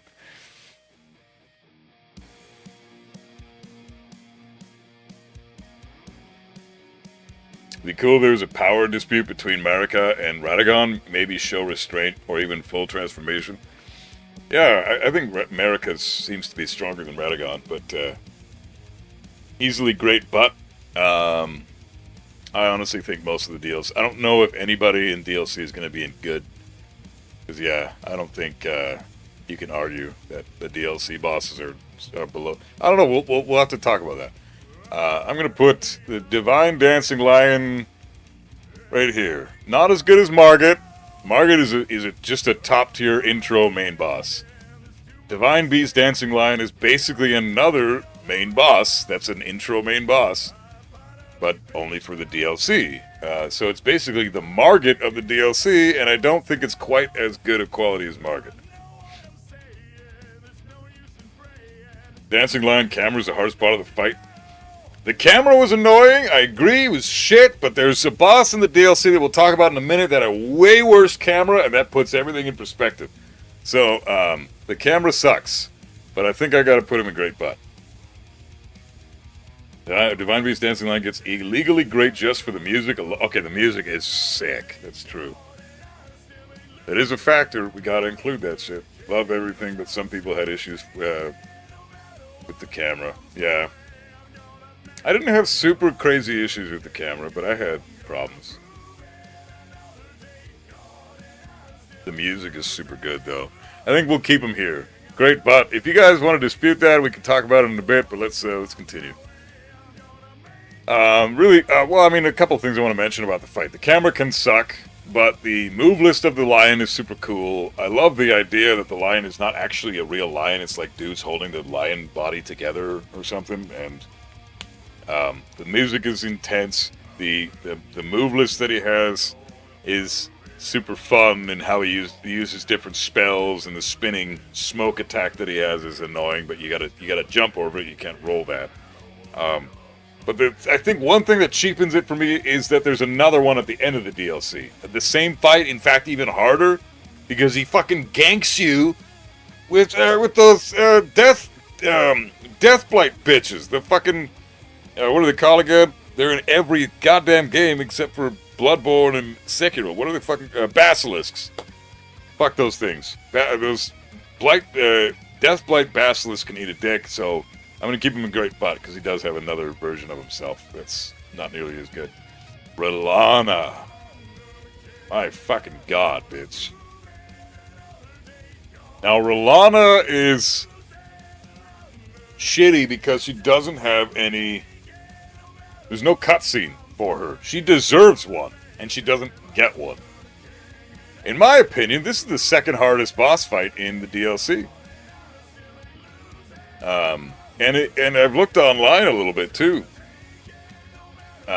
She is like the second hardest boss fight in the DLC for what it seems to be the majority of the planet. Everybody seems to agree. She's like fucked up in how hard she is.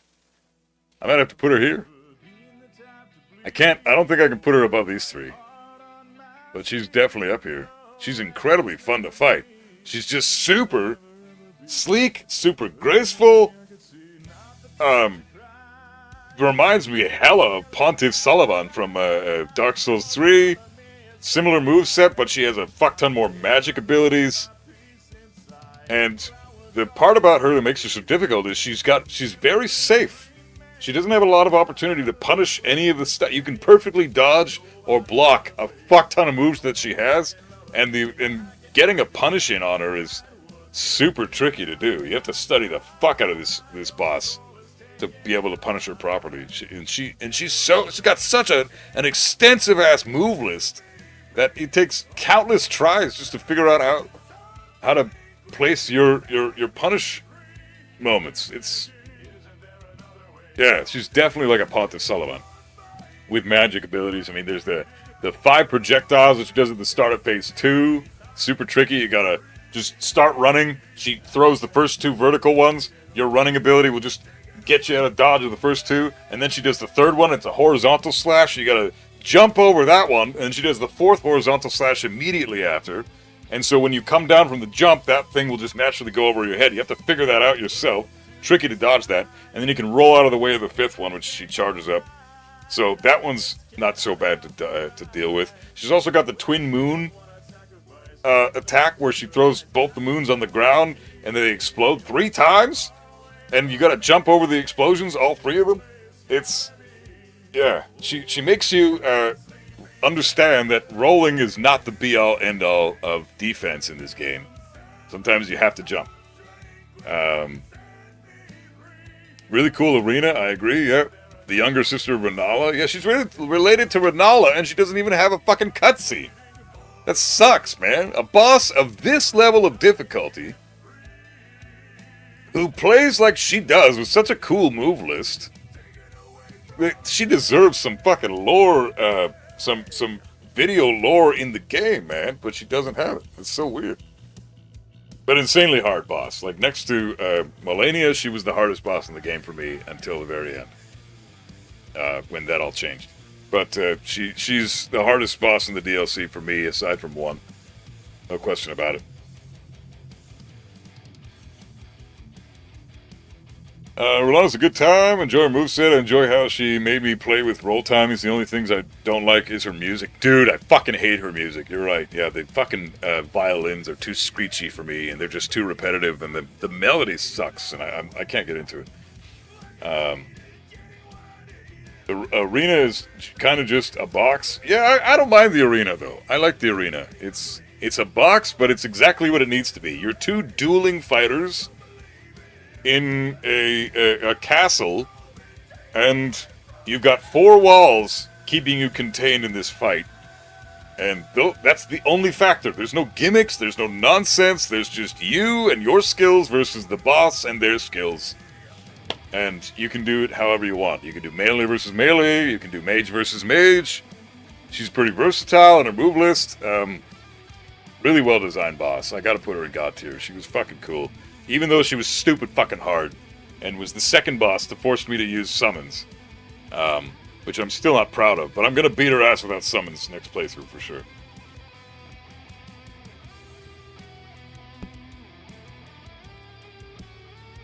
Might have the most complex move list out of every boss. I agree, Pluto. I think she does, yeah. Most complex move list out of every boss. I think learning her moves will take you longer than any other boss in the game, regardless. She is so versatile. Magic is surprisingly viable against her. I should have used Carry and Slicer. I fucking should have done that. She is Ronnie's aunt, Renala's sister. Yeah, there's so much lore behind her, but she didn't get a fucking cutscene. That sucks. When you have a character that's that prominent in the story, connected to so many prominent characters, like, directly, and you don't give her a fucking cutscene? I mean, that's just the game fucking her over. The devs didn't have the time or something? What the hell? Would have had 0 chance of beating this game first playthrough without summons? Yeah, the summons are so cheap, though. Like, I had to use them against 3 bosses, and I'm not proud of it. Malenia, Rolana, and Midra. And I'm not proud of it, because I was doing so well without summons. I just wanted to progress. I probably could have beaten them without summons, but I just wanted to progress. I was mad when I found out she had 2 summons. Rolana? Every boss was amazing in Shadow of the Erdtree. Yeah, you really can't deny that. They're at least great, but I don't like, nobody's going in good from the DLC. Well, no, one boss maybe. Next up is Scattertree Avatar. Really? He's that early on? You could fight him immediately after Rolana? I fought this dude way later on. I'm going to put him in Great Butt as well, and I'm going to put him maybe just above the Dancing Lion, because I don't think he's as good as Margit either. But yeah, Scattertree Avatar, what do you guys think? Great Butt in my opinion? Yeah.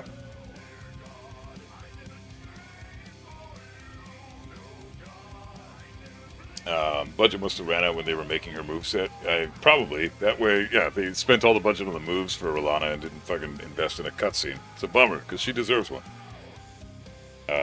Single moon spells counter her magic waves. If you spam cast as soon as she enters stance, it absorbs all the waves. Easy frostbite proc. For Rolana, yeah, considering she's a mage, she's pretty weak to magic. And frostbite, which is nice. Have fire, it's a joke, otherwise surprising. Yeah, I destroyed this thing with fire. I had the one lava incantation. You just put your hands on the ground and a bunch of fire shoots up. What the hell is that one called? That thing just melted this thing's health bar. I died a couple of times. It did kill me a couple of times. There's some cool attacks it has. considering it's a fucking sunflower, it's pretty fast at, like, just beelining it from one end of the stage to the other end of the stage, and you gotta dodge that shit, because it's tackling you in that process. Cool OST, yeah, I agree, the music's good. You can complete the DLC by just fighting Mesmer, Romina, and Radon. That's true, yeah, they're the only bosses that are really mandatory. Yeah, I think that's all you gotta really say about the Skeletree Avatar. It's a big-ass plant. If you have fire, it's toast. If you don't, you can still kill it pretty easily. It's not that hard. Cool fight, though. Super epic, really cool arena. Yeah, fun. Fuck. This one here is pretty ass. Okay, Commander Gaius. This one's debatable. I know I said that no boss can go under Great Butt, and well, aside from one that I think is going to go under there, but also Commander Gaius, dude. That charge move that he has is bullshit.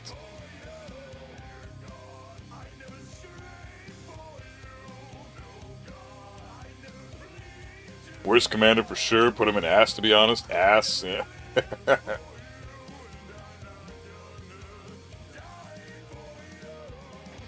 Not a fan of It's Dead, except it isn't. Yeah, when he transitions into Phase 3, Shep. Yeah, that's a good point. I still think Great Butt after Margit is a good spot for Skeletree Avatar, but... What do you guys think of Commander Gaius, though? Don't like him. Worst commander. Gaius is alright. Trash. Ass. Yeah. I don't really care. I think he's got some cool lore in that he's Radon's best friend. That's about it. I didn't like the fight. It was just a glorified Knights Cavalry to me. And this fucking dude is like one of the 5 bullshit bosses in the game, in the DLC. Like, Gaius is, out of all the DLC bosses, 5 of them are absurdly fucking hard. 5 of them are insanely hard. And he's one of the 5. And he's hard for all the stupidest reasons.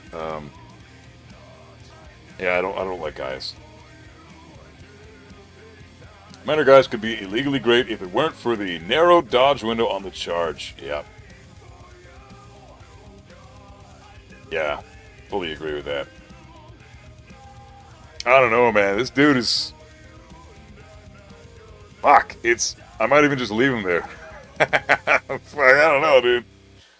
If he gets you with his spin, you're destroyed. Yeah, this guy's got some bullshit moves. They're so unintuitive, and I mean, it's a lot of the time your skill doesn't even matter. Oh, fuck.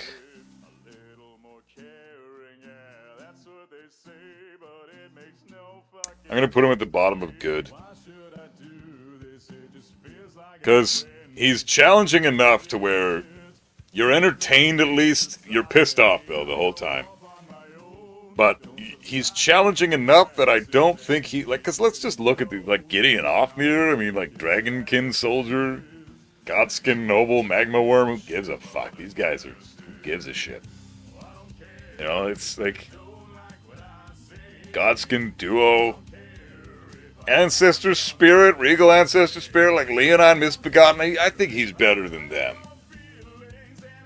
I think he's better than those guys. He's the bottom of good. I don't want to put him in ass because I can't say that these guys are... Like, is Ancestor Spirit better than fucking Gaius? No. But he's definitely... Like, Ancestor Spirit isn't ass either. So if we're putting him in ass, it's like just a spiteful placement just because he sucks and he's annoying to fight.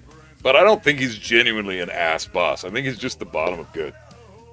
But he's fucking... Yeah, the moose suck. Yeah, exactly. They suck. That's why the bottom of I'd rather be farming.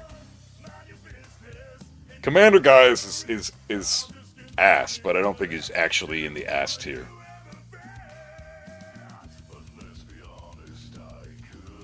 You guys are saying ass. You would say good, Shep.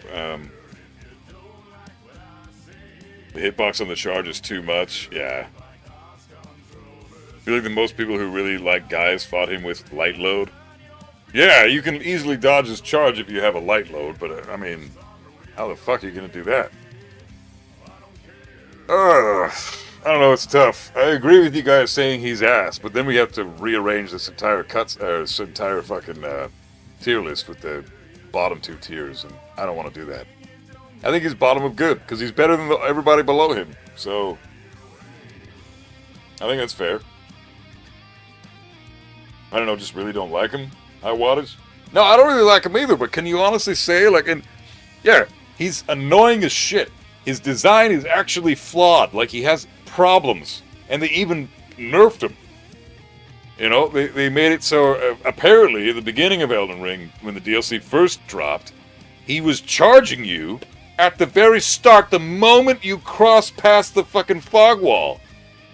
That would be bullshit. Then he would be ass. But because he starts way on the other side of the arena and slowly has to get to you, you have time to figure out what the fuck strategy you're gonna work on. Like, you can evade his dodge attack via torrent if you really wanted to. Just sprint the fuck out of the way. I had a big problem with Gaius. He's one of the 5 hardest bosses in the DLC, but he's kind of whatever. He's just forgettable. He doesn't have a cutscene again like Rilana. He should have one, but he doesn't have one. He's a glorified Knights Cavalry. Yeah, I'm gonna just leave him there. I do wish they lead more into the expansion with the original game, like an individual who went against the grain and became the Red Bear. Or even delving deeper into the lore between Radagon and Renala, just sending forces to the Shadow Town of Erdtree.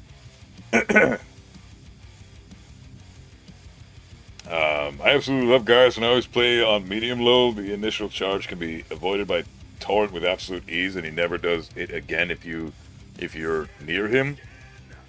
The hitbox on that charge is bullshit, though. Yeah, it is bullshit. But I agree. Like I said, you can run away. Like, if he's charging you, just run the exact direction he's coming at you in with torrent. Just call on torrent, run this way, and have him chase your ass. And he will not catch you.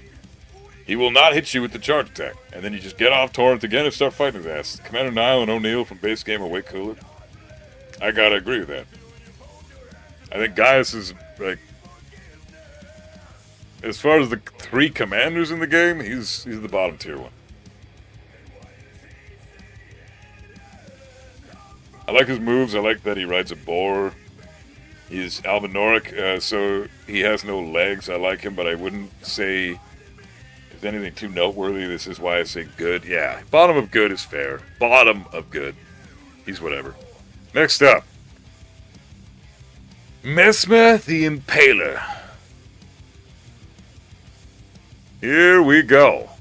This guy made me see fucking red, dude. And not because the entire screen was red while fighting him, and I couldn't see shit with all the goddamn fire particle effects all over the goddamn place. This guy pissed me off, man.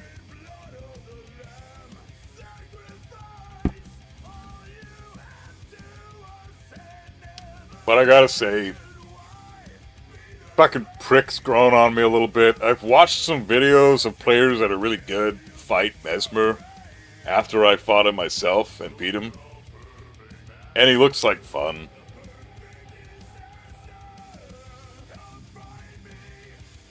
Goat. He's so fucking cool. God tier. Once you get it all connected. Best boss in Elden Ring? Holy fuck, that's a claim, dude. I don't know, man. Mesmer the best boss in Elden Ring? Mesmer is FromSoft's best fight. His moveset has the fast reaction check attacks and slow delayed attacks to make you really watch what he's doing instead of relying on only one thing. Or on only one timing. One of the greatest bosses in gaming ever. Another one on first playthrough way worse. Anything below God tier is disservice. Mesmer is God tier. He's your top 2, Easter. You guys. I'm going to tell you where I put him in my head, okay? And then you can tell me... I mean, you've already told me where you want him to go, but here's where I have him. I'm not going to put him here because I know that you're going to fucking kill me if I do this, but I have him right here. Like, right at the bottom of so great this should be illegal. And that's because my experience was fucking awful. I hated that I couldn't see a goddamn thing the whole time. Because I like to be... Okay, when I play against an opponent, whether it's in a fighting game or whatever the fuck, I'm always looking at the opponent. I'm never looking at my character. And when I can't see my opponent for whatever the fuck reason, to me, that's just the game's gimmicky way of them handicapping me for that small period of time by putting shit all over the screen, basically blinding you so that they can get a free hit in. I don't know, man. I think that's fucking stupid. When he does a fire attack, and then you dodge the fire attack, and then he immediately does a follow-up, but you get hit by the follow-up only because you can't see anything, because he just did a fire attack that's all over the fucking screen now? Dude. And then he gets to fucking phase 2, and there's this snake shit everywhere. Like, the snakes are all over the fucking place. And yeah, they're not that hard to dodge. But the amount of clutter on the screen is so ass, dude. I'm definitely going to do another playthrough. I'm doing like fucking 100 of these. But, and I'm going to stream the next playthrough too. Like, I'm not playing Elden Ring without you guys. I had no fun against Mesmer. I thought he was a fucking bitch, dude. But I will put him in God tier. Because he, like... I do feel like the more you play, he gets better the more you play. But again, you can argue that, like, oh yeah, if it's not immediately fun the first time around and you have to force yourself to replay it and force yourself to enjoy it, it's probably not the greatest boss fight. It becomes the greatest boss fight, but immediately it's not.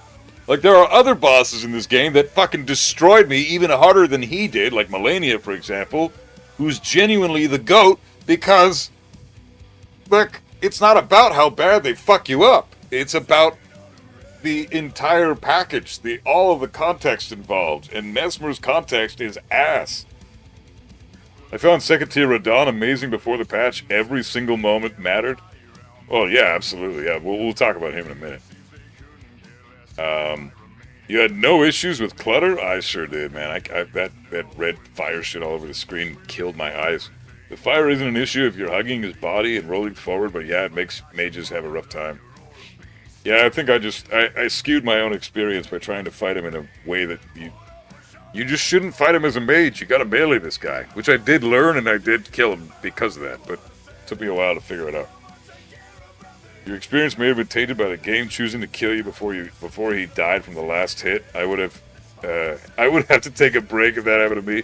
Yeah, there was multiple times where I got him down to like a pixel of health, and then there was one time where I did kill him, but he killed me too, and I died before I could get his soul, so I had to fight him again. And fuck, that was, oh dude, I don't even want to think about that. I bet you if that shit happened to you guys, you'd probably have him in the same spot I do. But I'm putting him at the bottom of God tier, because I think he's a great boss, and he has the potential, of all the bosses on this list, I think Mesmer has the potential to rise, move from the, well, maybe Moog too. Moog, Lord of Blood, and Mesmer the Impaler are the two bosses that, for me, have the highest chance of moving one way or the other on this tier list when I go into another playthrough. But, I don't know, man. Mesmer is really cool, lore-wise. I like that he sounds so fucking bored, too. Like, he wants something to happen. Like, just another day in Elden Ring. You know, that's basically how Mesmer reminds me of. Like, he's a fucking badass, and then the fight just ruins it. Another reason why Mesmer is the best boss in Elden Ring is the sheer amount of ways the moveset can be dealt with. Every move he does is jumpable, saveable, strafeable, outspaceable, and you can even crouch under some. Outspaceable? I don't know about that. Every fucking move he does is like a lunging attack where he just goes straight forward and you can't run from the guy. You have to dodge him. You'd put him on top of God tier? Mesmer? I can't do it, man. Look at who's on top of God tier. Malekith and Godfrey and Placidusax? No, they're all better than Mesmer. I can't put him that high up. He kind of holds the gated divinity hostage until you kill him. Yeah, he's a mandatory boss, isn't he? Where's Consort Radon? He's coming, man. He's not. We haven't got there yet. That's why I personally have to learn the boss before I ever make an opinion on it, and that's just me though. Well, that's why I wanted to get your guys' opinions, because this is an early tier list for coming from somebody who did just finish their first playthrough. There's going to be some adjustments in the future. How you gonna be buff with that voice, but use magic in Elden Ring? Because I've been asked that a million times. I live a strength build every goddamn day of my life. Why the fuck don't I want? Why would I want to do that again in a game? I'm trying to get away from reality when I play games, bro. That's why I chose Mage. Plus, I already used strength builds in Dark Souls 1 and 2. That was like my introduction to the Souls franchise, and I used strength builds. And Dark Souls 1 and 2, gameplay-wise, are fucking way harder than Elden Ring. So, strength builds in those games are a fuck ton more punishing than Elden Ring shit is. But, I'll use a strength build on my next Elden Ring playthrough. But for now, man, fuck that. I was Mage all the way. I think Mage is sick.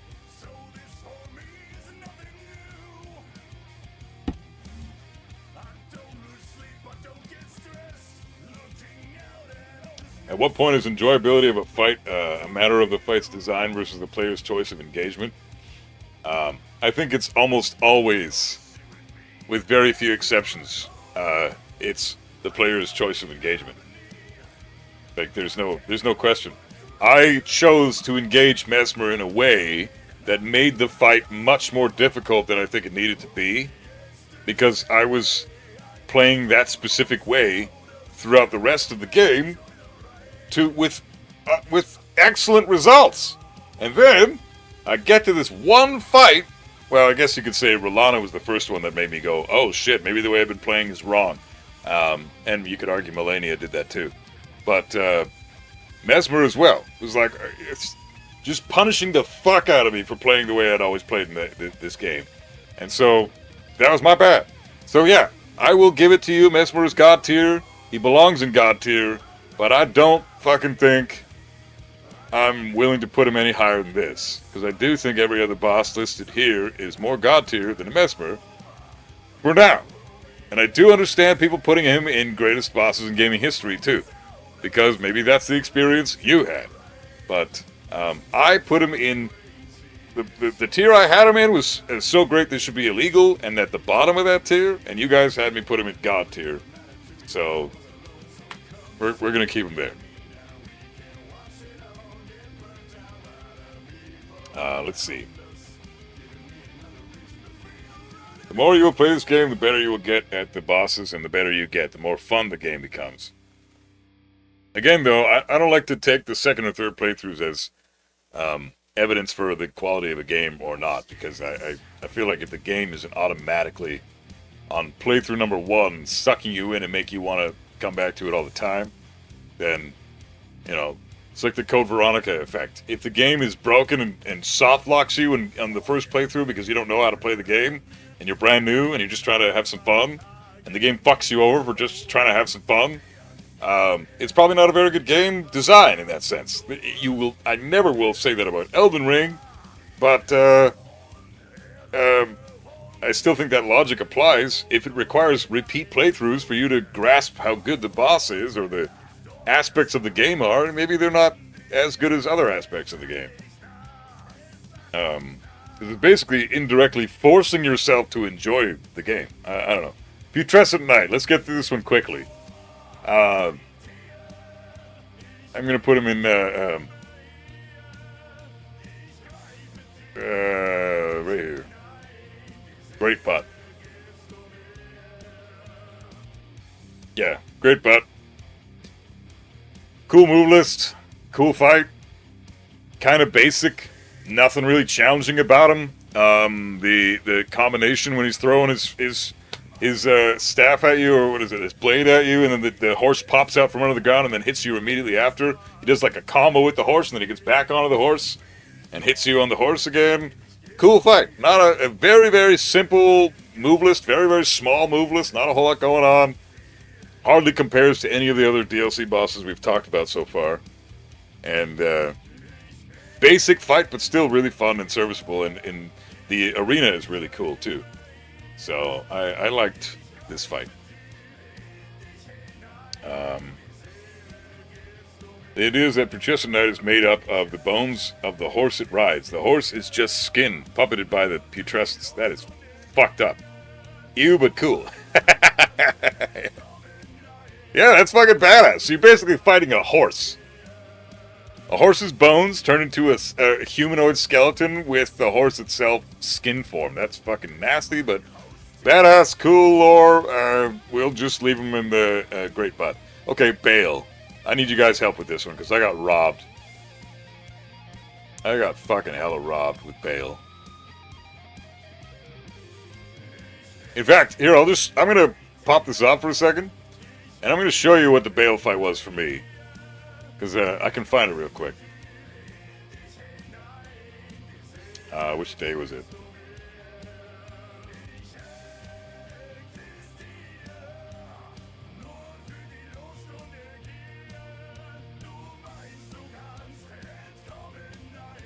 We get to Gaius.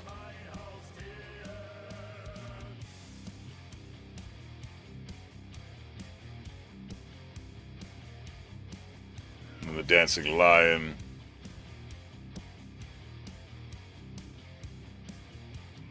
Romina. One sec, guys. Let me just try to find this because I want to show you how I was robbed. For those of you who weren't here during the Bale fight, yeah, here we go. I found it.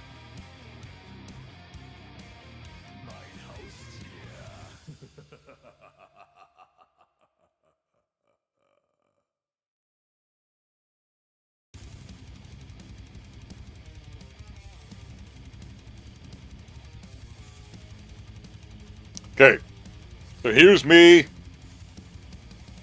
trying to fight Bale. Let's move this over a bit. I'm just starting the fight with Bale. This is basically what happened. I got over to the summon, found the summon of whatever his name was, Gideon or whatever the hell. Not Gideon, can't remember his name. Anyways, so I'm running around. Once I get the summon, we're all good to go. And we can fight this Bale bitch. Come on, dude. Get over the fucking... Yeah, so there's Bale. He lands.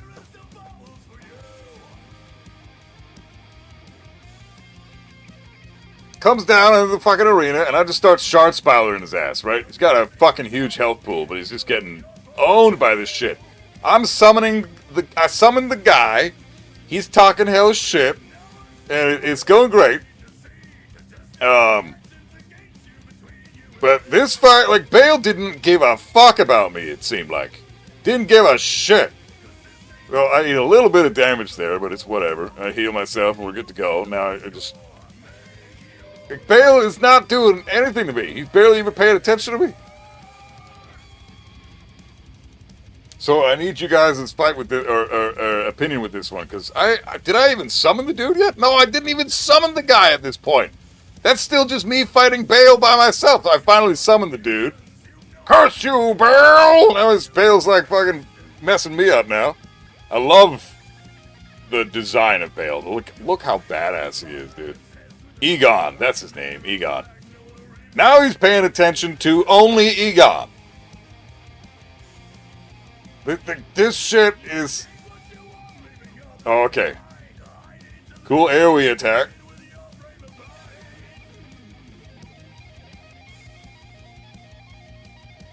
You know what? I did get to see a bit of his move list. I'm not gonna lie. This was cool. I love this fight. I dodged that perfectly. And now we just spam the shit out of this. Roll through that. Oh, you got fucked up there. Okay. I almost died here a couple times. Like, I'm actually surprised. You got fucked up by it. I don't know how I keep getting hit by this stupid shit. Anyways. Now the shard spiral is just gonna fucking melt his life bar. This is pretty much it. This is where I pretty much kill the guy.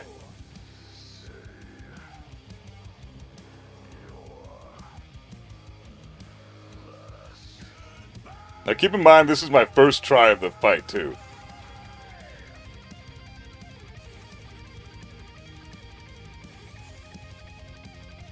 Look at that health bar. Just get fucking deleted, man. First try. So, I don't know. You ask me, I feel like I got ripped off a little bit.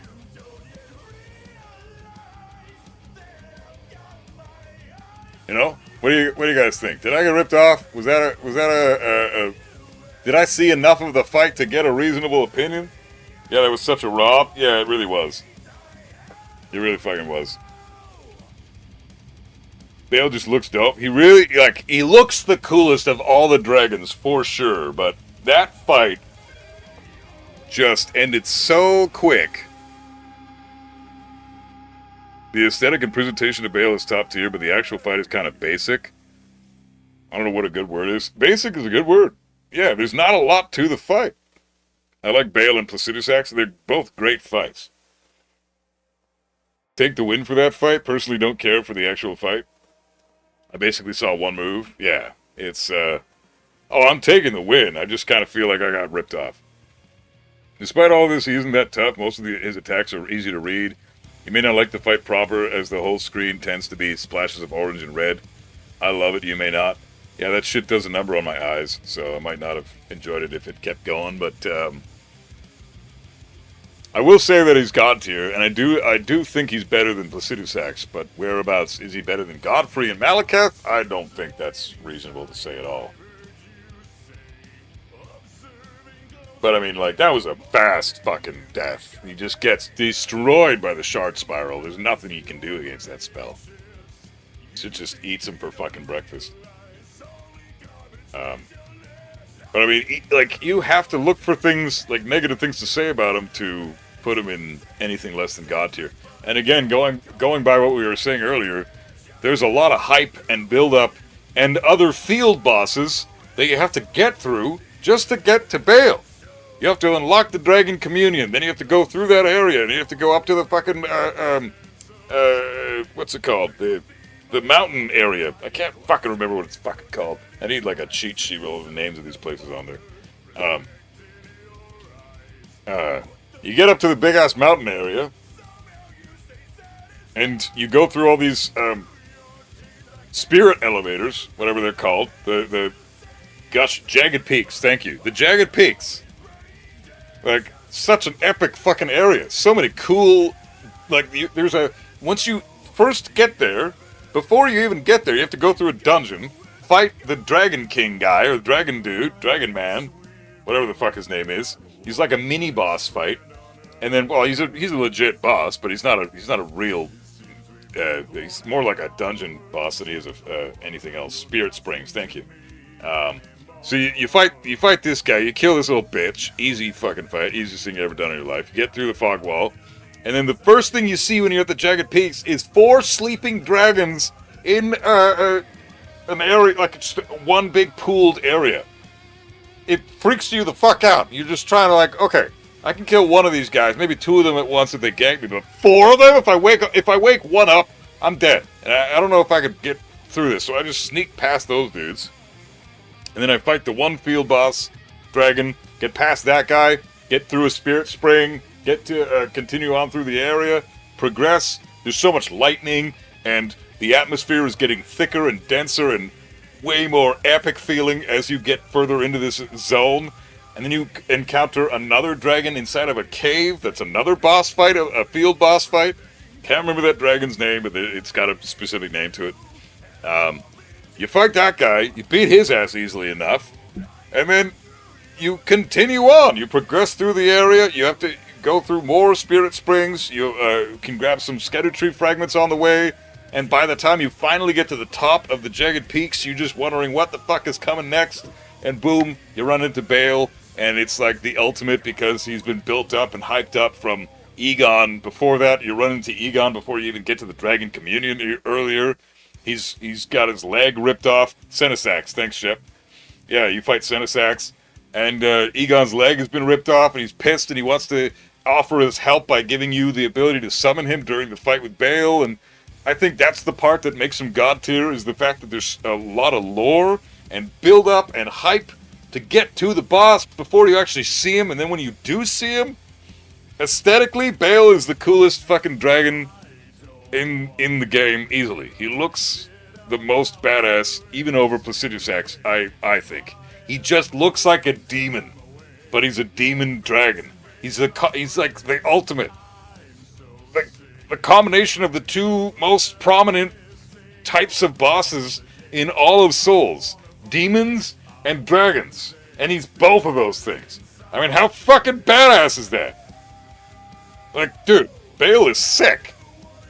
It's just a bit too easy. He's super, super fucking easy. If you're a mage, he's a fucking pushover.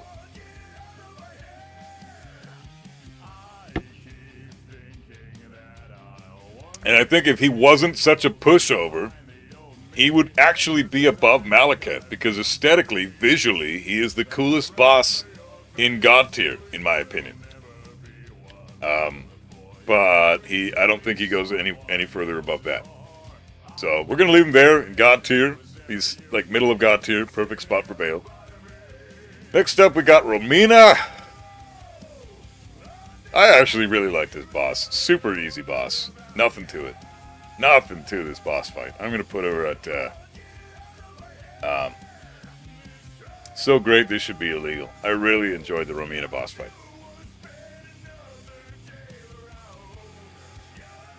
I really enjoyed Romina. I like that, you know, with her rot ability, it's not super busted and annoying. She's super weak to fire. Very, very easy moveset to dodge, but aesthetically she's super cool to look at. She's like a centipede, scorpion lady. Nothing notable, to be honest. I mean, yeah, her moveset's kind of basic. Maybe middle of this area, maybe right before Moog, Lord of Blood. Yeah, you're right. Actually, that's a good spot, because I like Morgott and Rykard more than Romina, but I like her more than Moog and Fortisax. So I'm going to put Romina here. And see why I enjoyed her? Yeah, I thought just like, I tried just fucking around with my fire talisman, or my fire seal, my fire incantation, and it just destroyed her health bar, but she was a cool fight. I didn't have a lot of problems with her. It's so boring it should be illegal. Really? You guys didn't like Romina?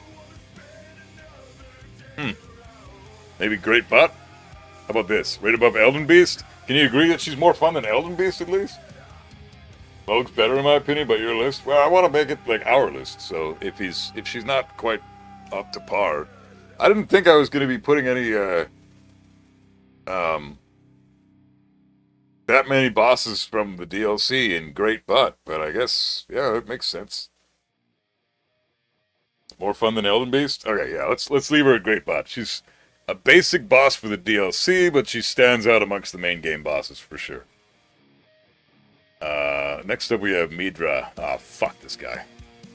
This is one that you guys just... You tell me where this guy goes, because I don't like Midra. I fucking hate this guy. Where does Midra go? Lord of Frenzied Flame. Fuck this guy. Midra's an ass bitch. Oh, dude. I don't like him at all. The depths of your foolishness! Love Midra, God tier. God tier easily? Are you fucking serious? Wiz, you enjoyed Romina? Me too. I liked her a lot. I think Romina was a hell of a lot more fun than Midra. You think he's that good? I can't put him in God tier, guys. I'm sorry. God tier, God tier? Are you fucking serious? Everybody wants him in God tier? Come on. Lord of Friendly Flame wink. Hey, it's cute. Hey, I'm Idra. I'm the Lord of the Friendly Flame. How's it going? What's up, Tarnished? Looking very, distinguished. You tarnished, distinguished, sexy bitch. My name's Midra. Fuck this guy. I hate this dude. He's sucked ass. I don't like how fucking noisy everything is on the screen. Again, his madness gimmick is annoying because, yeah, it doesn't really do a whole lot. It's not like Scarlet Rot or, excuse me, or even Bleed or Death Rot. Not Death Rot. Frostbite or Deathblight. Well, Deathblight's a whole other level of bullshit. But, you know, Madness is annoying because if your whole Madness bar builds up, you take damage, and you stagger for quite a while. So not only are you taking damage, but you're staggering in the process, and you're stuck in that animation, and it just basically kills you for free after that. So you haven't been on? Life is super busy? Nah, it's cool, man. It's good to see it. Reminded you of Bloodborne? Yeah. Yeah, yeah, I guess. Again, it's a fight that's whack for mages because all the frenzy can be avoided by staying next to him and rolling forward. Ah, okay. Again, yeah, my builds suck for these fights. Like, half the bosses on this list were great for fucking mages, and half of them just punish the shit out of mage fights. So yeah, got to you very, very easily. Okay. Okay. Lord is great as well, sad as hell, but okay. I'll put him in God tier, and I'll justify it to myself, because you guys are right. The lore is true. I think he should be an ass, personally. But yeah, God tier it is. But the reason I can justify it to myself and not be upset about it is because you do have to unlock, via cryptic means, you have to unlock an entirely new area with a castle and everything all attached to this dank area with basically lanterns from Bloodborne, unkillable fucking winter lantern bitches that kill you with madness as well. Like, these things are super fucking annoying. You cannot touch them. You have to stealth your way away from them. And you have to progress through this, like, eerie forest area, fighting another field boss in the meantime. Jory, I think its name was. Jory the sorcerer or whatever the fuck. Super stupid easy boss fight. But all these things are, like, slowly progressing you towards Midra. And yeah, he's essentially unlocked at the very end of a very cryptic section. He's like a mini Melania in the sense that you have to do so many things just to get the right to fight the guy that the game doesn't exactly naturally progress you to do. You have to do it yourself. So you have to do it. Rewards your massive amounts of exploring by giving you the ability to fight Midra. So he's extremely missable if you aren't thorough in your exploration. Yeah, that is a huge part of what makes boss fights great, in my opinion, is the journey it takes to get there, and then the boss is ultimately the reward for your exploration. I think that's awesome. I just wish he was a better boss fight, but again, maybe he'll be better for me on subsequent playthroughs. But I liked him a lot less than Mesmer. That's for sure. So, I'll leave him there. Guy is just shit from a butt just for his charge move? Absolutely, dude. Yeah, he's fucking ass. The whole Madness Forest is a massive slog after the first run, to be honest. Late to the party, but Bale doesn't deserve God tier for anything but his aura. You can only lock onto his head, which is impossible to hit half the time with how often he moves it around. Try to smack his ass, he spams AoE fire around him, an absolute nightmare. Yeah, he's a tough boss from what I've heard, but I beat him in one try. It was crazy. The Madness Forest, you take your time, Jory, is pretty wild. Bodies and a crazy AoE attack. Super fucking easy boss that I thought. The Spectral Seed is frightening, cannot be summoned. Yeah, you couldn't even use Torrent in the Madness Forest. It's crazy. You fought him at a low level. That is also true. It was like, I looked it up after the fight. So I googled it just to be sure what's the recommended level to fight Midra. Scatter Tree level 12 to 15 was recommended. And like 14 plus was the absolute, like, please be here to fight this guy. I was Scatter Tree level fucking 8. I should not have been fighting that guy. I was way the fuck under-leveled. I should have fixed that. So again, a lot of the reason I hate this dude was basically my fault. So I'm going to put him in God tier, because I feel like there's potential for me to love this guy. I just fucked myself over with the way I played the DLC. But, yeah, he's a cool fight. I'll leave it there. Okay, Metter, Mother of Fingers. Cool fight. You know what? I'm going to put Metter at the bottom of So Great They Should Be Illegal. What do you guys think? Because it was a really cool fight. I liked the Metter fight, but I think it's definitely better than Romina. But I don't think it's much better than any of the other great So Great They Should Be Illegal fights.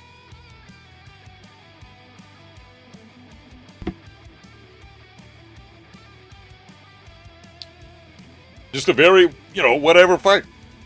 Really cool arena. Really cool arena. Phase 2 has one annoying move, and other than that, this fight was super, super simple and easy to figure out. Vale, the Gank NPC fight, the Consort Radon are the only bosses I didn't beat without summons. I was so frustrated.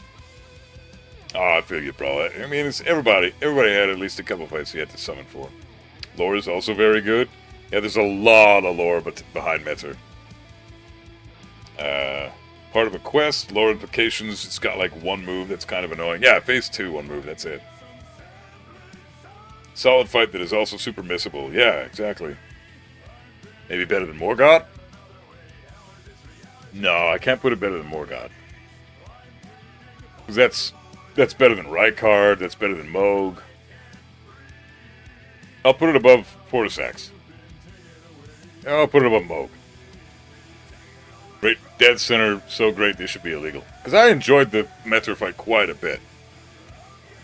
And then you fight another boss at the end of that, you fight an NPC at the end of the quest line, and then you fight the guy that sent you onto the quest line. It's just this bitch-ass little prick boss that struggles to shoot the sorcery bullshit at you, and he's such a douche. It's so fucking easy.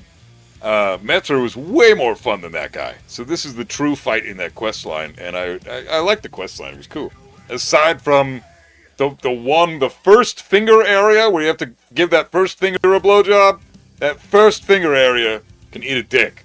And those one finger guys that just send out those projectiles that home in on you, and then they knock you off your fucking noble steed, and then you get fucking struggling on the ground to get this pink ring off of you, and I hate that bullshit. Didn't like the black hole move. Yeah, that's the one annoying ass move, for sure. But besides that, the boss really is kind of helpless. Metter is a really neat fight. I like the usage of cosmic power from a singularity from her tail. Yeah. Reminds you of a Briatus. Yeah, Briatus from Bloodborne. Yeah, it's a great comparison. This is like a Briatus 2.0 for Bloodborne. Super sick comparison. Absolutely. Daughter of the Cosmos. This is like Mother of the Cosmos. So sick. Greatly enjoy arcane, eldritch monstrosities like those two. Yeah, honestly, the finger concept is kind of weird, but then it escalates, and this is the culmination of all the finger bullshit throughout the whole game. So I kind of like that there's like a sort of an indirect build-up to this chick, too. If you can even call her a chick, I don't know. Blowing into the challenge is more annoying than the boss fights. Yeah, I agree. Where's the father of Toes? Oh, he's in the sequel. Elden Ding. Elden Dong. Alright, so we're gonna go to the fucking next one. Two more to talk about. Needle Knight, Lita, and Allies. That's not a boss fight. No. They did not have a... I'm sorry, you can't put a boss here that doesn't have a boss health bar. That is not a thing. Lita is not a fucking boss fight, it's a gank fight. It's an NPC gank fight. So I'm not even going to include that on the list. That's not a boss fight to me. If there's no boss health bar, it's not a boss fight.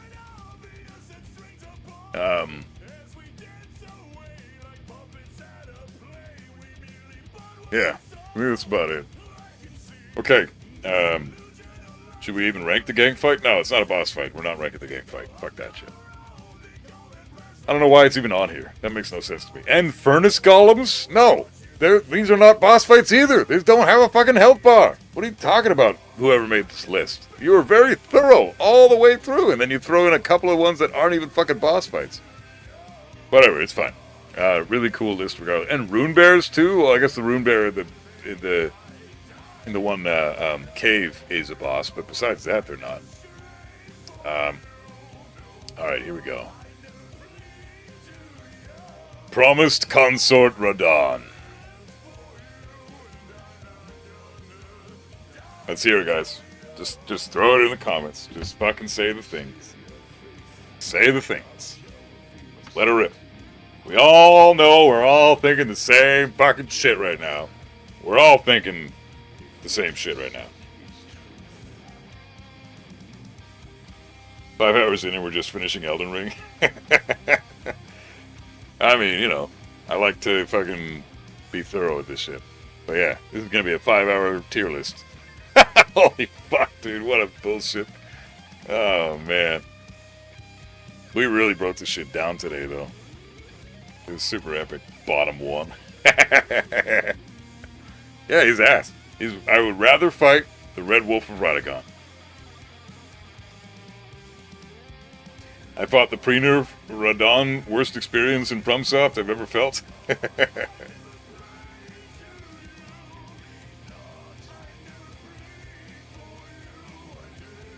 Alright.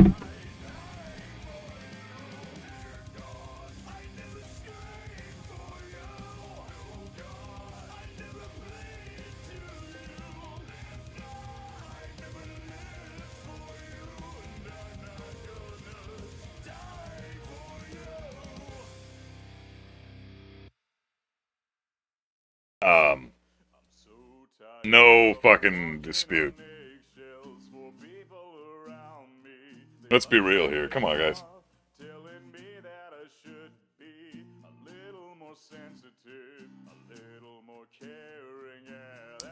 Tainted your view on the game.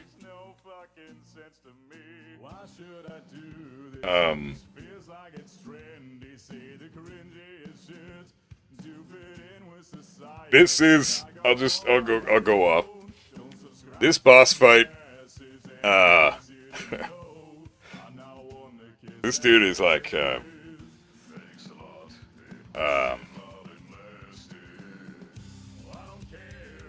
mean, what do you say? Yeah, babe, I'm done. This is the last guy. This is the last guy. Just Promised Consort Radon is. How do you even fucking describe this fight? I can't do it. I don't know how to put this into words, man. I gotta take my glasses off for this one. I already hyped the shit out of Melania, right? Everything I said about Melania is basically how I feel about Radon, aside from the fact that, you know, you don't need to do a whole bunch of cryptic shit to get to Radon. It's just, you know, his natural progression. Top one, what's more to say? I don't know, man. I don't know.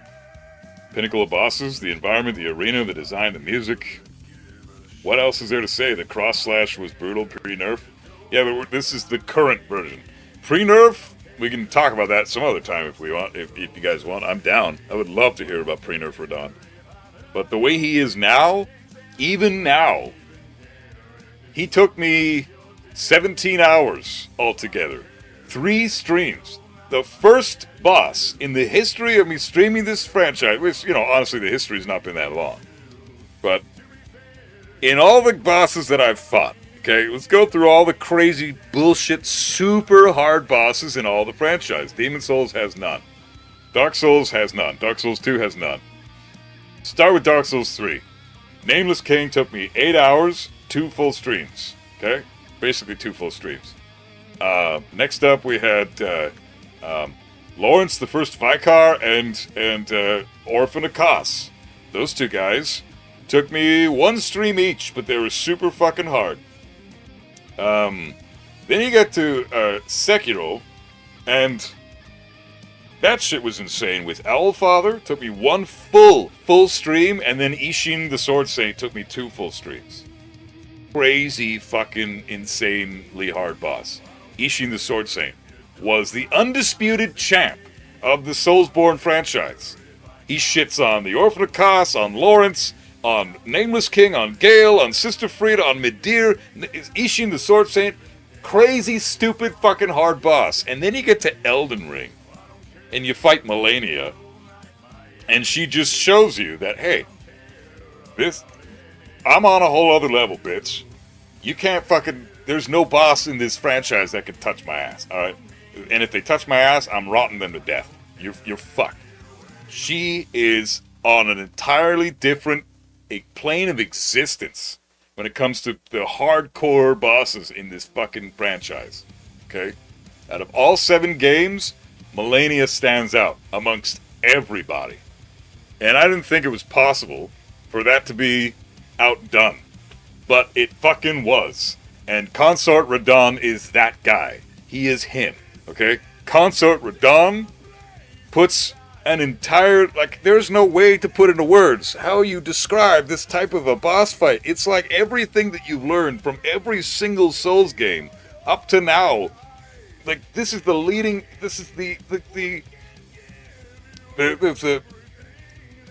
culmination of every single piece of skill that you have and everything in your build. You have to use it all to your fullest advantage to beat this fucking guy. He is the hardest boss in all of gaming history. He is the coolest boss in all of Soulsborne.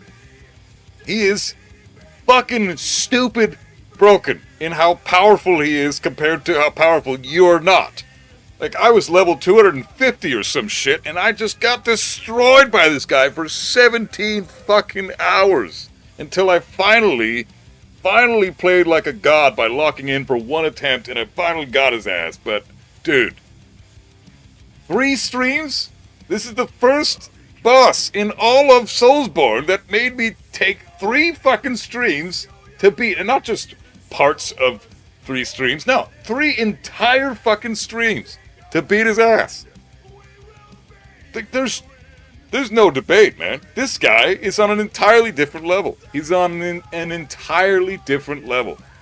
And his difficulty is legendary. For sure. Like, that's a great way to say it. The difficulty is legendary. However, you don't want to fucking pull your hair out when fighting this guy. He's just so fucking... He tests every little bit of skill to the utmost extent and makes sure that you are a fucking sick Souls player. By the time you beat this dude, you're 10 times better the player you were when you first started the fight. He improves you as a player. Like, it's just the ultimate boss. And on top of that, visually, he's aesthetically, he's the coolest thing in the fucking game to look at. Visually, he's second to none. Like, amazing look on the boss. Like, Radon alone is so fucking awesome. I mean, he's greatest bosses in gaming history. Star Scourge Radon is right there. And he still has that, he still retains that look with a different armor set, so it's more tailored to how Moog would look, and Mikkola's design, I guess, Mikkola had something to say about the design, I don't know. But, like, the guy was so cool in the main game that he came back for the DLC. I just... This is the guy that fights Melania to a standstill. And now he's serving Mikkola. He's directly under Mikkola as the consort. And so he's amped up even more. Like, this is easily the most powerful boss we've ever fought in Soulsborne, even if we just talk about lore. Like, Consort Radon with Mikkola on top of him is... Like, what boss is more powerful than that in the lore? It's easily the strongest boss in all of Soulsborne. You're fighting a literal god.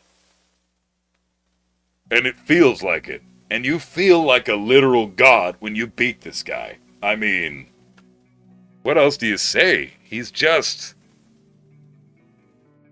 He's everything you want in a super stupid fucking hard boss. Everything. He is the best boss in Elden Ring. He's the hardest boss in gaming history. And he's going to top the list. He's the greatest GOAT of all time. What do you guys feel? I want to hear some feedback, because I've been talking and saying shit. I want to know what you guys think. If anybody hates this guy, I would love to hear why. Besides the fact that he just destroyed the shit out of you. Because, yeah, that happened to everyone. But if you can set that aside because it's just inevitable... what else about him did you not like? Because I can't think of anything besides his absurd difficulty.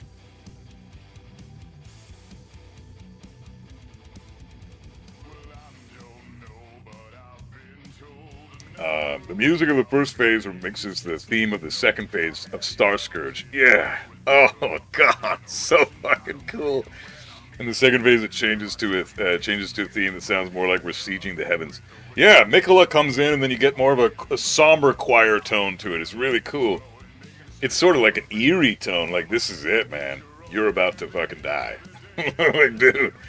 Oh, man. And not to mention, Phase 1 and Phase 2, the difference of difficulty, like, the gulf of the change of difficulty. Phase 1 is not so bad, and it's still already one of the hardest bosses in the fucking game, but Phase 1 is doable. And then he gets to Phase 2, and the difficulty amps up more than any other Phase 2 transition from any other boss in the entire franchise. It is such a massive step up in difficulty. Like, for 15 hours plus, I could not get this dude below half health. I could not fucking do it. 3 streams, I couldn't get him below half health, and then I finally, somebody in chat recommended the Carrion Slicer, and that was it for me. And I finally found my strat, but I couldn't get him below half health because Phase 2 is so insanely fucking stupid hard.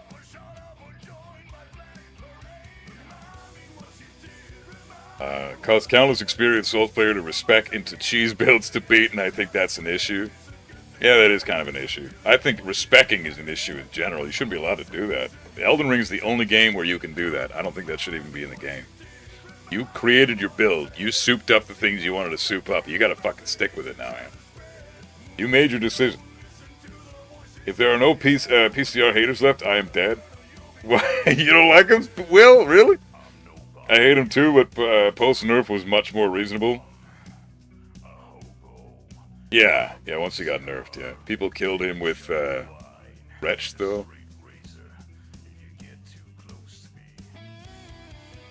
He got too much going on in the second phase, yeah.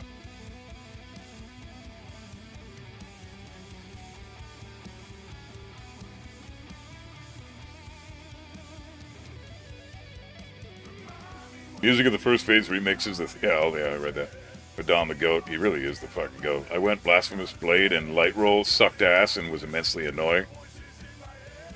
Light Roll against this guy sucked ass? That's weird. There. Yeah, the post-nerf shit is definitely... It's too bad I'll never be able to fight him pre-nerf. I would love to fight this guy pre-nerf, just to see how fucked up he was. Low-key disappointed that they reused old stuff for the DLC final boss. Such a badass. Really? Like, of all the cool shit from the original, like, the main game to reuse? I mean, Promised Consort Radon coming from Star Scourge Radon was, like, the perfect thing. No, that's brilliant, dude. I fucking love it, man. I fucking love it.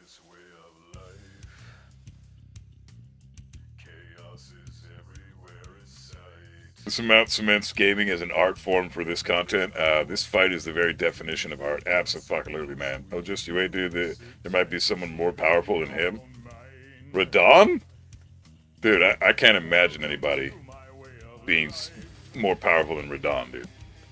Well, maybe in the lore, sure. But as far as, like, actually fighting them as boss fights, I don't know. How the fuck? If you make a boss harder than Consort Radon, you're making a mistake. He is, like, already too hard for most gamers. You shouldn't make it harder than that. When you look at the statistics of the amount of players who've beaten these bosses, Malenia is at, like, 60% of the player base. How many people bought this game? Millions and millions and millions. And only 60%? That means several million players who spent money on this game and found Malenia didn't ever manage to beat her. And she's only the second hardest boss in the entire game. I'm sorry, but if you're going to charge people $40 for DLC, that is top fucking tier DLC and well worth every goddamn penny of that $40. But if you're going to charge them that money, and then you're going to end the DLC with the hardest boss in gaming history, you better at least make him, reasonable. And I think that this guy is unreasonable to most people's in most people's opinions. I think this guy just... Most people are going to say he's unreasonable. Guarantee it. But, I like that because I love super hard challenges. I love challenging myself as best I can. So, you know, fighting guys on the level of Radon and Melania that's my shit. I'm all over it. But I get pissed off and swear and yell and throw shit during the fight. But once I've calmed down and I'm having a good time again, I think about the fight and reflect on it and think, man, it was an amazing fight. That's how I feel about Melania. But Radon, there wasn't a moment in time where I was like, okay, this is bullshit. I could always feel like, yeah, I'm getting wrecked. I don't have a clue what I'm doing. I don't know. I can't see the light at the end of the tunnel. This guy is defeating me multiple times. Like, I am not able to do shit against this dude, but I'm having the time of my fucking life because the moment I finish this fucking fight, not only are we finished the fucking game, but I'll have, like, unlocked a new level of skill. He's forcing me to level up as a player. I love that. Like, that's exactly what these kinds of bosses do. It's amazing. Melania took you 2 hours? Damn, Will. Holy shit. And his first phase is the same stupid shit as fighting Radagon to get to Elden Beast when you've already perfected it. Yeah, the second phase changes everything up, yeah. You don't hate him, but you don't like him either, Pluto? Really? And I say, oh, this is someone who defeated him pre-nerf. Shep, yeah. Oh, man, I'm jealous, dude. I haven't faced him since update, but I'll get to it eventually. Elden Ginja, you should, man. This fight was amazing. Gee whiz, you feel the same way, bro? I mean, yeah, I can totally understand people not liking this guy. I can totally understand. I don't hate him, but I don't like him either. That's the same way that Gee whiz feels. Okay. First phase is the same stupid shit as fighting Radagon to get to... Oh, yeah. Read that already, too. Fuck, where am I at? Jesus Christ. I don't typically use cheesy stuff, but I really wanted to beat him without summons as well. Yeah, I beat him without summons, and I'm very proud of that fact, because it kind of redeemed myself for using summons on Melania, Rolana, and Midra. Now I know I didn't need to use summons to beat those guys, because if I beat fucking Radon, I sure as fuck could have beaten them. I was just impatient. I wanted to progress. Whereas Radon, I'm okay with taking 24 hours to beat the guy if I needed to, because he's the final boss in the entire fucking game, so there's nothing after him. So take your fucking time, enjoy yourself. You have fun getting absolutely wrecked over and over and over and over and over and over and over again.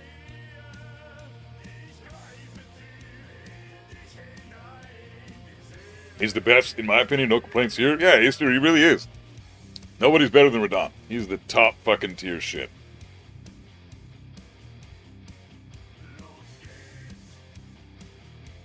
Make the prime Radon tier purple, though? Alright, that's a good idea. I'll make it purple. Sure, why not?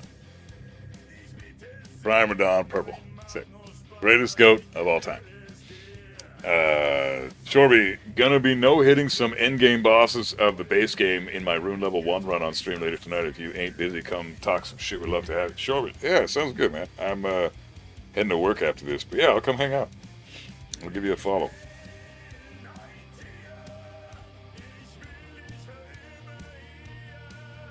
And I gotta say, I'm shocked that this is the first time, I think, ever that my Twitch stream had a larger viewer count than my YouTube stream. I'm blown the fuck away right now.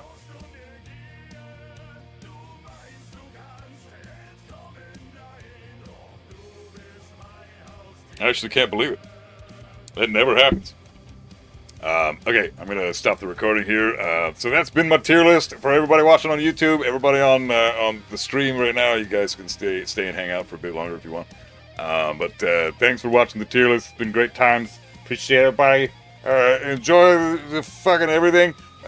Like, comment, subscribe. What are all the stupid things people say? Oh yeah, it's your boy. Everything's lit, and the fucking GOAT is Radon. All right, sick. See you guys in the next fucking video. Okay, recording's done. Now we're just talking shit. Yeah, dude. Seriously, man. What a fucking... This is a tier list right here. These are all the main bosses. How many are there? So we got 3, 6, 10, 15, 24, 30, 33, 39, 40, 43. 43 main bosses. That's interesting. We finally have an official number. So we got 43 main bosses, including the DLC, all together in all of Elden Ring. 43, which is 2 more than Dark Souls 2. Fuck, that's a crazy game. Dark Souls 2. Use your trusty person-sized hammer on him. The first go-around, the Giant Crusher was promoted to God Crusher. Sick. Can't wait to see your big bonk playthrough now, though. Gonna use my mighty hammer on the next one. Gotta go to bed. Good night. Alright, here's to be safe, bro. Get some sleep, man. Thanks for hanging out, man. You have any idea what weapon you're gonna use next playthrough? Dude, I have no idea. I'm gonna go with a strength build. That's all I know. I want to see what the strength build does. Because I felt that, like, in Elden Ring, about half of the game altogether was like, oh, I'm so glad I'm a mage build. And the other half was the exact opposite. I fucking wish I was a strength build. Like, there were so many times that I wish I could just poise break the fucking whatever it was, mostly bosses. In fact, I'd say the majority of boss fights in this game want you to be a strength build. The majority of them do. The only ones that are really, really good for mages are big, huge bosses. Like the dragon fights, you definitely want to be a mage. The giant fights, like even the Meter, the Mother of Fingers, the Fire Giant, even Estelle, Natural Born of the Void, stuff like that. All those guys, the Valiant Gargoyles even, all the big dudes you're better off as being a mage, but all the rest of them, strength builds all the way. You get fucking wrecked as a mage for most of the boss fights. But then half of the main game, I'm glad that I'm a mage, because there's dudes shooting shit at me on top of big ledges that I can't get to, and I gotta just run through that shit if I'm a strength build. But no, I can kill them and then loot the area at my own leisure if I want, because I can just fire my night comets up at them and kill them every time in one shot. And it's just, mages are great for certain areas. But strength is ideal for most bosses. I'll find great joy in stance-breaking enemies. Yeah, I can't wait. I'm stoked. Big-ass sword or big-ass mighty hammer. Away you go. Super sick. If you want an easy time with strength, go for Iron Balls. If you want a somewhat challenging time, Giant Crusher. Alright, I'm going to check it out. No better feeling than getting a riposte. Yeah, plus it reminds me of Sekiro. Because you got all the death blows all the time with Sekiro. And it's just basically a riposte. It's taking the riposte mechanic, or I guess in Bloodborne it's called Visceral Attack. It's taking those mechanics and just, doing the same thing, kind of. Sort of the same thing anyways. And yeah, Sekiro is super fun doing the death blows, and I felt like I didn't really get a whole lot of that in Elden Ring because I wasn't the right build for it, so bummed me right out. But it's okay. I'll do a strength build next playthrough for sure. And the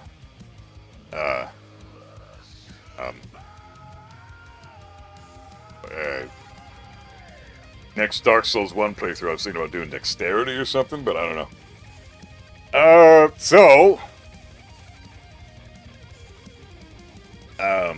There's also this shit that I was going to talk about, which is just the Tekken 8 patch notes. I don't really have a whole lot to say about this shit, but I really wanted to just maybe break it down a little bit.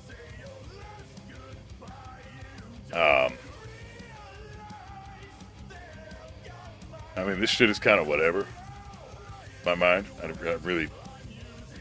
I'm just so kind of over Tekken right now, dude. I'm so over this bullshit.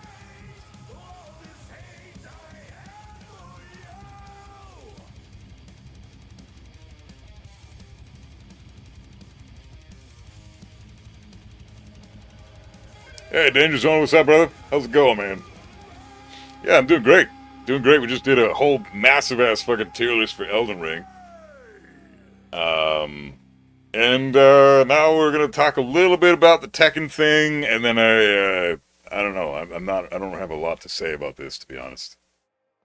But I'll break it down. I'll talk a little. I'm just gonna give my thoughts and how I feel about the current patch and the state of Tekken. I'm not gonna go into details about the characters. Let's make a quick recording for this too, and I'll post a video about it. And I'm just gonna talk because I don't have a lot of positive things to say right now about Tekken, but it's not going to be like Elden Ring. I'm going to be a little more negative right now. So let's do this. Alright, so I had people in the chat that wanted me to discuss my thoughts on the patch notes for Tekken 8. And this horse shit here. I'm gonna be real, I don't really give a shit, because we already, I mentioned this earlier in chat, but I'm gonna go over it again. Tekken 8 right now for me is we're in an abusive relationship. Okay, you're two people. One of them is extremely abusive and constantly lies to you and then delivers on things that you didn't expect in a negative way, right? And so you're just putting up with that for multiple years in a row. And multiple times within a single year, even. And so my love for, we'll say the person in this sense, my love for this person is starting to dwindle, starting to waver a little bit as time goes on. And they continue to be abusive, and then they continue to apologize, and then they're abusive again, and then they apologize. How many times am I going to be able to go through this before I have no more love left to fucking give for the scenario at hand, right? This person has fucked up so many times, and now I'm struggling to even retain some semblance of self-dignity because I continue to stay with this person. Where's the fucking logic in that, right? So with this concept, I gotta either get the fuck out, or I have no right or reason at all to complain. And in this sense, they have tried so many times and lied to us on delivering specific things like what they initially promised us with the Season 2 defense update that they then fucked us on and said that it's going to be the biggest defense update ever. There's 1,500 chases. It's going to be great. And then they deliver it. It's the biggest fucking offense patch ever. They delivered this shit. 1,500 changes of things that none of us wanted. Homogenizing the goddamn cast. What is this shit? You know, just a bunch of nonsense. Nobody asked for any of this. And then they spend the next 6 months course correcting. Right? They apologize after the patch is released and to negative results. The entire fucking Tekken Steam account got flooded by negative reviews and was actually bolstered down to mostly negative in the review section. And then you have people dropping the game left, right, and center for that are prominent members of the franchise that have just stopped playing I stopped playing the game almost entirely in Season 2. I barely even touched Ranked.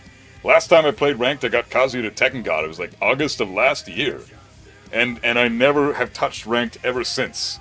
Because I think it's a fucking nonsense scenario. Everything about this game is a coin flip scenario, coin flip simulator. There's nothing good about having to fucking guess all the goddamn time. 50-50, forced 50-50s on block is not what any of us wanted with this shit, right?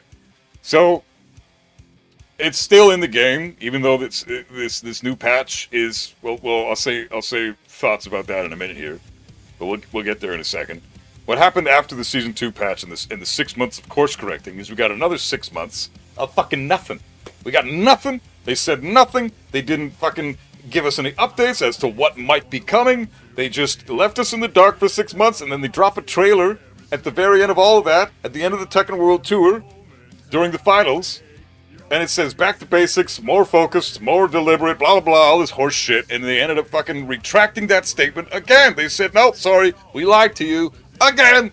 The fucking back to basics shit isn't going to denote what actually we mean by back to basics. So don't expect a back to basics in the patch that we're about to drop because we fucking lied to you again. My bad.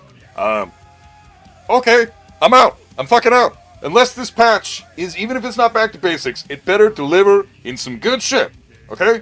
And then the patch comes out, and it doesn't fucking deliver the good shit. It delivers ass. It delivers a bunch of fucking farts and ass. There's nothing I want. I don't want anything to do with farts and ass. I want Tekken. You're giving me farts and ass. I want Tekken. Well, we're not into giving you Tekken right now. We're gonna give you ass.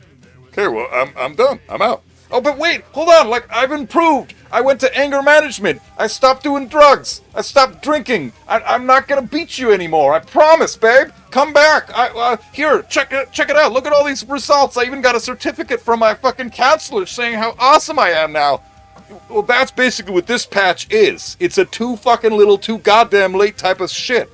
This patch, like, straight up, fantastic shit. Well done, Bandai Namco, on finally delivering a patch that the entire goddamn fucking planet asked for the last 2 fucking years. You delivered this shit, and it's amazing. You got a couple of issues here, like why is Dragunov not hella nerfed?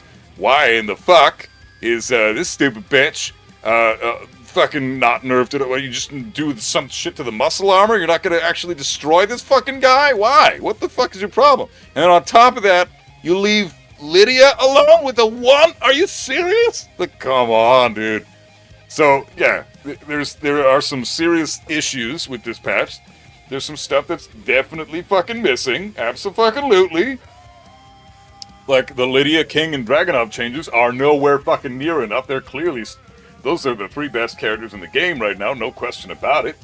They're still buffed from their Season 2 versions of themselves, but... And have had no Season 3 nerfs, essentially. So they are essentially still Season 2 characters.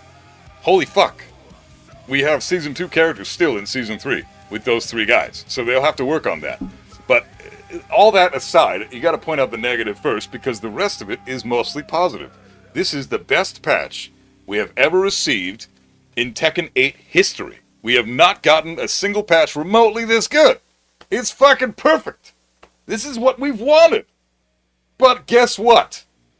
You give it to us way the fuck after we've been clamoring for this, and you've constantly either ignored us, promised us something, and delivered it the exact opposite, or you straight up fucking lied to us about it multiple times, and then issued apologies about those fucking lies.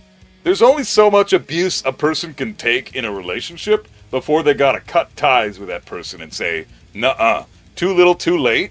You're doing great. I'm happy for you. You're gonna make someone very happy in life later on.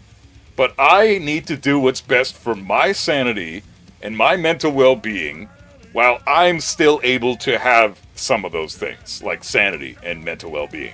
If I continue down this fucking path, I know what's gonna happen. I'm going to be playing Tekken. I'm going to fall in love again like I always fucking do. I'm going to get addicted.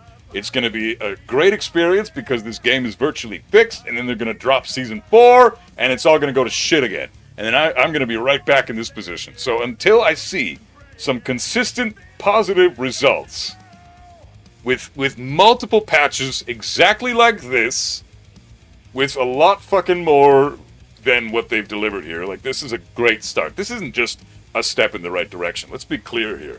This is not just a step in the right direction. This is a gigantic leap for humanity in the right direction. This is an amazing patch. Seriously. But it's like looking at an abusive ex-girlfriend who you don't hate them with all your heart, but you're just done. It's like watching an abusive ex-girlfriend who's an awful person, turn into a decent human being. You're still my ex. I'm still with someone else that's making me much happier in life now, and you and I are done. Like, there's not going to be a future for us. You're my ex for a reason, okay? And that's kind of how I feel about this. It's exactly that concept. So, I cannot believe that they finally dropped a patch that's this goddamn good, and they did it now. If you could have done this, that's the other part that makes me goddamn pissed.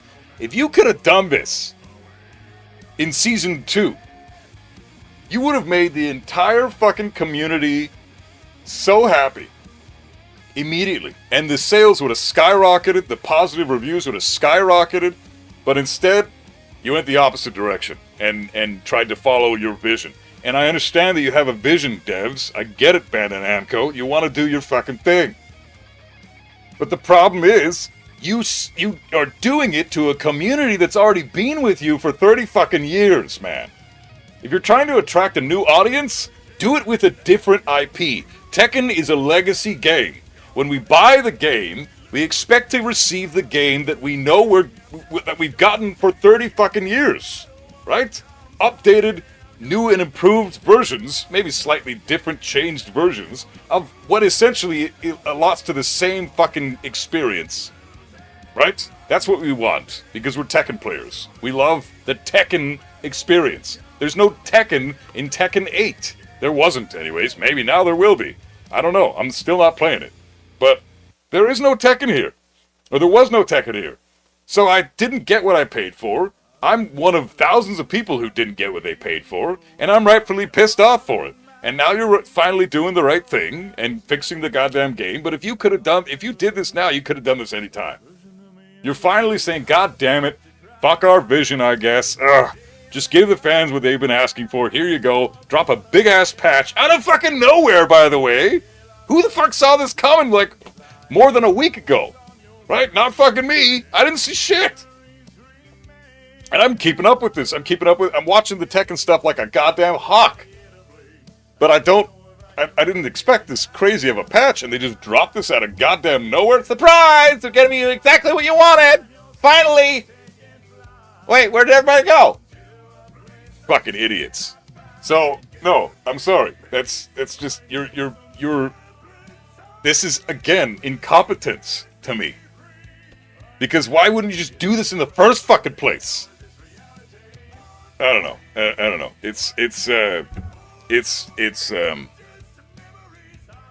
It blows my goddamn mind, man. It blows my mind that they are this incompetent, that they're so dead set in focusing on their vision that nobody asked for in a game that has a legacy of 30 plus fucking years, and now they're flipping it on its head and wondering why the game is getting review bombed so much. Maybe it's because you're kicking your audience in the fucking nuts all the time. Nobody asked for the shit that you're doing to their game that they paid money for. So it's just absurd to me. So the incompetence is just it stands out on its own. But one other thing I need to comment on is the goddamn community. Aside from Bandai Namco being idiots and incompetent and dropping this amazing patch fucking 2 years later than they should have.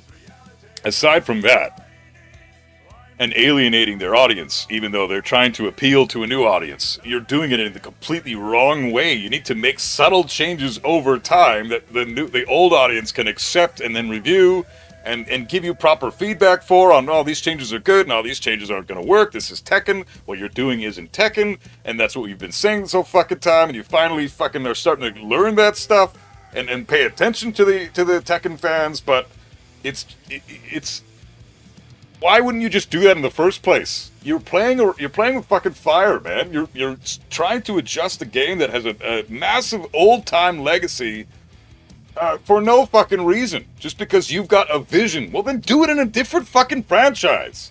No Tekken player wanted what you did to Tekken 8. So, the other issue I have is the goddamn community, though. The community, man.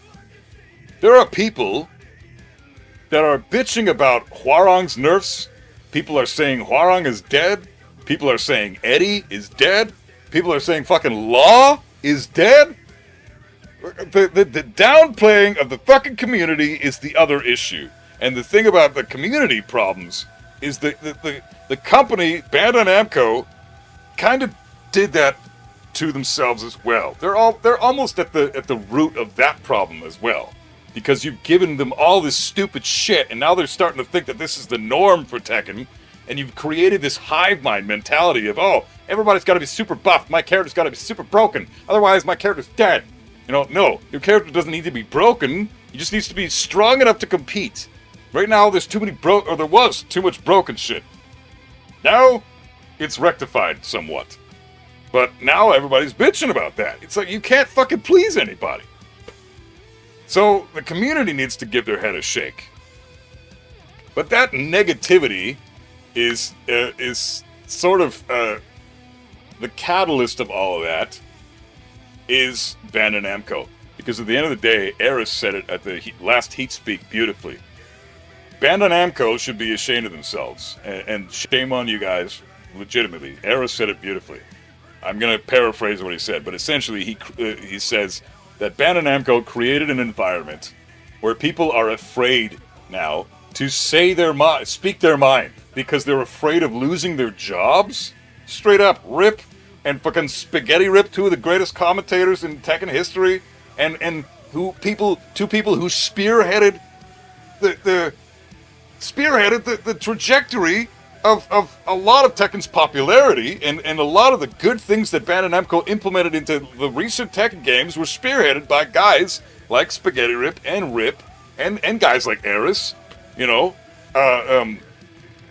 who basically started the commentary concept in general. They began that before it was ever a thing that people made money on. They were doing it for free 25 fucking years ago, and now Bandai Namco is turning their backs on them because they're critiquing their game a little bit too aggressively, I guess, for their taste. Go fuck yourself. Aggressive critique is what everybody needs, especially if you're a game dev. You should be critiqued aggressively and harshly, because how are you going to learn otherwise? And if somebody paid for a product, they should be allowed to say whatever the fuck they wanted about that product. You already have their money. What's your deal here? So they pay for your product, then they critique it in a completely reasonable way, and your response to that is, you're not allowed to say that about our game. Go fuck yourself. You're fired now. We're going to go find other guys to fill your boots, even though you've been in this position since before we even had a payroll to put you on? Are you serious? This is the mentality of Bandai Namco and their bullshit vision. This is the reason I'm not a Tekken player now. I'm not playing this fucking game, because it's backed by all these two-faced idiots who are now firing members of the community left, right, and center, who are prominent in extremely important pillars of the goddamn community, and they're not even allowed to speak their minds. So you've created this environment where people are afraid of you. They're afraid to critique your game. And that's your doing. And I'm just like beside myself about it. So Eris said it already. He's 100% right. Shame on you guys for creating this environment. It is worse than anything that's in the game itself. The environment you've created is disgusting, and you should be ashamed of yourselves. And Eris is the one who said that. And if he is saying that, if that man, who's one of the coolest dudes ever, one of the most reasonable and intellectuals ever, super logical mindset about all things, who's always trying to play devil's advocate. The dude was even trying to play devil's advocate in that exact podcast in your defense, Bandai Namco. And he still finishes it with shame on you. I mean, what else is there to say?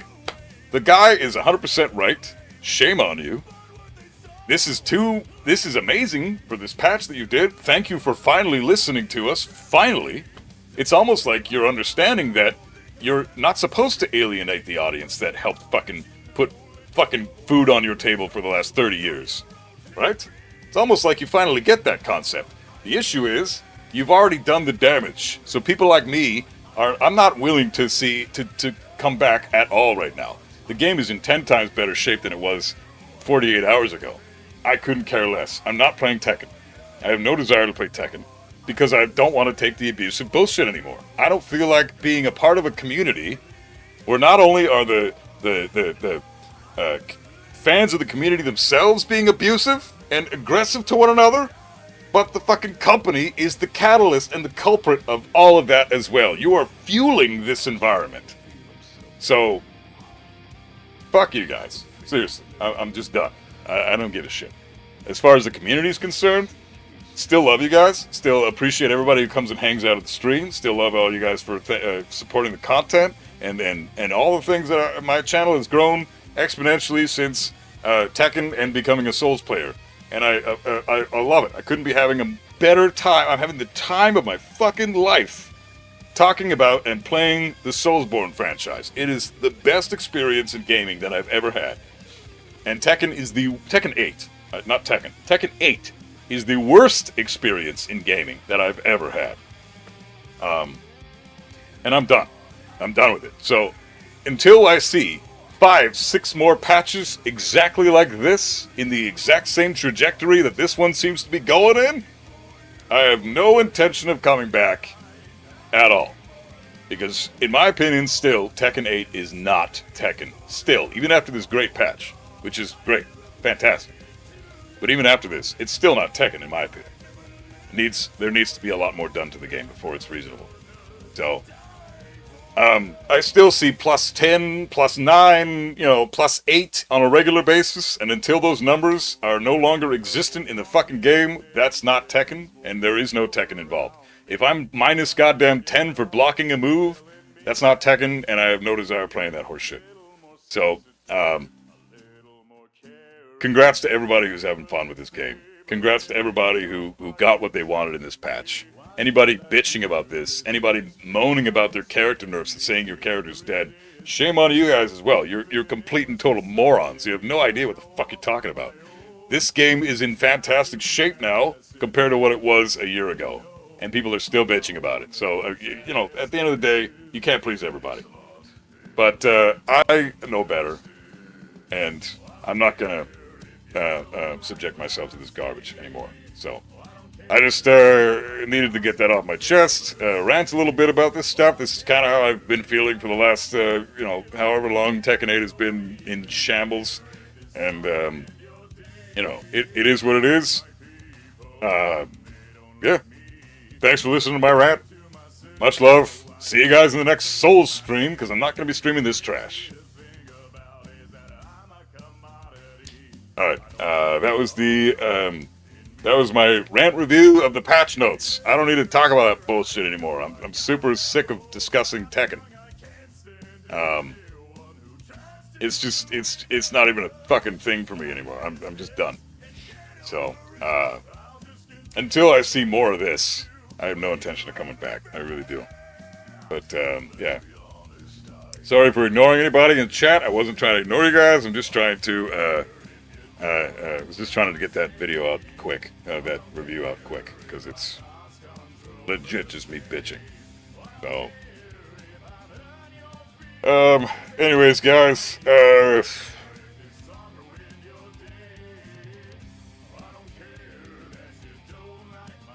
Competitive players, when it comes to their voicing their opinions on balancing, can't stand the Tekken environment anymore. Yeah, it's awful.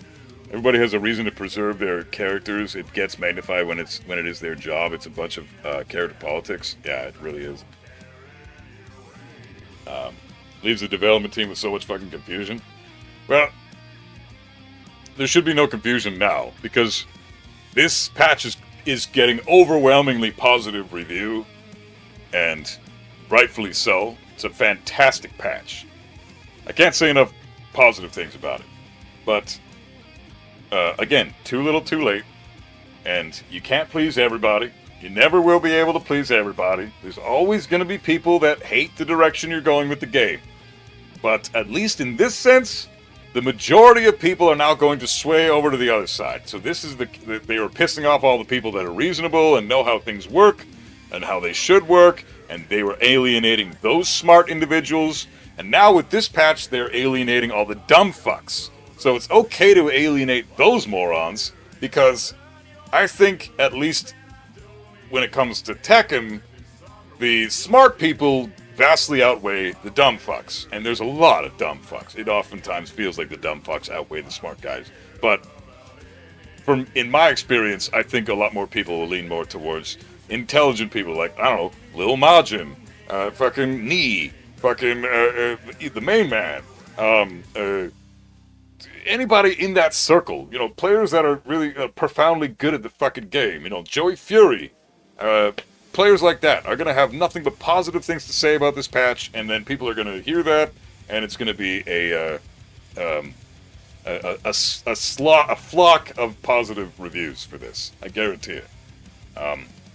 So, even if the reviews change from overly negative to mixed, that's a massive upgrade already. They should see within a week's time the reviews are going to go up to probably mixed at least, and then they'll know, okay, that's verification. What we just did is being approved of, and yeah, and we should continue going in that direction. So, hopefully that's what they take away from the. Because I just know the updates or the reviews are going to be positive. I just know it.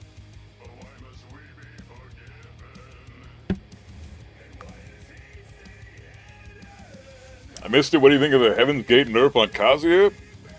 I'm happy with the patch, just curious. Yeah, it's great. Kazuya needs more nerfs. His Devil Fist is the last thing that needs to go. He needs to get no tracking with that thing in Heat at all. It's too much. Why in the fuck are you giving the most difficult character in the game easy mode bullshit? Brainless, easy mode, stupid horseshit. You're applying that philosophy to Kazuya? That shit is... Apply that shit to fucking Lydia and King and all these dumb bitch characters. Don't apply it to Kazuya. He is the one character that still plays Tekken in this fucking game now. So, giving him nonsense like a tracking Devil Fist in Heat that launches is fucking absurd. No, they need to get rid of that. But that's the last thing I think he could get nerfed on, and then I think he'd be great. He'd be in a great position. But they really did a number on him. They nuked him. They nuked Kazuya. They really, really did. Back 4 no longer not launches, which means I no longer get to launch punish Devil Fist, or not Devil Fist, Death Fist from Paul when I block that. You know, I no longer get to launch punish fucking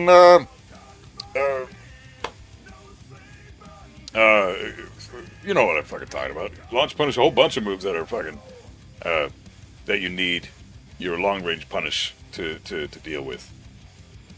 Can't think of any others off the top of my head, but there's a fuck ton of them in the game.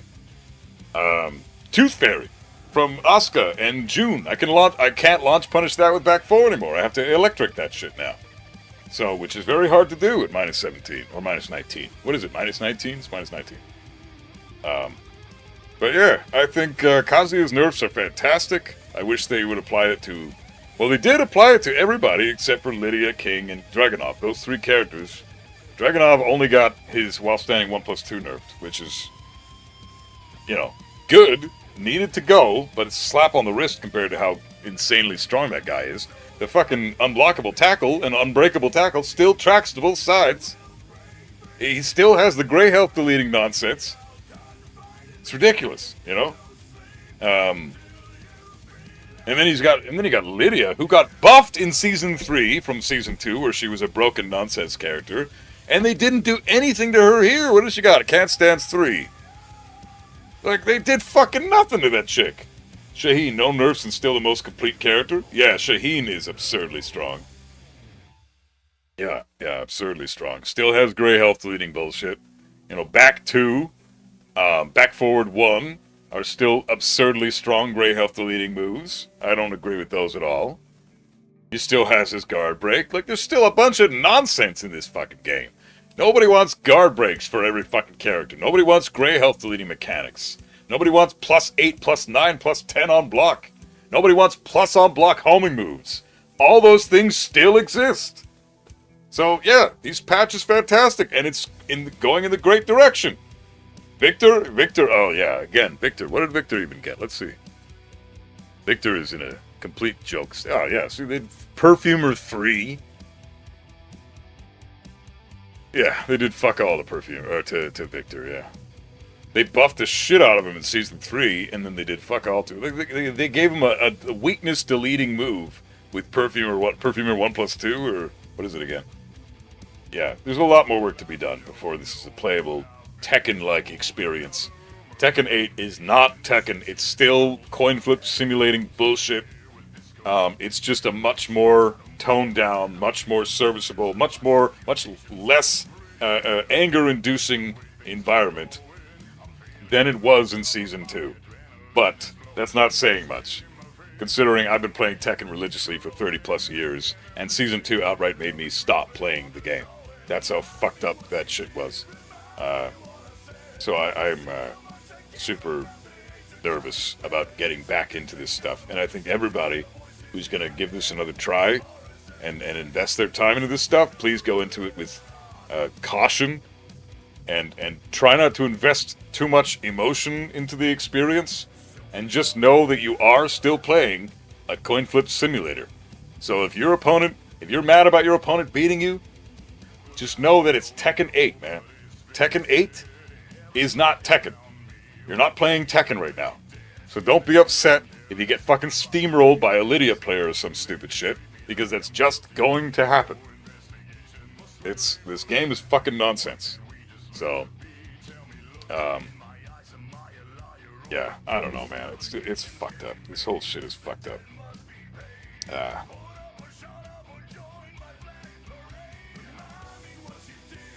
Yeah. So, anyways, guys, let's see if we can raid somebody here. I would love to.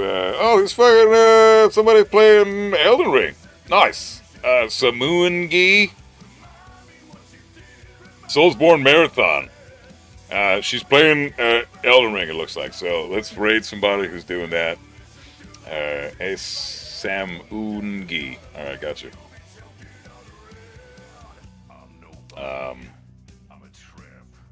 There ain't nobody go nowhere.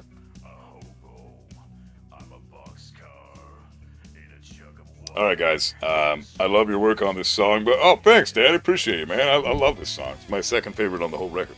Appreciate that you like it. Thanks, everybody, for hanging out. Seriously, you guys are fucking amazing humans. I love you guys. Seriously. Thank you for your time, Alonzo, as always, brother. Thanks so much for hanging out. Thanks for the rant and the tier list. Hey, fuck, it's a blast. Both things today were fucking blast. So you guys are incredible. Thanks for being here. Both those videos will be coming out really soon. I don't know when. I'll probably put the Tekken rant out this weekend, maybe tomorrow or something. And then the Elden Ring tier list, I'll set that for a few weeks in the future because that can stay in the queue for the members only for a little bit. But you guys are amazing. Thank you for being here. I'll be back on Tuesday because Monday I'll be working on content, and the weekend I'll be just working and hanging out with Cammy. So, yeah, thank you for being here, though, guys. You fucking make my week, and I appreciate everybody. Thanks a lot. So, be safe. Play some Soulsborne. Don't play Tekken. Be smart, because Tekken isn't Tekken. But, let's say hi to Samungi. Say hi for me, because I gotta take off and go to work. But much love, guys. Be safe. And I will see you on Tuesday. Have a great fucking weekend, guys.